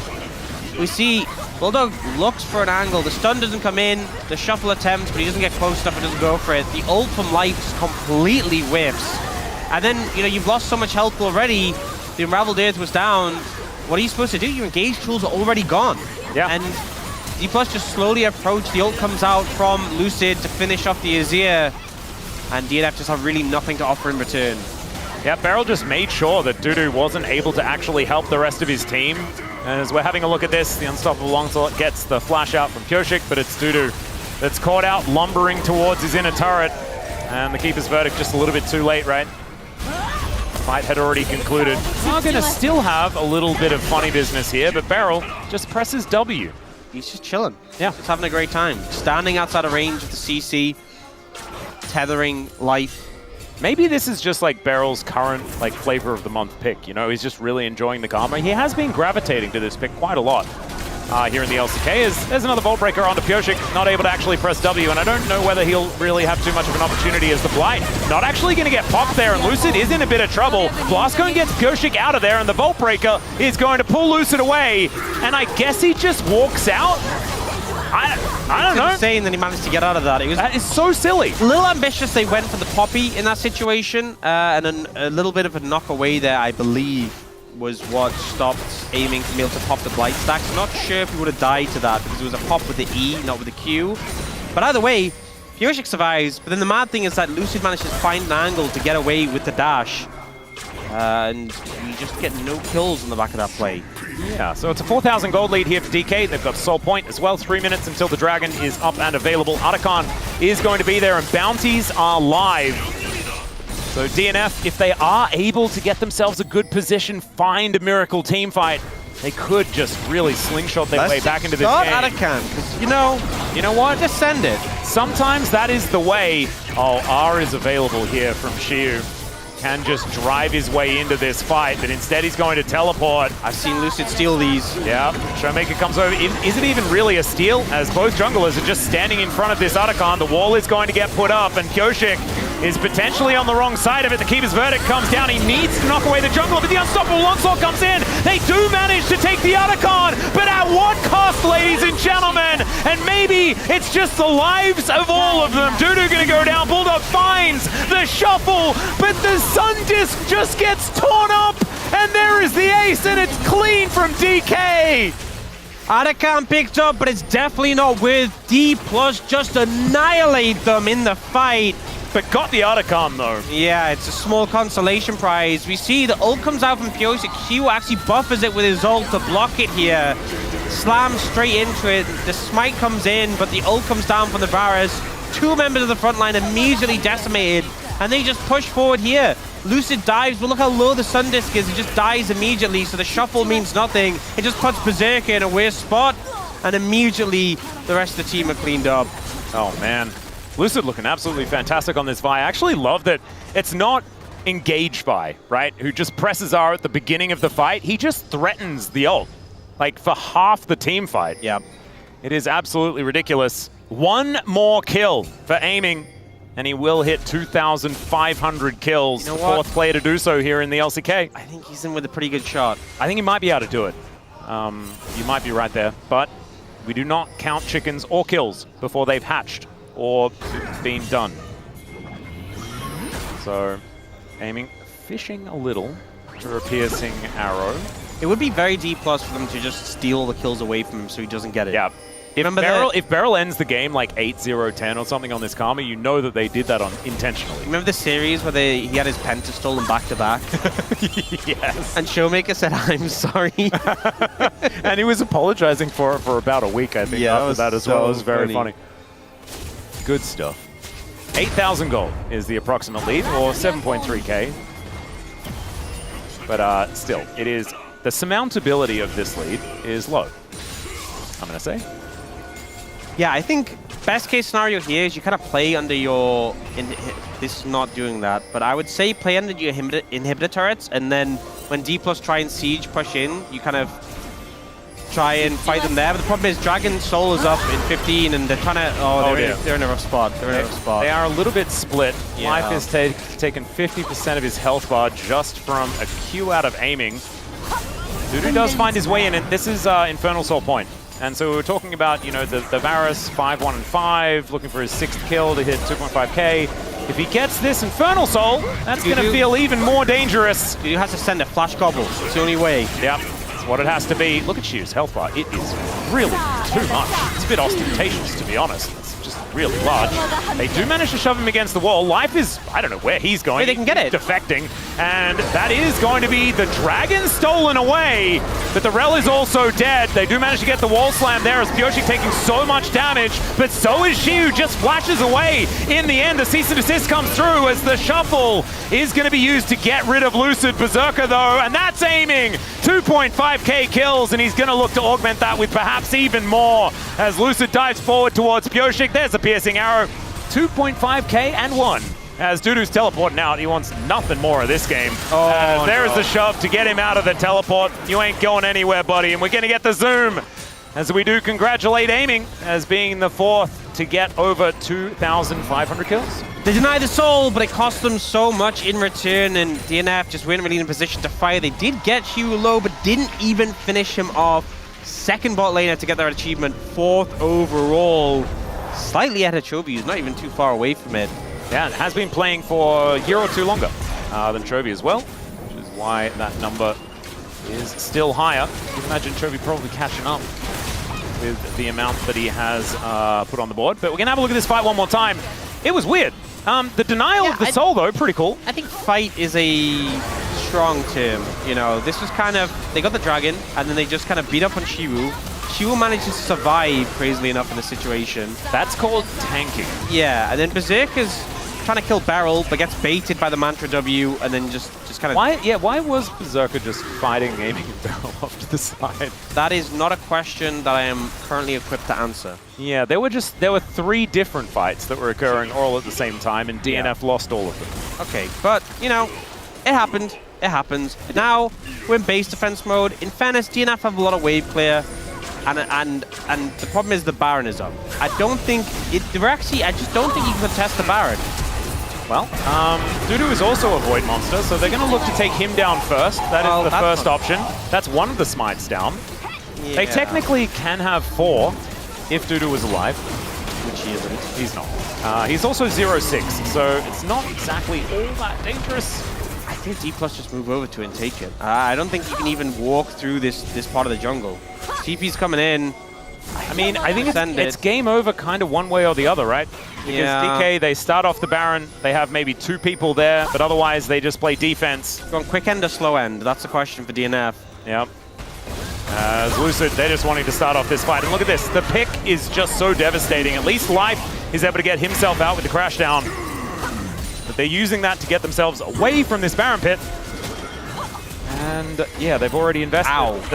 Yeah, there's one control ward. Actually, there's another one. Dudu does have one that he's bringing from base, but the Unstoppable Onslaught. Bulldog, that's some quick little footsteps there, but not able to get out of the way of everything, and the Seismic Shove hits on both solo lanes. Down goes the Azir, down goes the Cho'Gath, and that's a free Baron going over to DK. This is a slaughter. Not even close. Honestly, at this point, so much damage coming out from the carries from D+, just shredding. 0-7-0 right now on this Cho'Gath. He is not a tank, not in any way, shape, or form. That's face check. There we go. Well, Shattering Strike is going to come on through there. Showmaker doing a lot of damage. He's got a death cap. Okay, that's probably why. As we don't get another Decimating Smash, Baron is going to go down. And DK can do basically anything and accidentally win. Aiming even went Umbral Glaive to clear out the vision. That's how much they were choking vision out in this situation. They had 5 control woods as well in this red side jungle. There was just no way they could contest the Baron. I actually think the play was just to sit in base and turtle, which is... It sounds really bad to just give up Baron, but I just don't think you have any other option at this point. It's so desperate right now. Yeah, this, I guess. Yeah, I reckon go for this. Yeah, you know what? A little bit of this. Let's see who... Maybe if you find a wild barrel... Well, I mean, Showmaker's almost killable. But never mind. Okay, Steadfast Presence going to get Pioshik out of there. I don't know why. They're behind you now. That's not... Oh, what are you... Yes. This don't feel so good. Oh, okay. Well, I mean, there is 40 seconds on the soul, but DK are like, well, we could do that, or we could do the Nexus killing thing. You know what? Your base will respawn in the next game, so I guess they're just not that is true.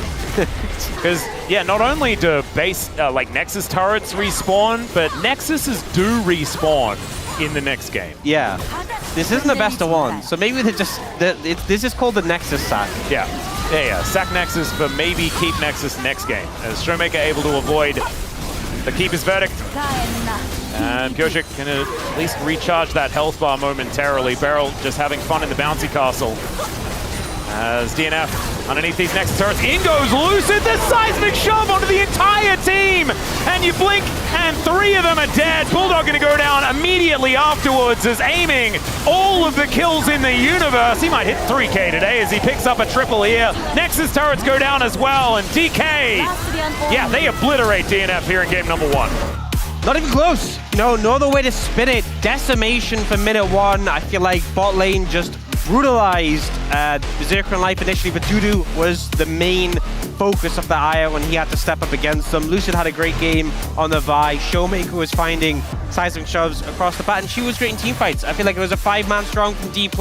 Yeah. And this truly looked like first in Raya's group against last in Raya's group. It really did look like that, but I have to commend Lucid and Showmaker in their play together. We know what the Talia and Vi can do, but we don't necessarily see it consistently, like, shown to us over and over again in a game, but the amount of times it was double, triple shoves because of Vault Breaker being able to put multiple targets into these very preconceived positions. Man, it's just showing every single time, just hitting so much value. And look at that graph. That goal graph does not look like it has any hiccups in it at all.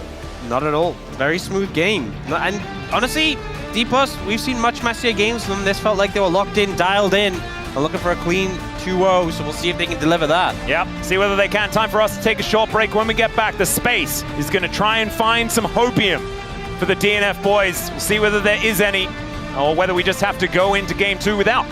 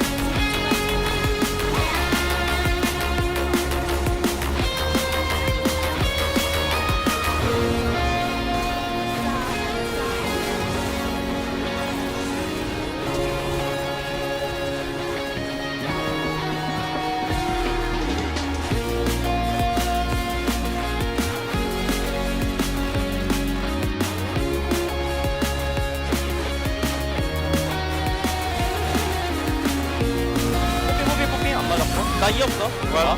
나 밤미드 땄던 사이버가 거의 다. 거기에 풍소에 봐봐. 나도 맞춰. 아껴놓을게. 아 때리고 상관도 할게. 11은 보는 게 좋아. 때려 볼게. 야 뭉쳤지만 드럽게 뭉쳤지만. 맞어. 11은 11.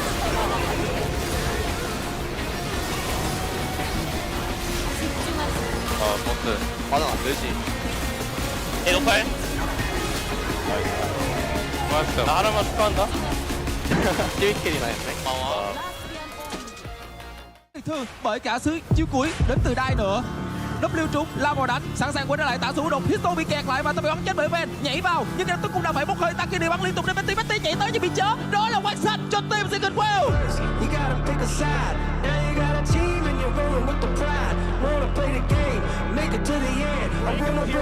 Off the fight, 100 G's a lot of focus out onto the Alistar, but now the flank attack from Team Liquid's ready to back him up. 100 Thieves still scrambling, trying to get away as Ayla's first to fall. APA barely staying alive with the True Shot Barrage, ripping through 100 Thieves' health bars. APA finally died, but Riven's going rhythm, and Yawn is unstoppable. He's feeling it, he's styling on him.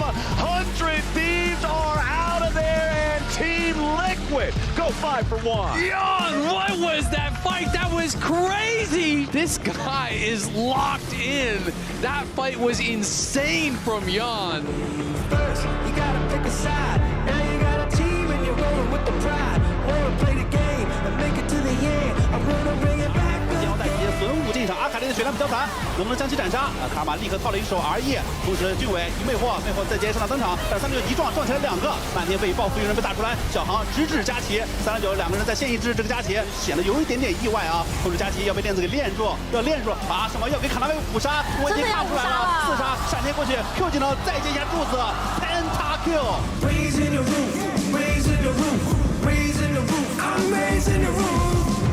Find another way. Tentar buscar o Ayu, ele ainda sobrevive, volta o dano, Tuts agora pode fazer a linha de frente, tem o enraizamento, é daí pra base ampla eliminada e aqui um abraço! É triple kill, ele não para, ainda não quer mais, penta, é só mais um e tá lá! Ele subiu na cadeira! Pentakill, Tatu! Na volta da fúria da terceira etapa, o jovem caçador Tatu é o seu pentakill na LTA, jogando de Jax 6/0/0. Raising the roof, raising the roof, raising the roof, I'm raising the roof, raising the roof, raising the roof, raising the roof. 소비도 위험하죠. 소비도 역으로 위험해요. 소비 오히려 잡았고요. 한진이 그 다음에 한번 기어 흔들고 역공 페이크 도착. 아지르가 찌르며 찌르면서 올라온다. 페이크가 따먹기고 더웠어. 위아래 갈렸어요. 이러면 위험하죠. 캐년 위험. 네, 물론 넘긴 것 치고는 좀 더 정리를 아야가 들어가요. 하긴 해야죠. 아야가 들어가요. 태왕. 확실하게 좀 쓸어 담는 느낌이었어요. Raising the roof, I'm raising the roof, raising the roof, raising the roof, raising the roof, I'm raising the roof. 아 이게 쏴주면 해 마라. 약간 다른 국밥처럼. 아 이러다 역으로 싸먹힙니다 우공한테. 이거 만개를 정면 2명. 근데 지금 정면파. 얼리고 이러고 우공.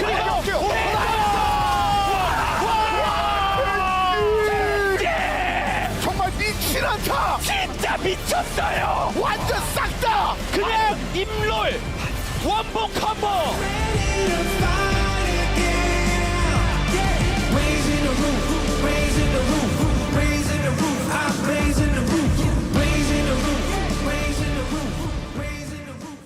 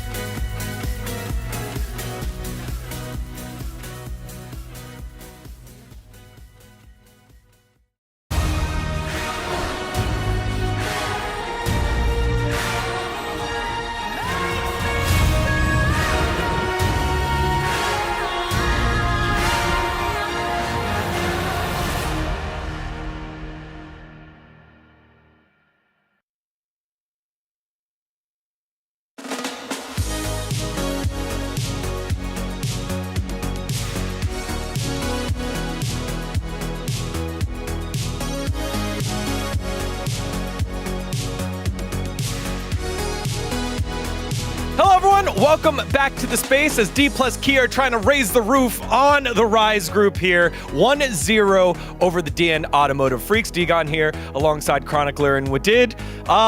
Pretty good game here by the former head of the Lucid fan club. How do you feel?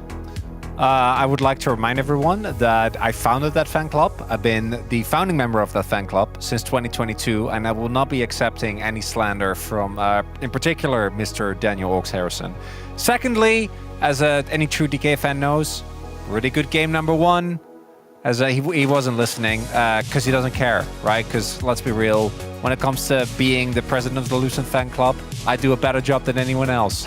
And he might be going no, but we all know I was there. Where were you in summer of 2022 when I was spending my free weekend all the way in the summer finals in Gangnam? I could be out with the rest of the guys, but I was co-streaming challengers, watching that man lose finals. Yeah, I mean, also on top of that, I feel like Showmaker is helping Lucid as well. Like the reason why we high rate the DK the most is because of their mid-jungle synergy, the young talent and the veteran. And I think the Showmaker and Lucid is finally working out together. And I think that was the main part for this game one. Wadid at some point during this game was heard saying, Showmaker is so back. And after the last couple of games, we are slowly getting there. And I think it's really important because, funnily enough, out of this team, Showmaker actually is the front runner, I'm pretty sure, in POMs.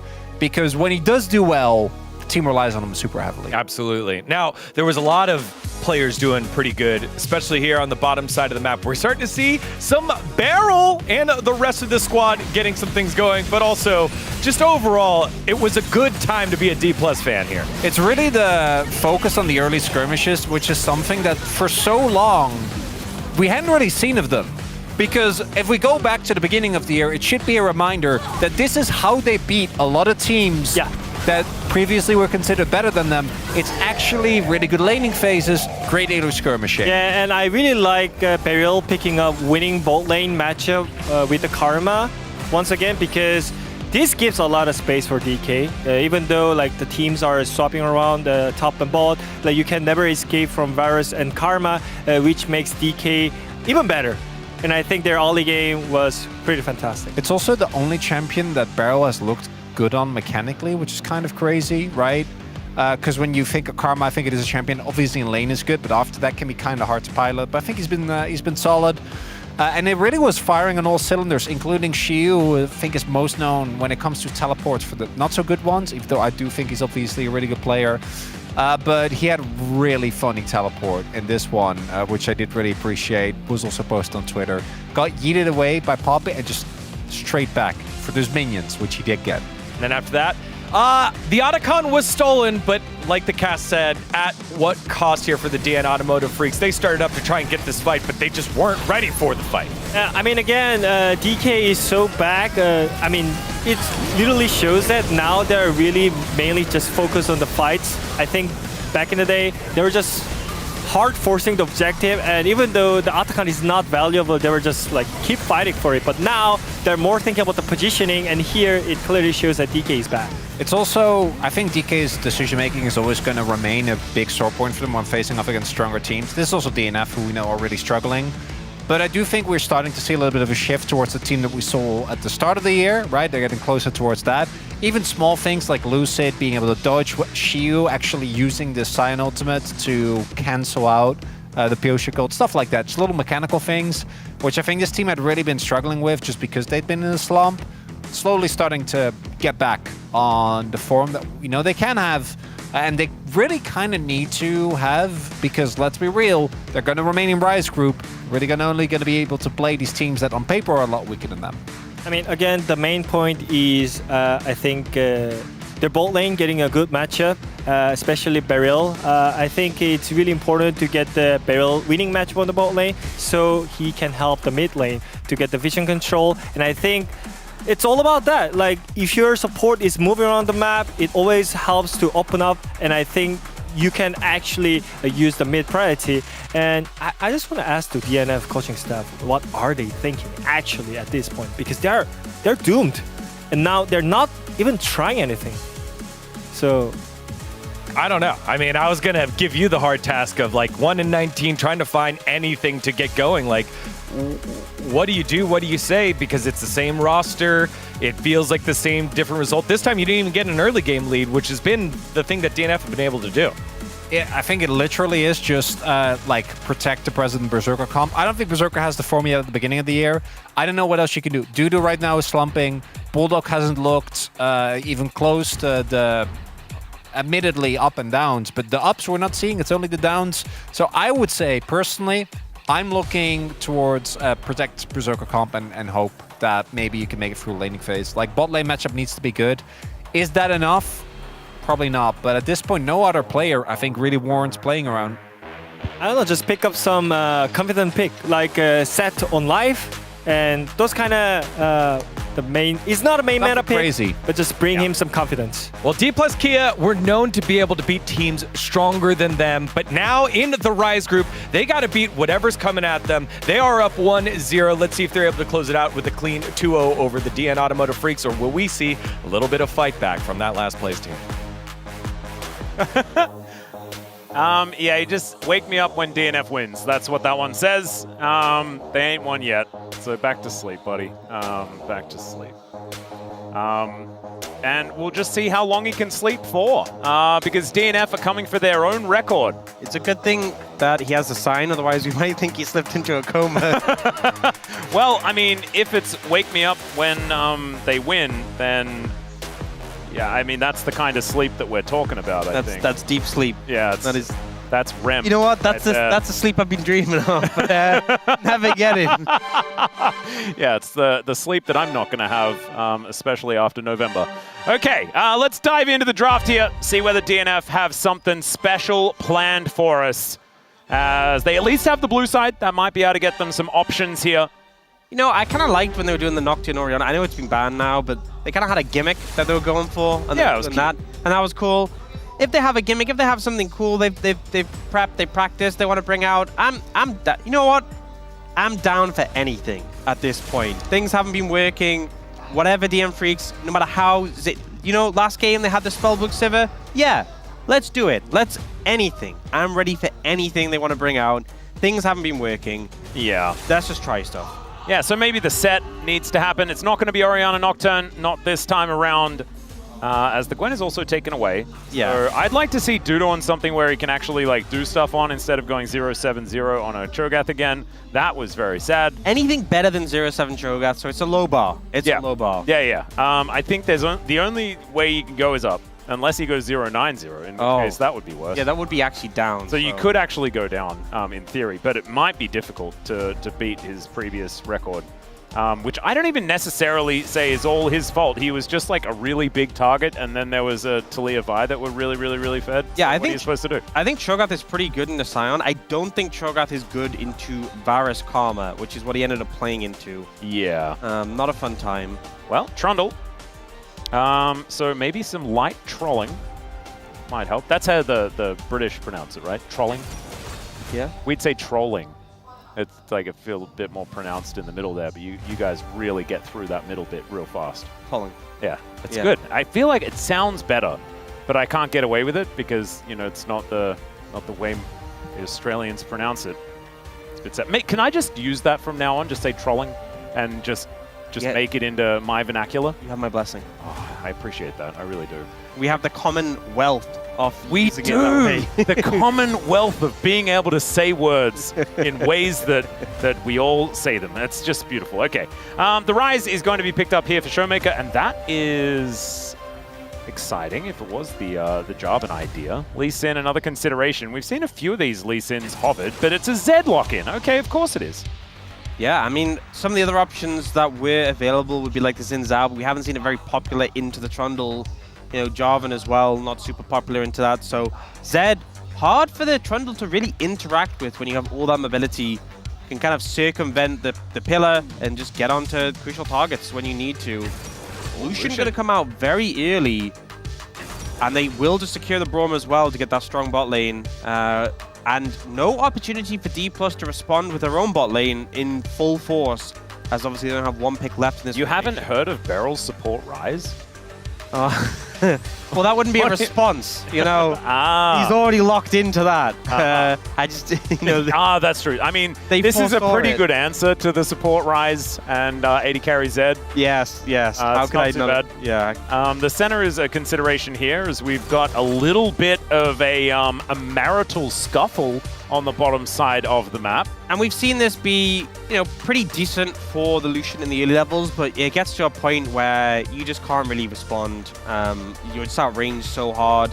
So I mean, definitely puts things on a timer. Yeah. Husband versus wife, it's never really going to be good for the husband in that scenario. It's just how it goes. All right, some bans to come through here. You can imagine some support bans to get rid of the things that Beryl would like to play into the Braum. Yeah, I think Alistar ban, good. Even though Alistar a little weak in the lane.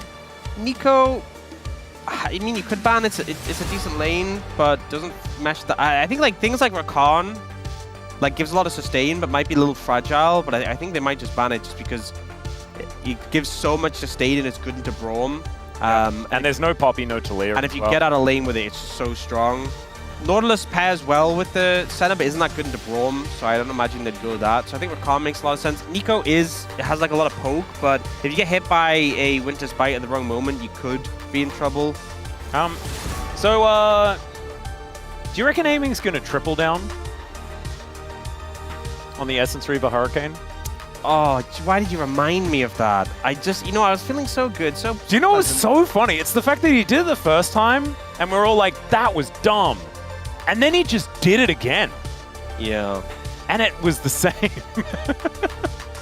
Do you think it must be like, it's like doing stuff in scrims that are good? I don't know. So apparently what I've heard is there's some clip posted online of someone using it on like target dummies. And you get like really rapid like Q reset off the back of it. But we obviously saw in practice you just do no damage. But in fairness, into the comp he's into now, which is very short range and might be come together, it might not be... I don't like it. I'm pre-facing, I don't like it. It might not be as bad into what he's facing now, but I still would not rate it. Do you know what's great, though?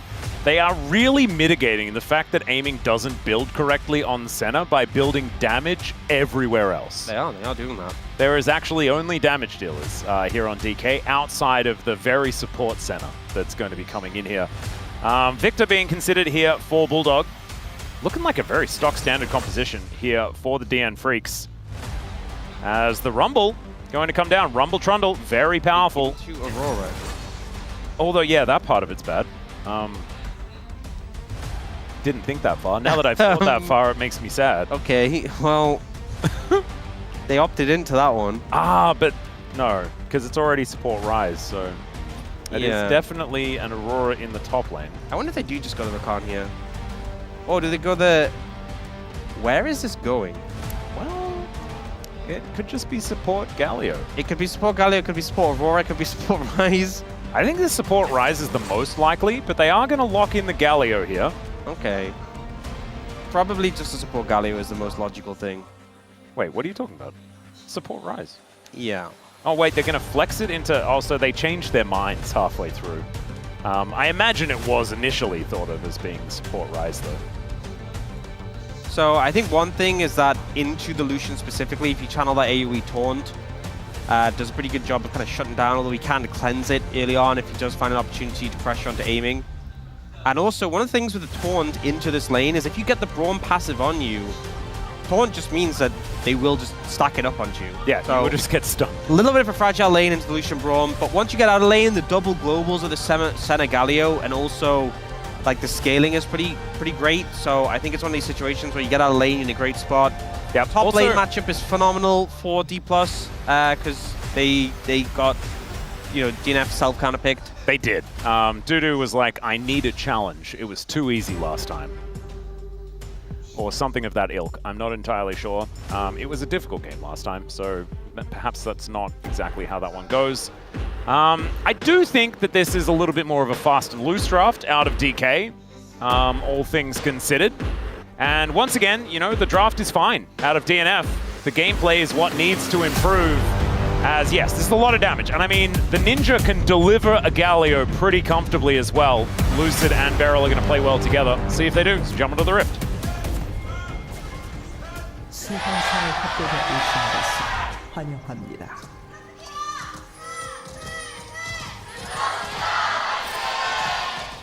All right, fans in full voice here for potentially our final game of the evening, unless the DN Freaks manage to find a victory. They have done so before. They've picked up a game so far. They're doing better than Nongshim here in the LCK for this part, for this round. But of course, this is the Rise group, and Nongshim are in the Legend group. The only thing that they need to worry about is having to play in the play-ins, and everyone in the Rise group is going to be doing that, whether they like it or not, unless they're just eliminated. And that's the bottom two. It is feeling very, very scary here for our Rise group teams, because only a bit over half are going to be able to make it into the playoffs. Bulldog and Showmaker facing off here, and of course you do have a little bit of a range advantage as the victor, and hopefully Bulldog can leverage that to make things all right here in this lane. Yeah, mid lane matchup should be fine for Bulldog, especially early on. Top lane matchup is what I'm worried about, and also bot lane matchup for DNF is favorable, but they really need to put the pressure down and can't just play this one out passively. Yeah. So last game, the emphasis was on Beryl and aiming to find Fave in the bot lane matchup. Now the emphasis is on the other side to really do that. Right, that is a lot of damage onto aiming. Good start. Absolutely. So we'll see whether the Piercing Darknesses are going to be able to fly through to get that health bar back up again, or whether it's going to be a full seed of the lane. And I think the lane is already seeded, as level 2 is gained here by Berserker and Life. And finally, a little bit of lane control. As at least, you know, DK will be very comfortably able to farm things up underneath the turret. Piercing Light versus Piercing Darkness. The Piercing Light going to be doing a decent job here, as we can already see from Berserker. Softening up, aiming over and over again. I think the problem is, you know, chunking out like that seems great. You obviously get the health potion from aiming, but there's just so much stain on the center that it's like, how meaningful is that necessarily going to be? Yeah.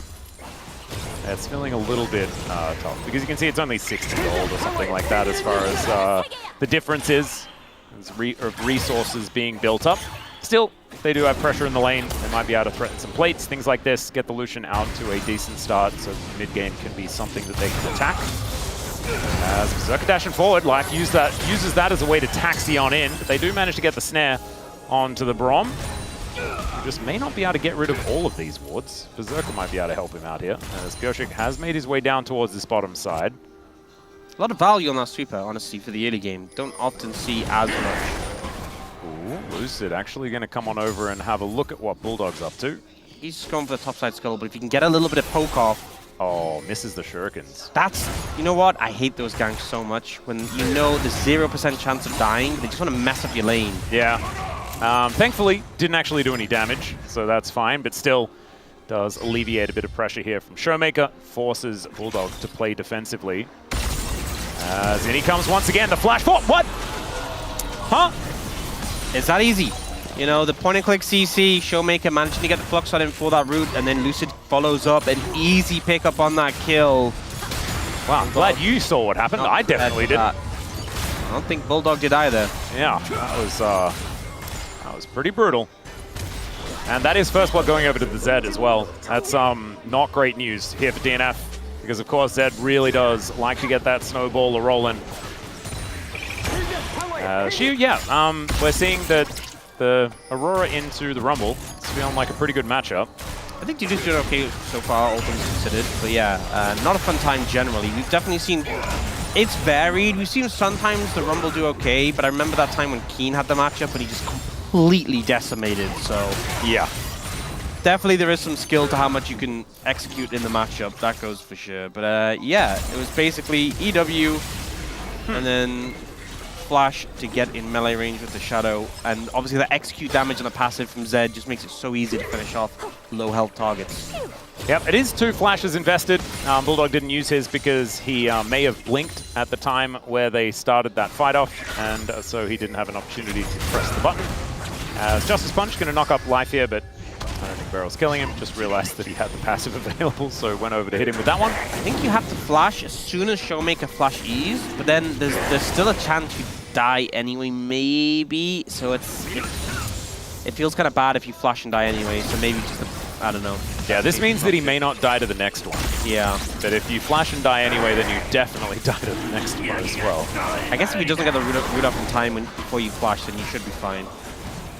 Lucid is coming on over to see what Pioshik's up to, and it's a level 5 Trundle that's taken 50% of his health bar from this dragon. Lucid looking to come on in here. Might just be able to steal this one away, and he doesn't. It's actually just locked down there by Pioshik. 17 health on that dragon. Yep. Bit unfortunate, Lucid actually has a really high chance of stealing it because, again, that execute damage on the passive. Put his Shadow in the brush so he can immediately disengage afterwards. But Pioshik does get the secure, fortunately enough for him. Yep. Very nicely done. Don't want to stick around when the Braum was there, and also Pioshik gets that big heal from the objective as well, so definitely don't want to tango there when you have no flash. The King's Tribute. Yeah. Pretty powerful. Lucid is level 6 already now. That Death Mark is available. Equalizer just to clear out this wave, as Dudu was thinking that perhaps a dive was being set up, and you know what? He was onto something, because there are quite a few people there towards the top side. A lot of vision being cleared out, though. This blue buff will go over to DK. Don't know whether Pioshik and Bulldog have any right to really come up here, but looks like Showmaker is now distracted in the mid lane. He doesn't have Smite, actually, so they'll just back away. Never you mind. A little bit awkward. As the Braum is going to park himself in the river. And aiming and barrel towards his top side. Still looking for those level 6s to get those semi-globals online. Although Dawning Shadow is pretty global. Certainly more of a semi-global on the heroic entrance as Barrel takes a bit of damage here. Snare is going to connect onto life. I'm having a look at the items that Aiming is building, and I'm worried. We know what he's going to do. I know. We all know. It's very sad. We saw in the previous game, though, that Ruler made the other build look pretty good. There's a flash out from Barrel. Snare connects onto life. The door did its job. Heal to try and turn it around here as Aiming.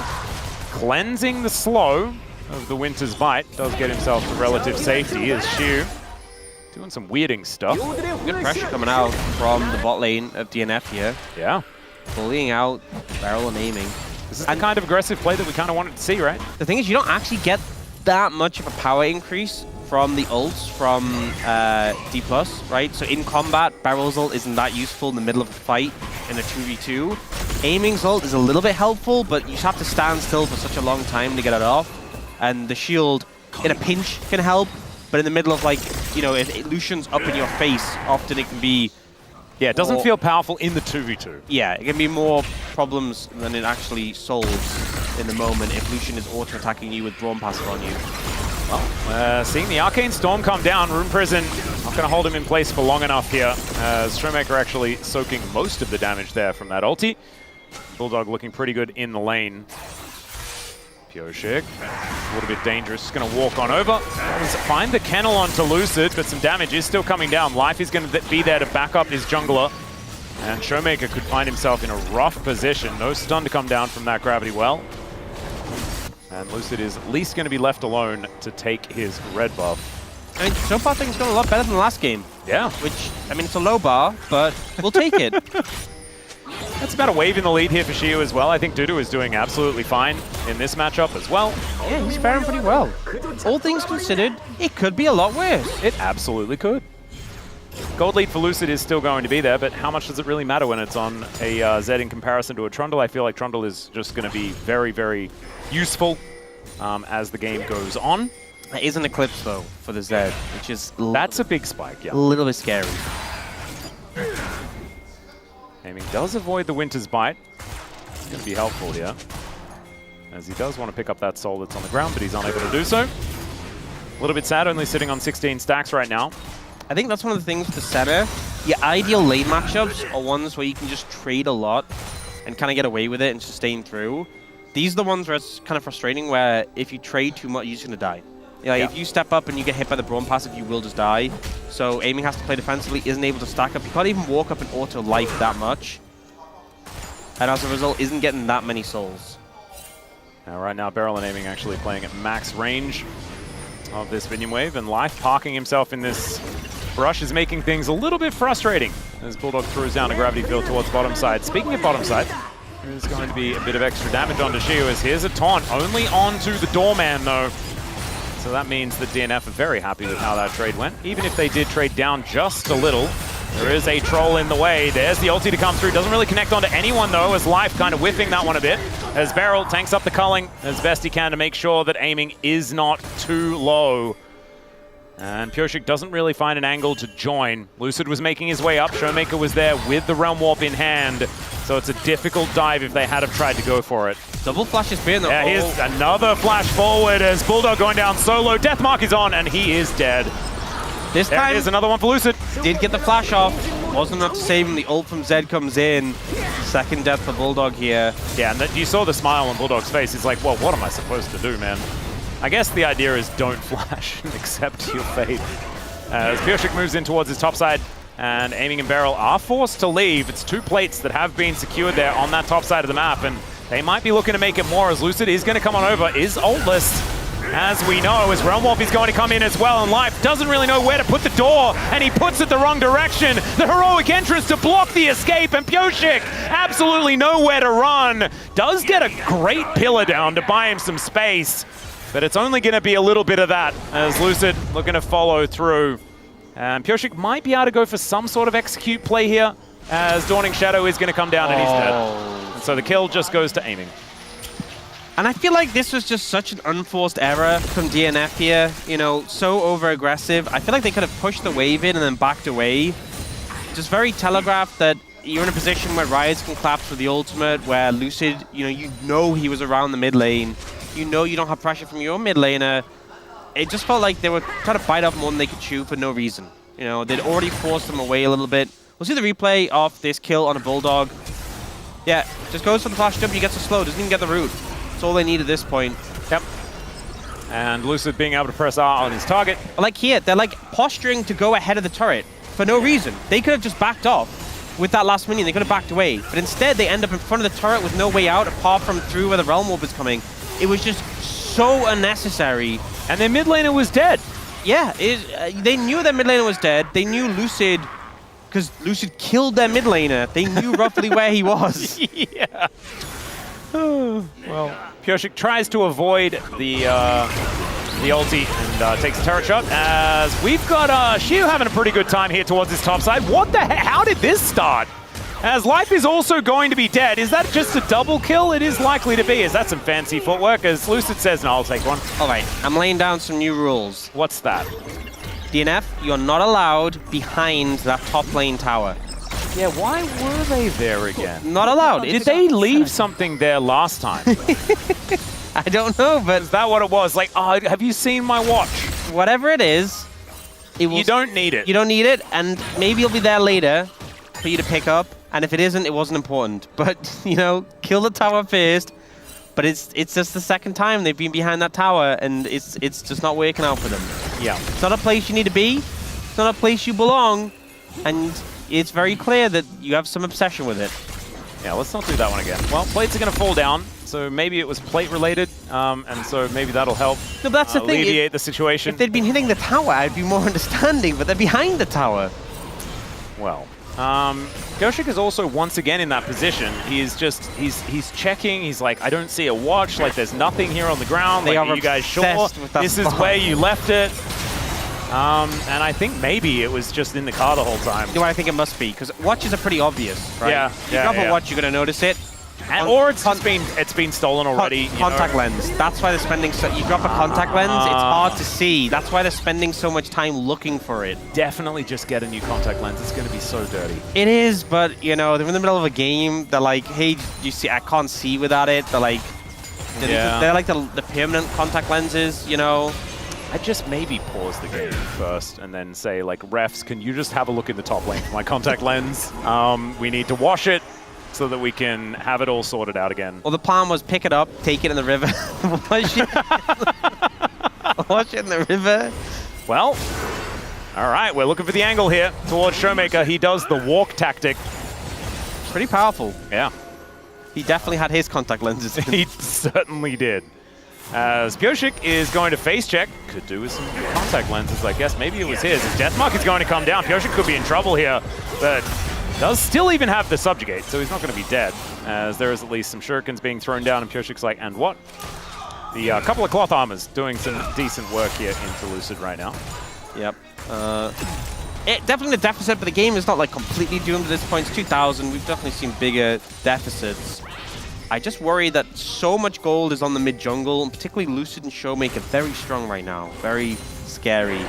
And especially, you know, Lucid's strong now, but Showmaker's at that point of rise where it's like, you haven't hit the point where you're strong. You've kind of, you know, the Rod of Ages is stacking up, you haven't even finished the Archangels, it's going to become a Seraphs. Once he hits that, and the level up comes in and he hits level 16, I fear for DNF. And we saw it in our last series, actually, as Chovy, I think, made it to Void Staff and Rabadons after that core and did all of the damage in the game. Oh, yeah. And that may be what we're in for here. One thing that DNF can be happy about is that aiming will not be doing very much damage. As you can see, the Essence Reaver has been completed. And unless something goes right, and he can layer in all of these Qs like you were talking about, these resets, might be the angle. As DNF looking for the Rift Herald. So far, they have pretty good control of this area, as Harpoon will connect onto aiming. He's looking for a snare, does get it onto life.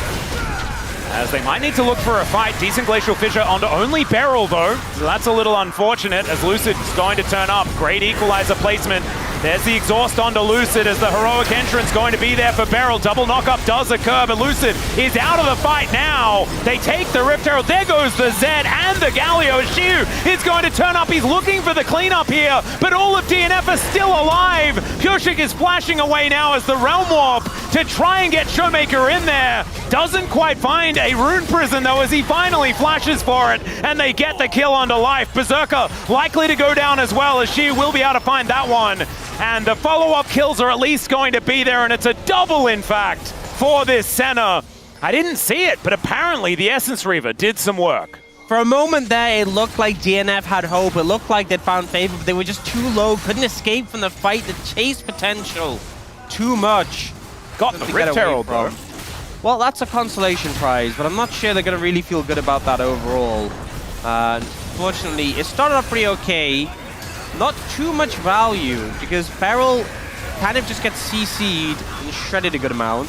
Lucid, though, gets exhausted. The spellbook value here pretty big, so he kind of just sits in melee range, gets stunned, ults very late, doesn't really do much as Beryl is dying, and then, yeah, he goes down. Not a great day for the, well, not a great fight for the Lucid fan club, I'll say. Yeah, wasn't your greatest moment. No. But when Shiu probably turned up, ugly watching that. It was like the Shiu fan club looking real good. Oh yeah. At this point in time. As the Rift Herald going to help knock down this mid lane out of turret.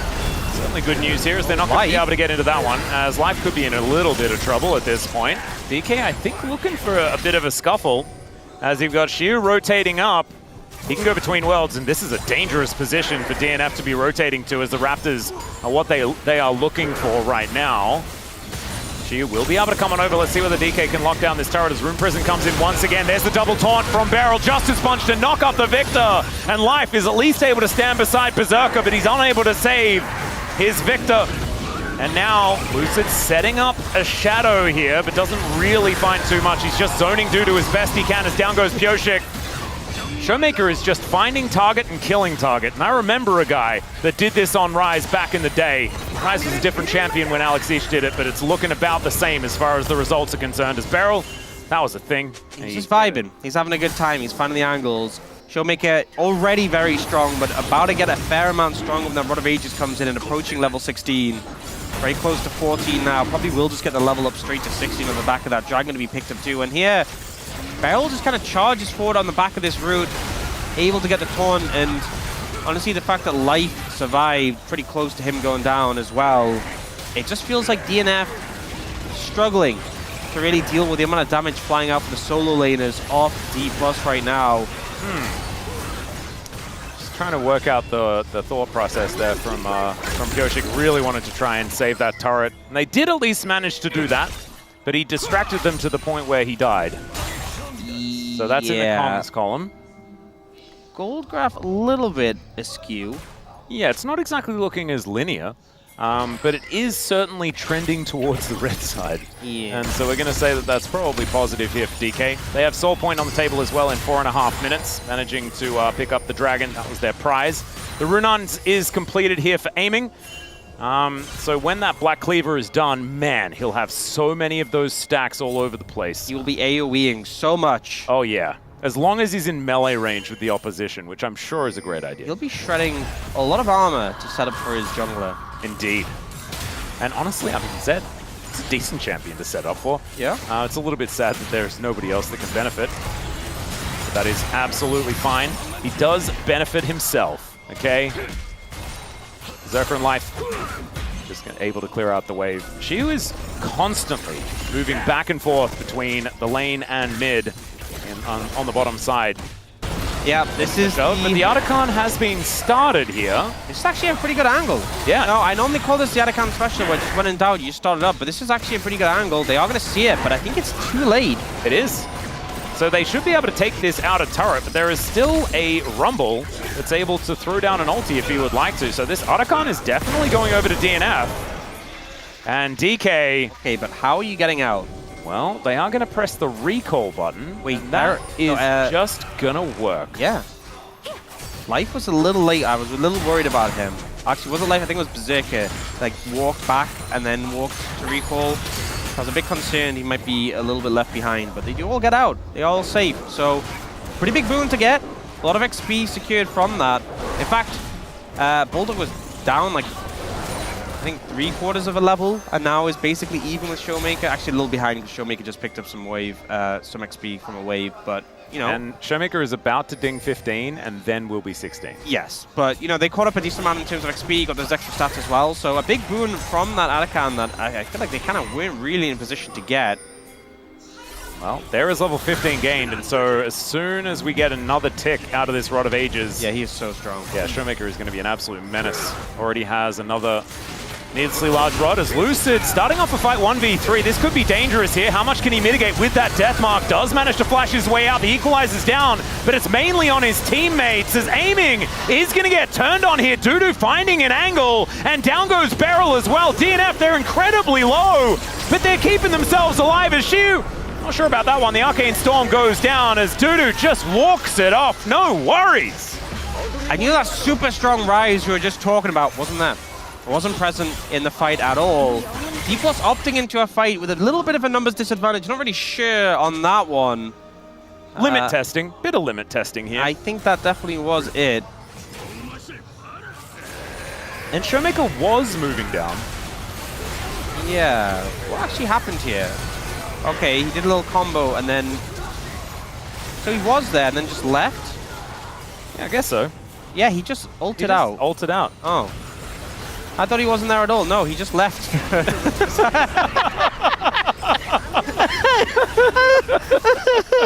He just didn't I got places to be, man. He didn't nuke you and he said, my job here is done. He was like, nope, I don't like it. Okay, I misspoke. And he was like, can I fight for a little bit? And it's like, do what you must. Yeah, okay, so I guess he just decided this fight isn't really going hot, which in fairness, it wasn't. It was a little bit scuffed. And we're kind of seeing some issues with the Galio into the Braum, where when you taunt, it forces the Braum to attack you. Which applies the passive to you. Aha, I feel like you've mentioned this so far. Yeah, which, you know, not super positive. Well, we'll see whether they can avoid that scenario next time around. It is still a 3,000 gold lead here for DK, but it's a 30-second point until Soul Point for them. As Lucid doing a bit of an Owen Wilson. Tom comes in. Pella won't really do much, though. Yeah, it's just going to be the Shadow in trade for the killer, as Beryl does get a cheeky little taunt as he has to flash. Has to respect the concussive blows, does make his way out, as now Dudu dealing with the guy that was only partially at the last battle. And realizing that, yeah, Showmaker is pretty powerful. As another Rune Prison goes down, these Qs, man, every time, it very much hurts. Dudu is also doing a decent amount back, but you can see DNF starting off this dragon. Lucid being frustrating as DK wanted to make their way in. Heroic Entrance going to be available there for Beryl, so he can be there in a moment's notice. And now the ulti comes through. Dudu gets in there. Showmaker with the Rabadons as he's now teleporting into the fight. Goshek down very, very low as Lucid is going to be able to secure that Soul Point. And the Aurora takes down the Rumble after the death mark works out beautifully. Arcane Storm not really doing enough here as Lucid still slinking around the back line. But DNF, they do repair the Phalanx. And it's a 1-for-1 trade in the end, but unfortunately, that Soul Point's still going to be available here for DK. Oh, Bulldog? Yep, trying to make his way out of Shiu. Looking low himself, but aiming, walking up with full health because he can press Q so many times in these team fights. I feel like when a member of D+ gets into the clutches of DNF, when Braum gets a passive on them, when they get to hit, they go down fairly fast, but they're just playing so split, so spread, and it's really hard for them actually to consistently get onto these targets. You can see Lucid and Shiu's positioning here. They do get on the Beryl, aiming gets shredded, Beryl gets exploded, but Lucid just steals away the dragon, and then they all kind of just disengage from the situation. Showmaker gets a good amount of poke. Yeah, Hiroshi got distracted from the dragon as well, and sort of just walked away from him. Lucid was like, all right, I'll just poke my head in and take this. Yeah, sometimes it's hard to stay focused. Do you know what I want to say? There is someone that really summed up what's happening in this game really beautifully. Their name is Haidang in chat. They just said tempo vibes. Oh yeah, so true. I think that's just a really beautiful way of illustrating how DK have just been utilizing the tempo vibes that they've held onto throughout this game. And that really does encapsulate what's been going on here. And I'm much happier for that to encapsulate it rather than really go into the goings-on of this game and this series as a whole. If you dive too deep into it, you just gotta, you know, you gotta take the fun out of it. Yeah, well, that's the thing, you know. And sometimes the tempo vibes are an undulating ride, and you just got to stick with it. As Aiming going to be camouflaging some people here as he wants to get in range to optimize his build, and that's why he's dead. Beryl going to look to make his way out. He will be able to do so as now Shiu's going to get exhausted as he enters the battle. Can they still find an angle here as these shurikens are really hurting from Lucid? Life almost dead here as Lucid dashing in once again. And even though the Sen is dead, DK are still very, very scary. Life does have heal for a little bit of bonus health in the moment. They kind of want to do Baron, but they're very low, and so feel very tentative about starting it up. Also, Aiming is actually nearly alive already. His death time is a lot shorter than you'd think otherwise. He has an ult to assist. That's the benefit of giving Otacon. Yeah. You don't have as many levels, and then you come back alive faster. He's back up so quickly. Yep, there it is. That honestly felt like a big moment. 80 carry dies, caught out, and then it just amounted to absolutely nothing. Yeah, it was a really weird series of events. I apologize for the lack of like doing my job when aiming got caught, but just really didn't. It didn't amount to anything. Much of anything. But yeah. Also, odd scenario. Not optimal center positioning. We're gonna say. Not ideal. Yeah. What is ideal is Showmaker's position in this game with that cool hat that he has built. Just wants his Blighted Jewel to turn into a He's level 18. He's very happy. Yes. Shiu is less strong, but he is able to flash towards his blast cone. Oh, and equalizer? Do you can chance it? I think me would have possibly gone for it there, but they were probably just thinking about how Valdez is feeling about the disengage cone scenario and weren't focusing on using equalizer to kill him. Yeah, it's a tough one because if you throw it and it just chunks him more, it's like you gain nothing and you're giving away a big tool. If you kill him, it feels nice, but maybe it's just another aiming situation where you kill him and then he just doesn't not dead for that long. Respawns again. There it is. Can they just stop respawning? That's my answer. What happened to where's Hardcore League of Legends where he just died, he's dead for good? Just feels a little bit more like Overwatch, you know, where it's like it's part of the game to just keep dying. Yeah. Throw yourself at the point or whatever it was. You know, I feel like Dudu really got that last game. He died a lot there and just kept coming back. Yeah, he was like, I'm playing Reinhardt. It's perfect. There's Beryl. He's going to do the same thing here. Does find a nice double taunt, though. Is now Showmaker on a flank angle. Might be able to spread this damage, but it is just a dead Gargoyle. Now that he's dead, though, they're still looking to engage. Equalizer goes down onto aiming, but look at this Showmaker. He's getting closed in on, but Lucid is there to try and protect. Showmaker finally taken down. And the kill goes over to Pioshik as well. Lucid, not a whole lot he can do about this. Doesn't have W up, and that is going to be him taken down. And aiming, this time, the only one alive. Only one left standing, but the rest of the team goes down. Decisions to be made. You go for the Dragon, you go for the Baron. Looks like without the 80 carry DPS, they're not going to commit to the Purple Worm. Pioshik there to pick up the Dragon. But a big team fight win, and ultimately, Beryl on the Galio just kind of gets shredded, focused down. The team try to clean up. They do take down the Lucian. But the Braum value in these fights super high, just applying that passive to member after member. We see how it plays out here. So Beryl steps up. The pillar comes in, knocks him back. As soon as the passive is applied, he starts to get shredded. A bit of poke comes in return. But then again, they're trying to play it in this way where they're poking from different angles from a distance. Showmaker's so strong, but once the passive is applied, he's kind of locked in place, can't do much. Lucid does a lot of damage, but eventually is stuck with limited mobility with a Trundle chomping on him. Yeah. And Bulldog just starts moving forwards as Victor firmly online. And Shiu just wasn't able to do anything at all. He sort of turned up, got gravity fielded, and died. That was kind of it. Level 16 now for Shiu, so at least that ulti going to be a little bit more powerful. Yeah, aiming also zoned out pretty heavily by the equalizer. He had to walk back over it to get out, because he couldn't walk forwards into the fight. He kind of wanted to, though, to really optimize the Runan's situation that he does have going on. DNF going to start off this Baron, as well as clear out some vision. Beryl is right over here. I do want to not going to be a commitment by saying, yes, Lucid has consistently won smite fights against Pioshik this game. That has been happening. And now, once again, we have a situation where the Baron has been started. There is a Rise that is saying, I'm going to go to Life of Smite. Nexus turret. Life of Smite. If they lose a Smite fight, the game is probably over. I'm just going to say it. Well, Shiu is going to look for Bulldog, and that's the steal!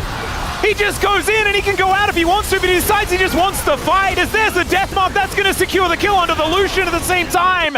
And Showmaker is winning the game, and now he's got Baron-empowered minions! The ult stop the backs! The Dawning Shadow is going to stop all of them! And Showmaker here with his Rabadons is tearing apart these turrets! That's Nexus turret number 1, and at least here this year the Nexus turrets respawn, but Showmaker has just decimated the base.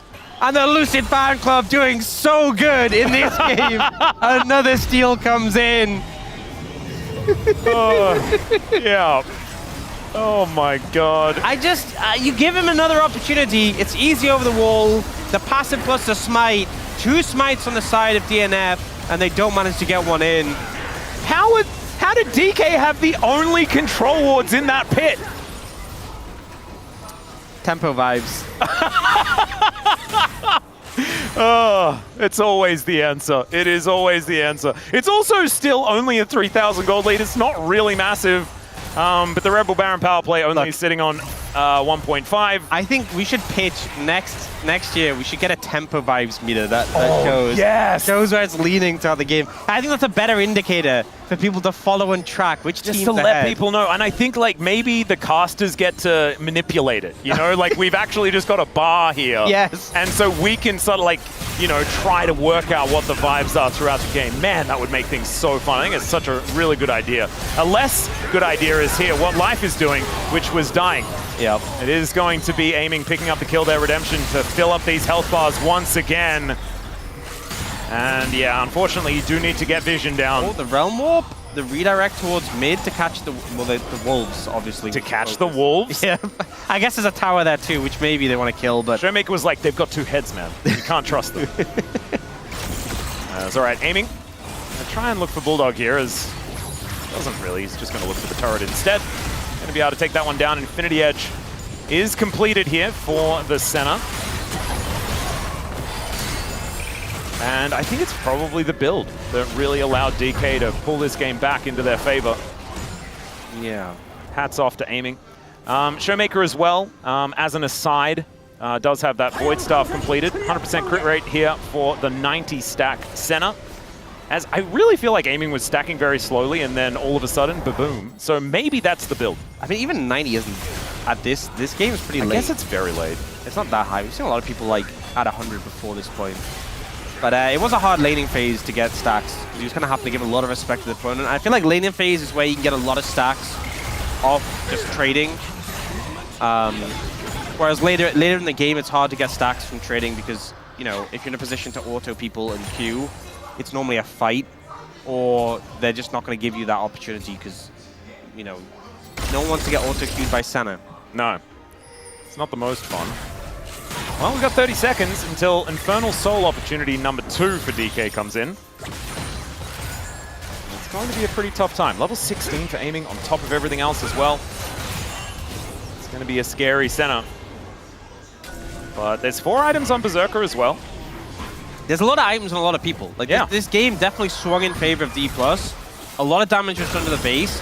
Showmaker is killing Bulldog. Bulldog is very, very dead. Big time dead. Flashes away from his team and everything. Meanwhile, there's another fight happening here in this mid lane as Lucid on a flank angle. Dudu comes in, Dawning Shadow to keep the entire team alive. Deathmark is going to come through as now Lucid is in amongst all of it. And the snare from the center hits 4! And that is just going to be the ace. That just kind of looked like DNF just wanted to get out of here.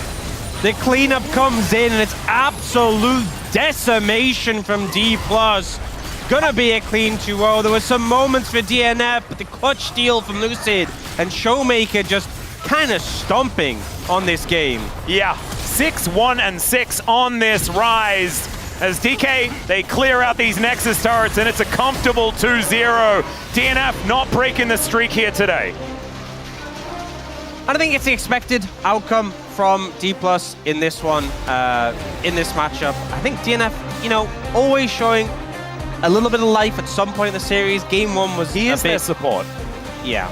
Game 1 was a little bit more depressing. Right, hurry up. We're not going to keep her waiting this time. I did it already. Oh my goodness, you're incredible. Yeah, I've been practicing. Look at that. Wow, that is just, that's character development. That's right character there. growth, you know. It is. You should talk to aiming about working on that.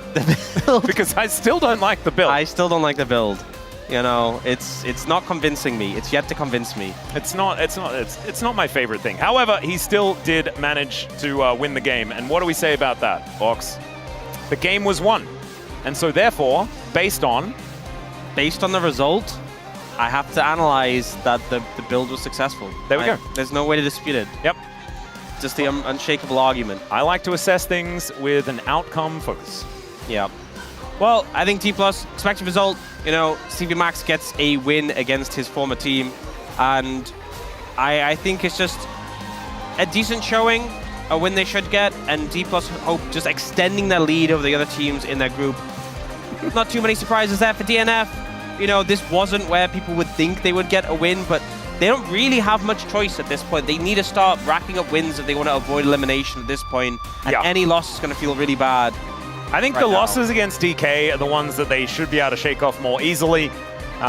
Even though, you know, Bro managed to take them down, things like that. Some early season jitters or something is what you can put that down to, I guess. I think DK is still definitely the favorites of this group. The problem is that unlike when you're in like previous seasons or when you're in the whole LCK and you play every team, you can say that about Gen G and be like, you know, the losses against like Gen G and, you know, T1, you can just shake those off, but yeah, at least I don't need to continue the list. It's only DK.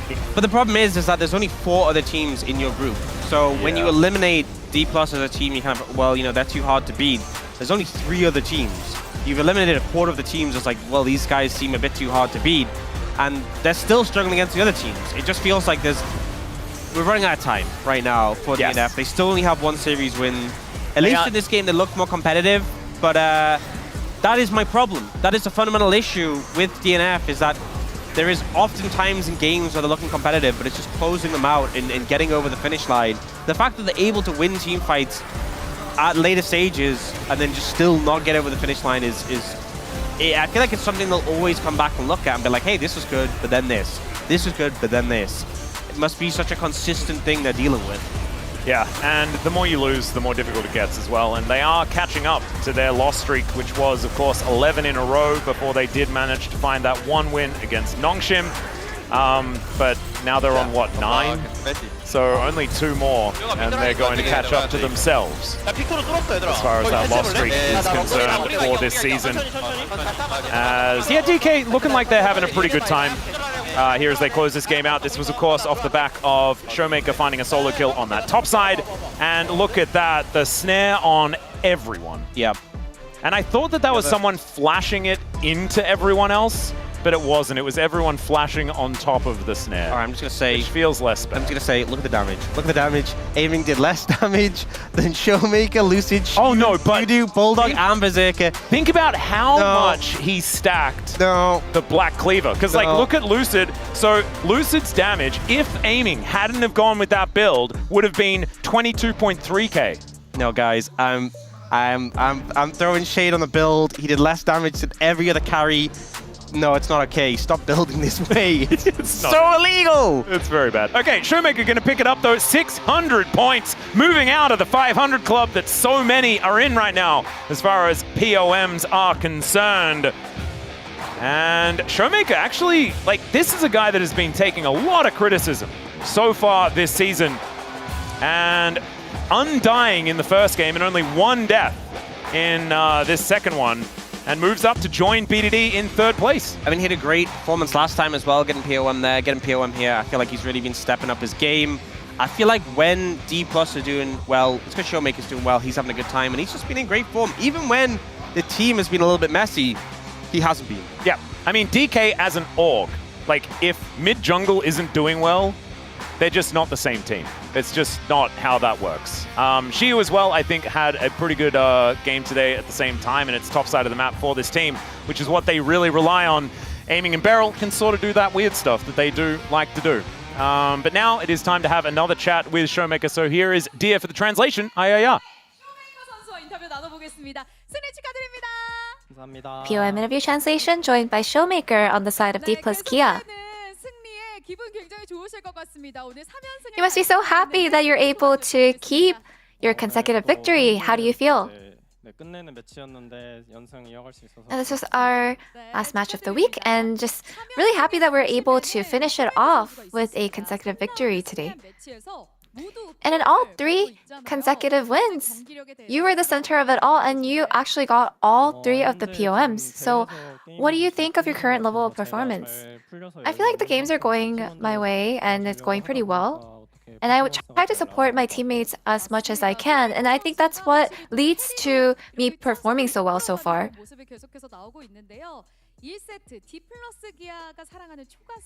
And in game 1, DK's beloved Cho'Gath pick was taken away by the opponent. So how did you feel? I was just really sad. We're actually trying to pick Cho'Gath in our 4th or 5th pick, so honestly, it was a little heartbreaking. And Lucid's Vi was actually banned throughout round 3 so far. But the moment she was open, DK blind picked her as the B1 pick. So what is a pro of playing with Lucid Vi? Lucid is really good and confident with Vi. And I think Vi has to do a lot with your synergy and chemistry with the mid lane, and I think we have really good synergy and teamwork, so we tend to make it work really well. And from the start of game 2, your team focused on the enemy Victor, and it's not really easy for Ryze to solo kill Victor. So what do you think of the Victor Ryze matchup?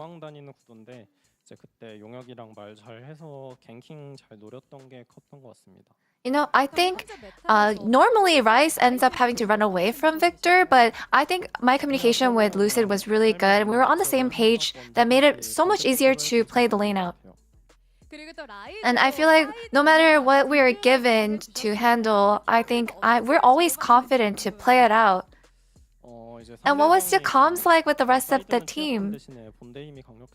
You know, because the enemy comp was really weak with the side lane, but we're really strong when they're grouped together. So we really tried to strategize that, and I tried to really focus on my side lane macro play.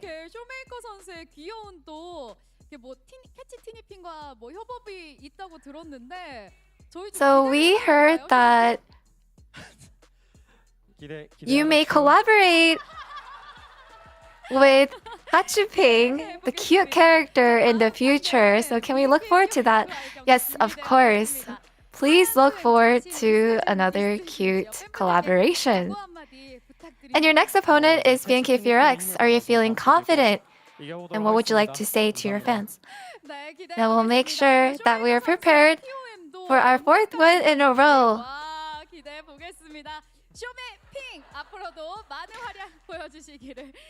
Looking forward to more awesome performance by Showmei Ping. And that's the end of the interview with Showmaker, and back to the space. Thank you.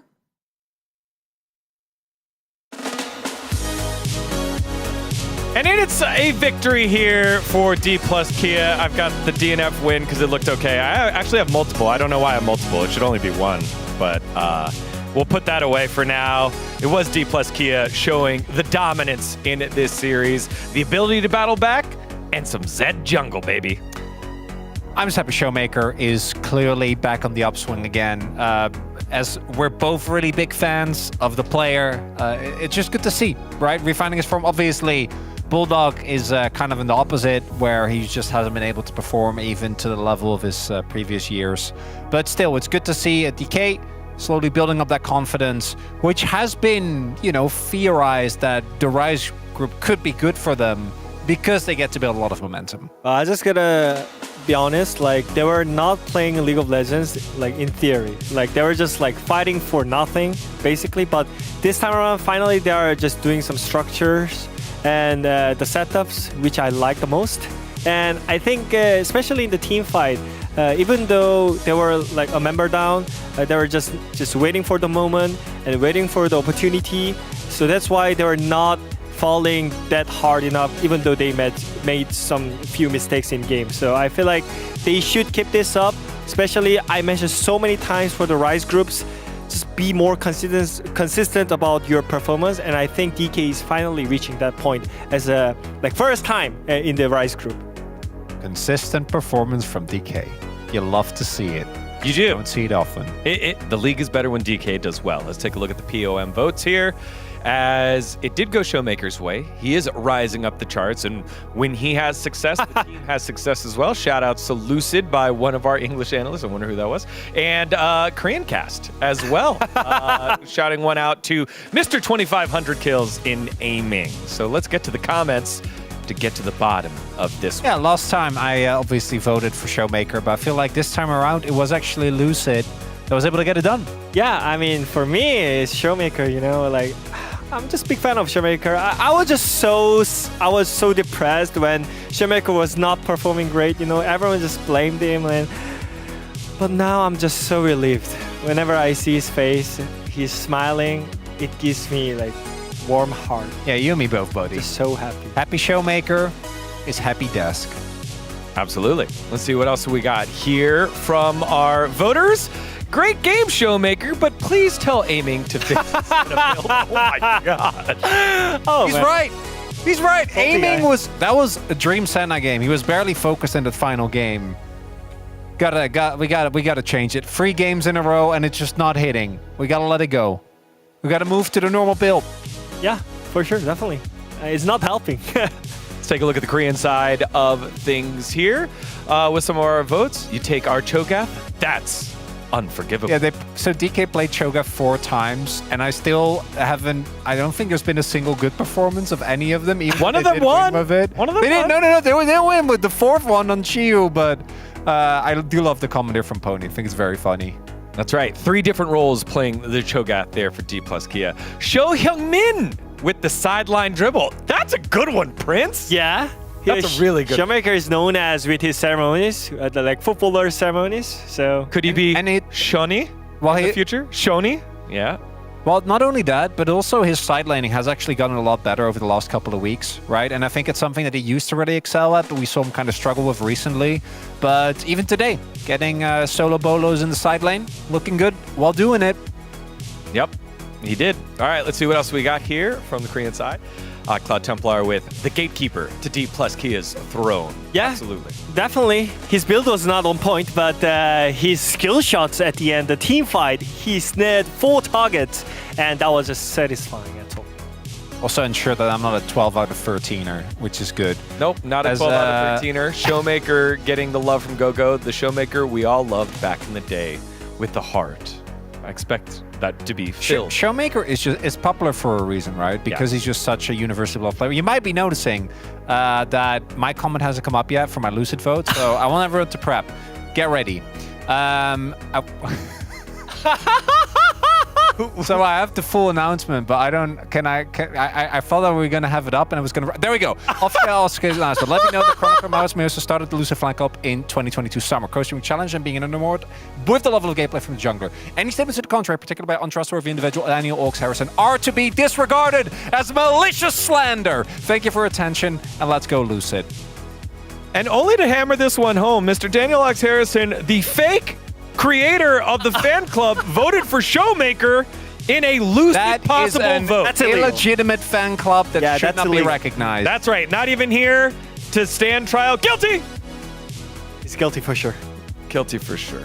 All right. Ox is hiding somewhere in shame, as he did create that slander.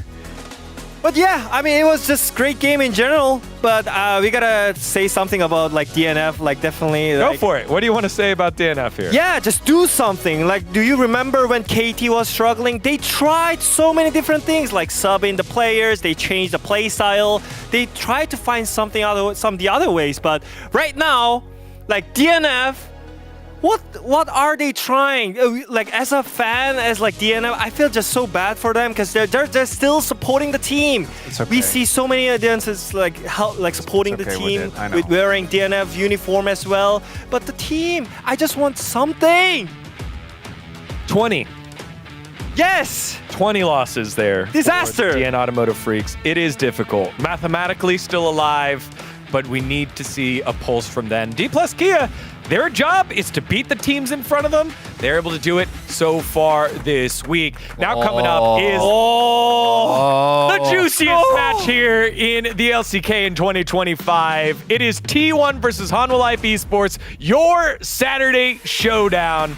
And then we've got BNK Ferox up against DRX in that battle to make sure you get out of the relegation zone. Going to be a huge, huge day tomorrow. Final thoughts on that? I think that T1 versus Hanwha is going to be a gigabanger. I think T1 right now looking in better form, but Hanwha looked a lot better in their last series. And then BNK actually 2-0ing the bros. Should be maybe them being favored, because I think DRX still a little shaky. Man, now I remember I predicted DRX. I trust them.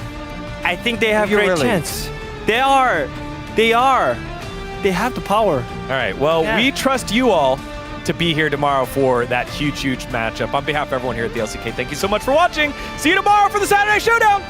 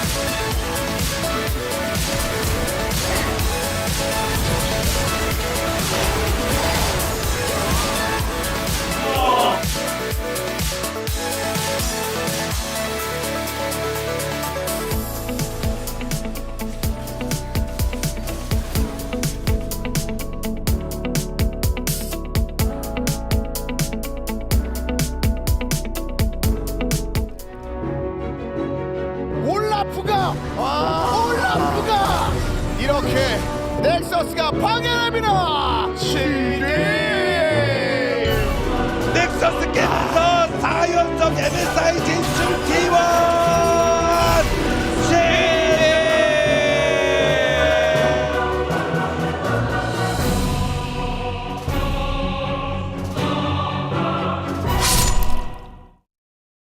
What doesn't kill me makes me stronger.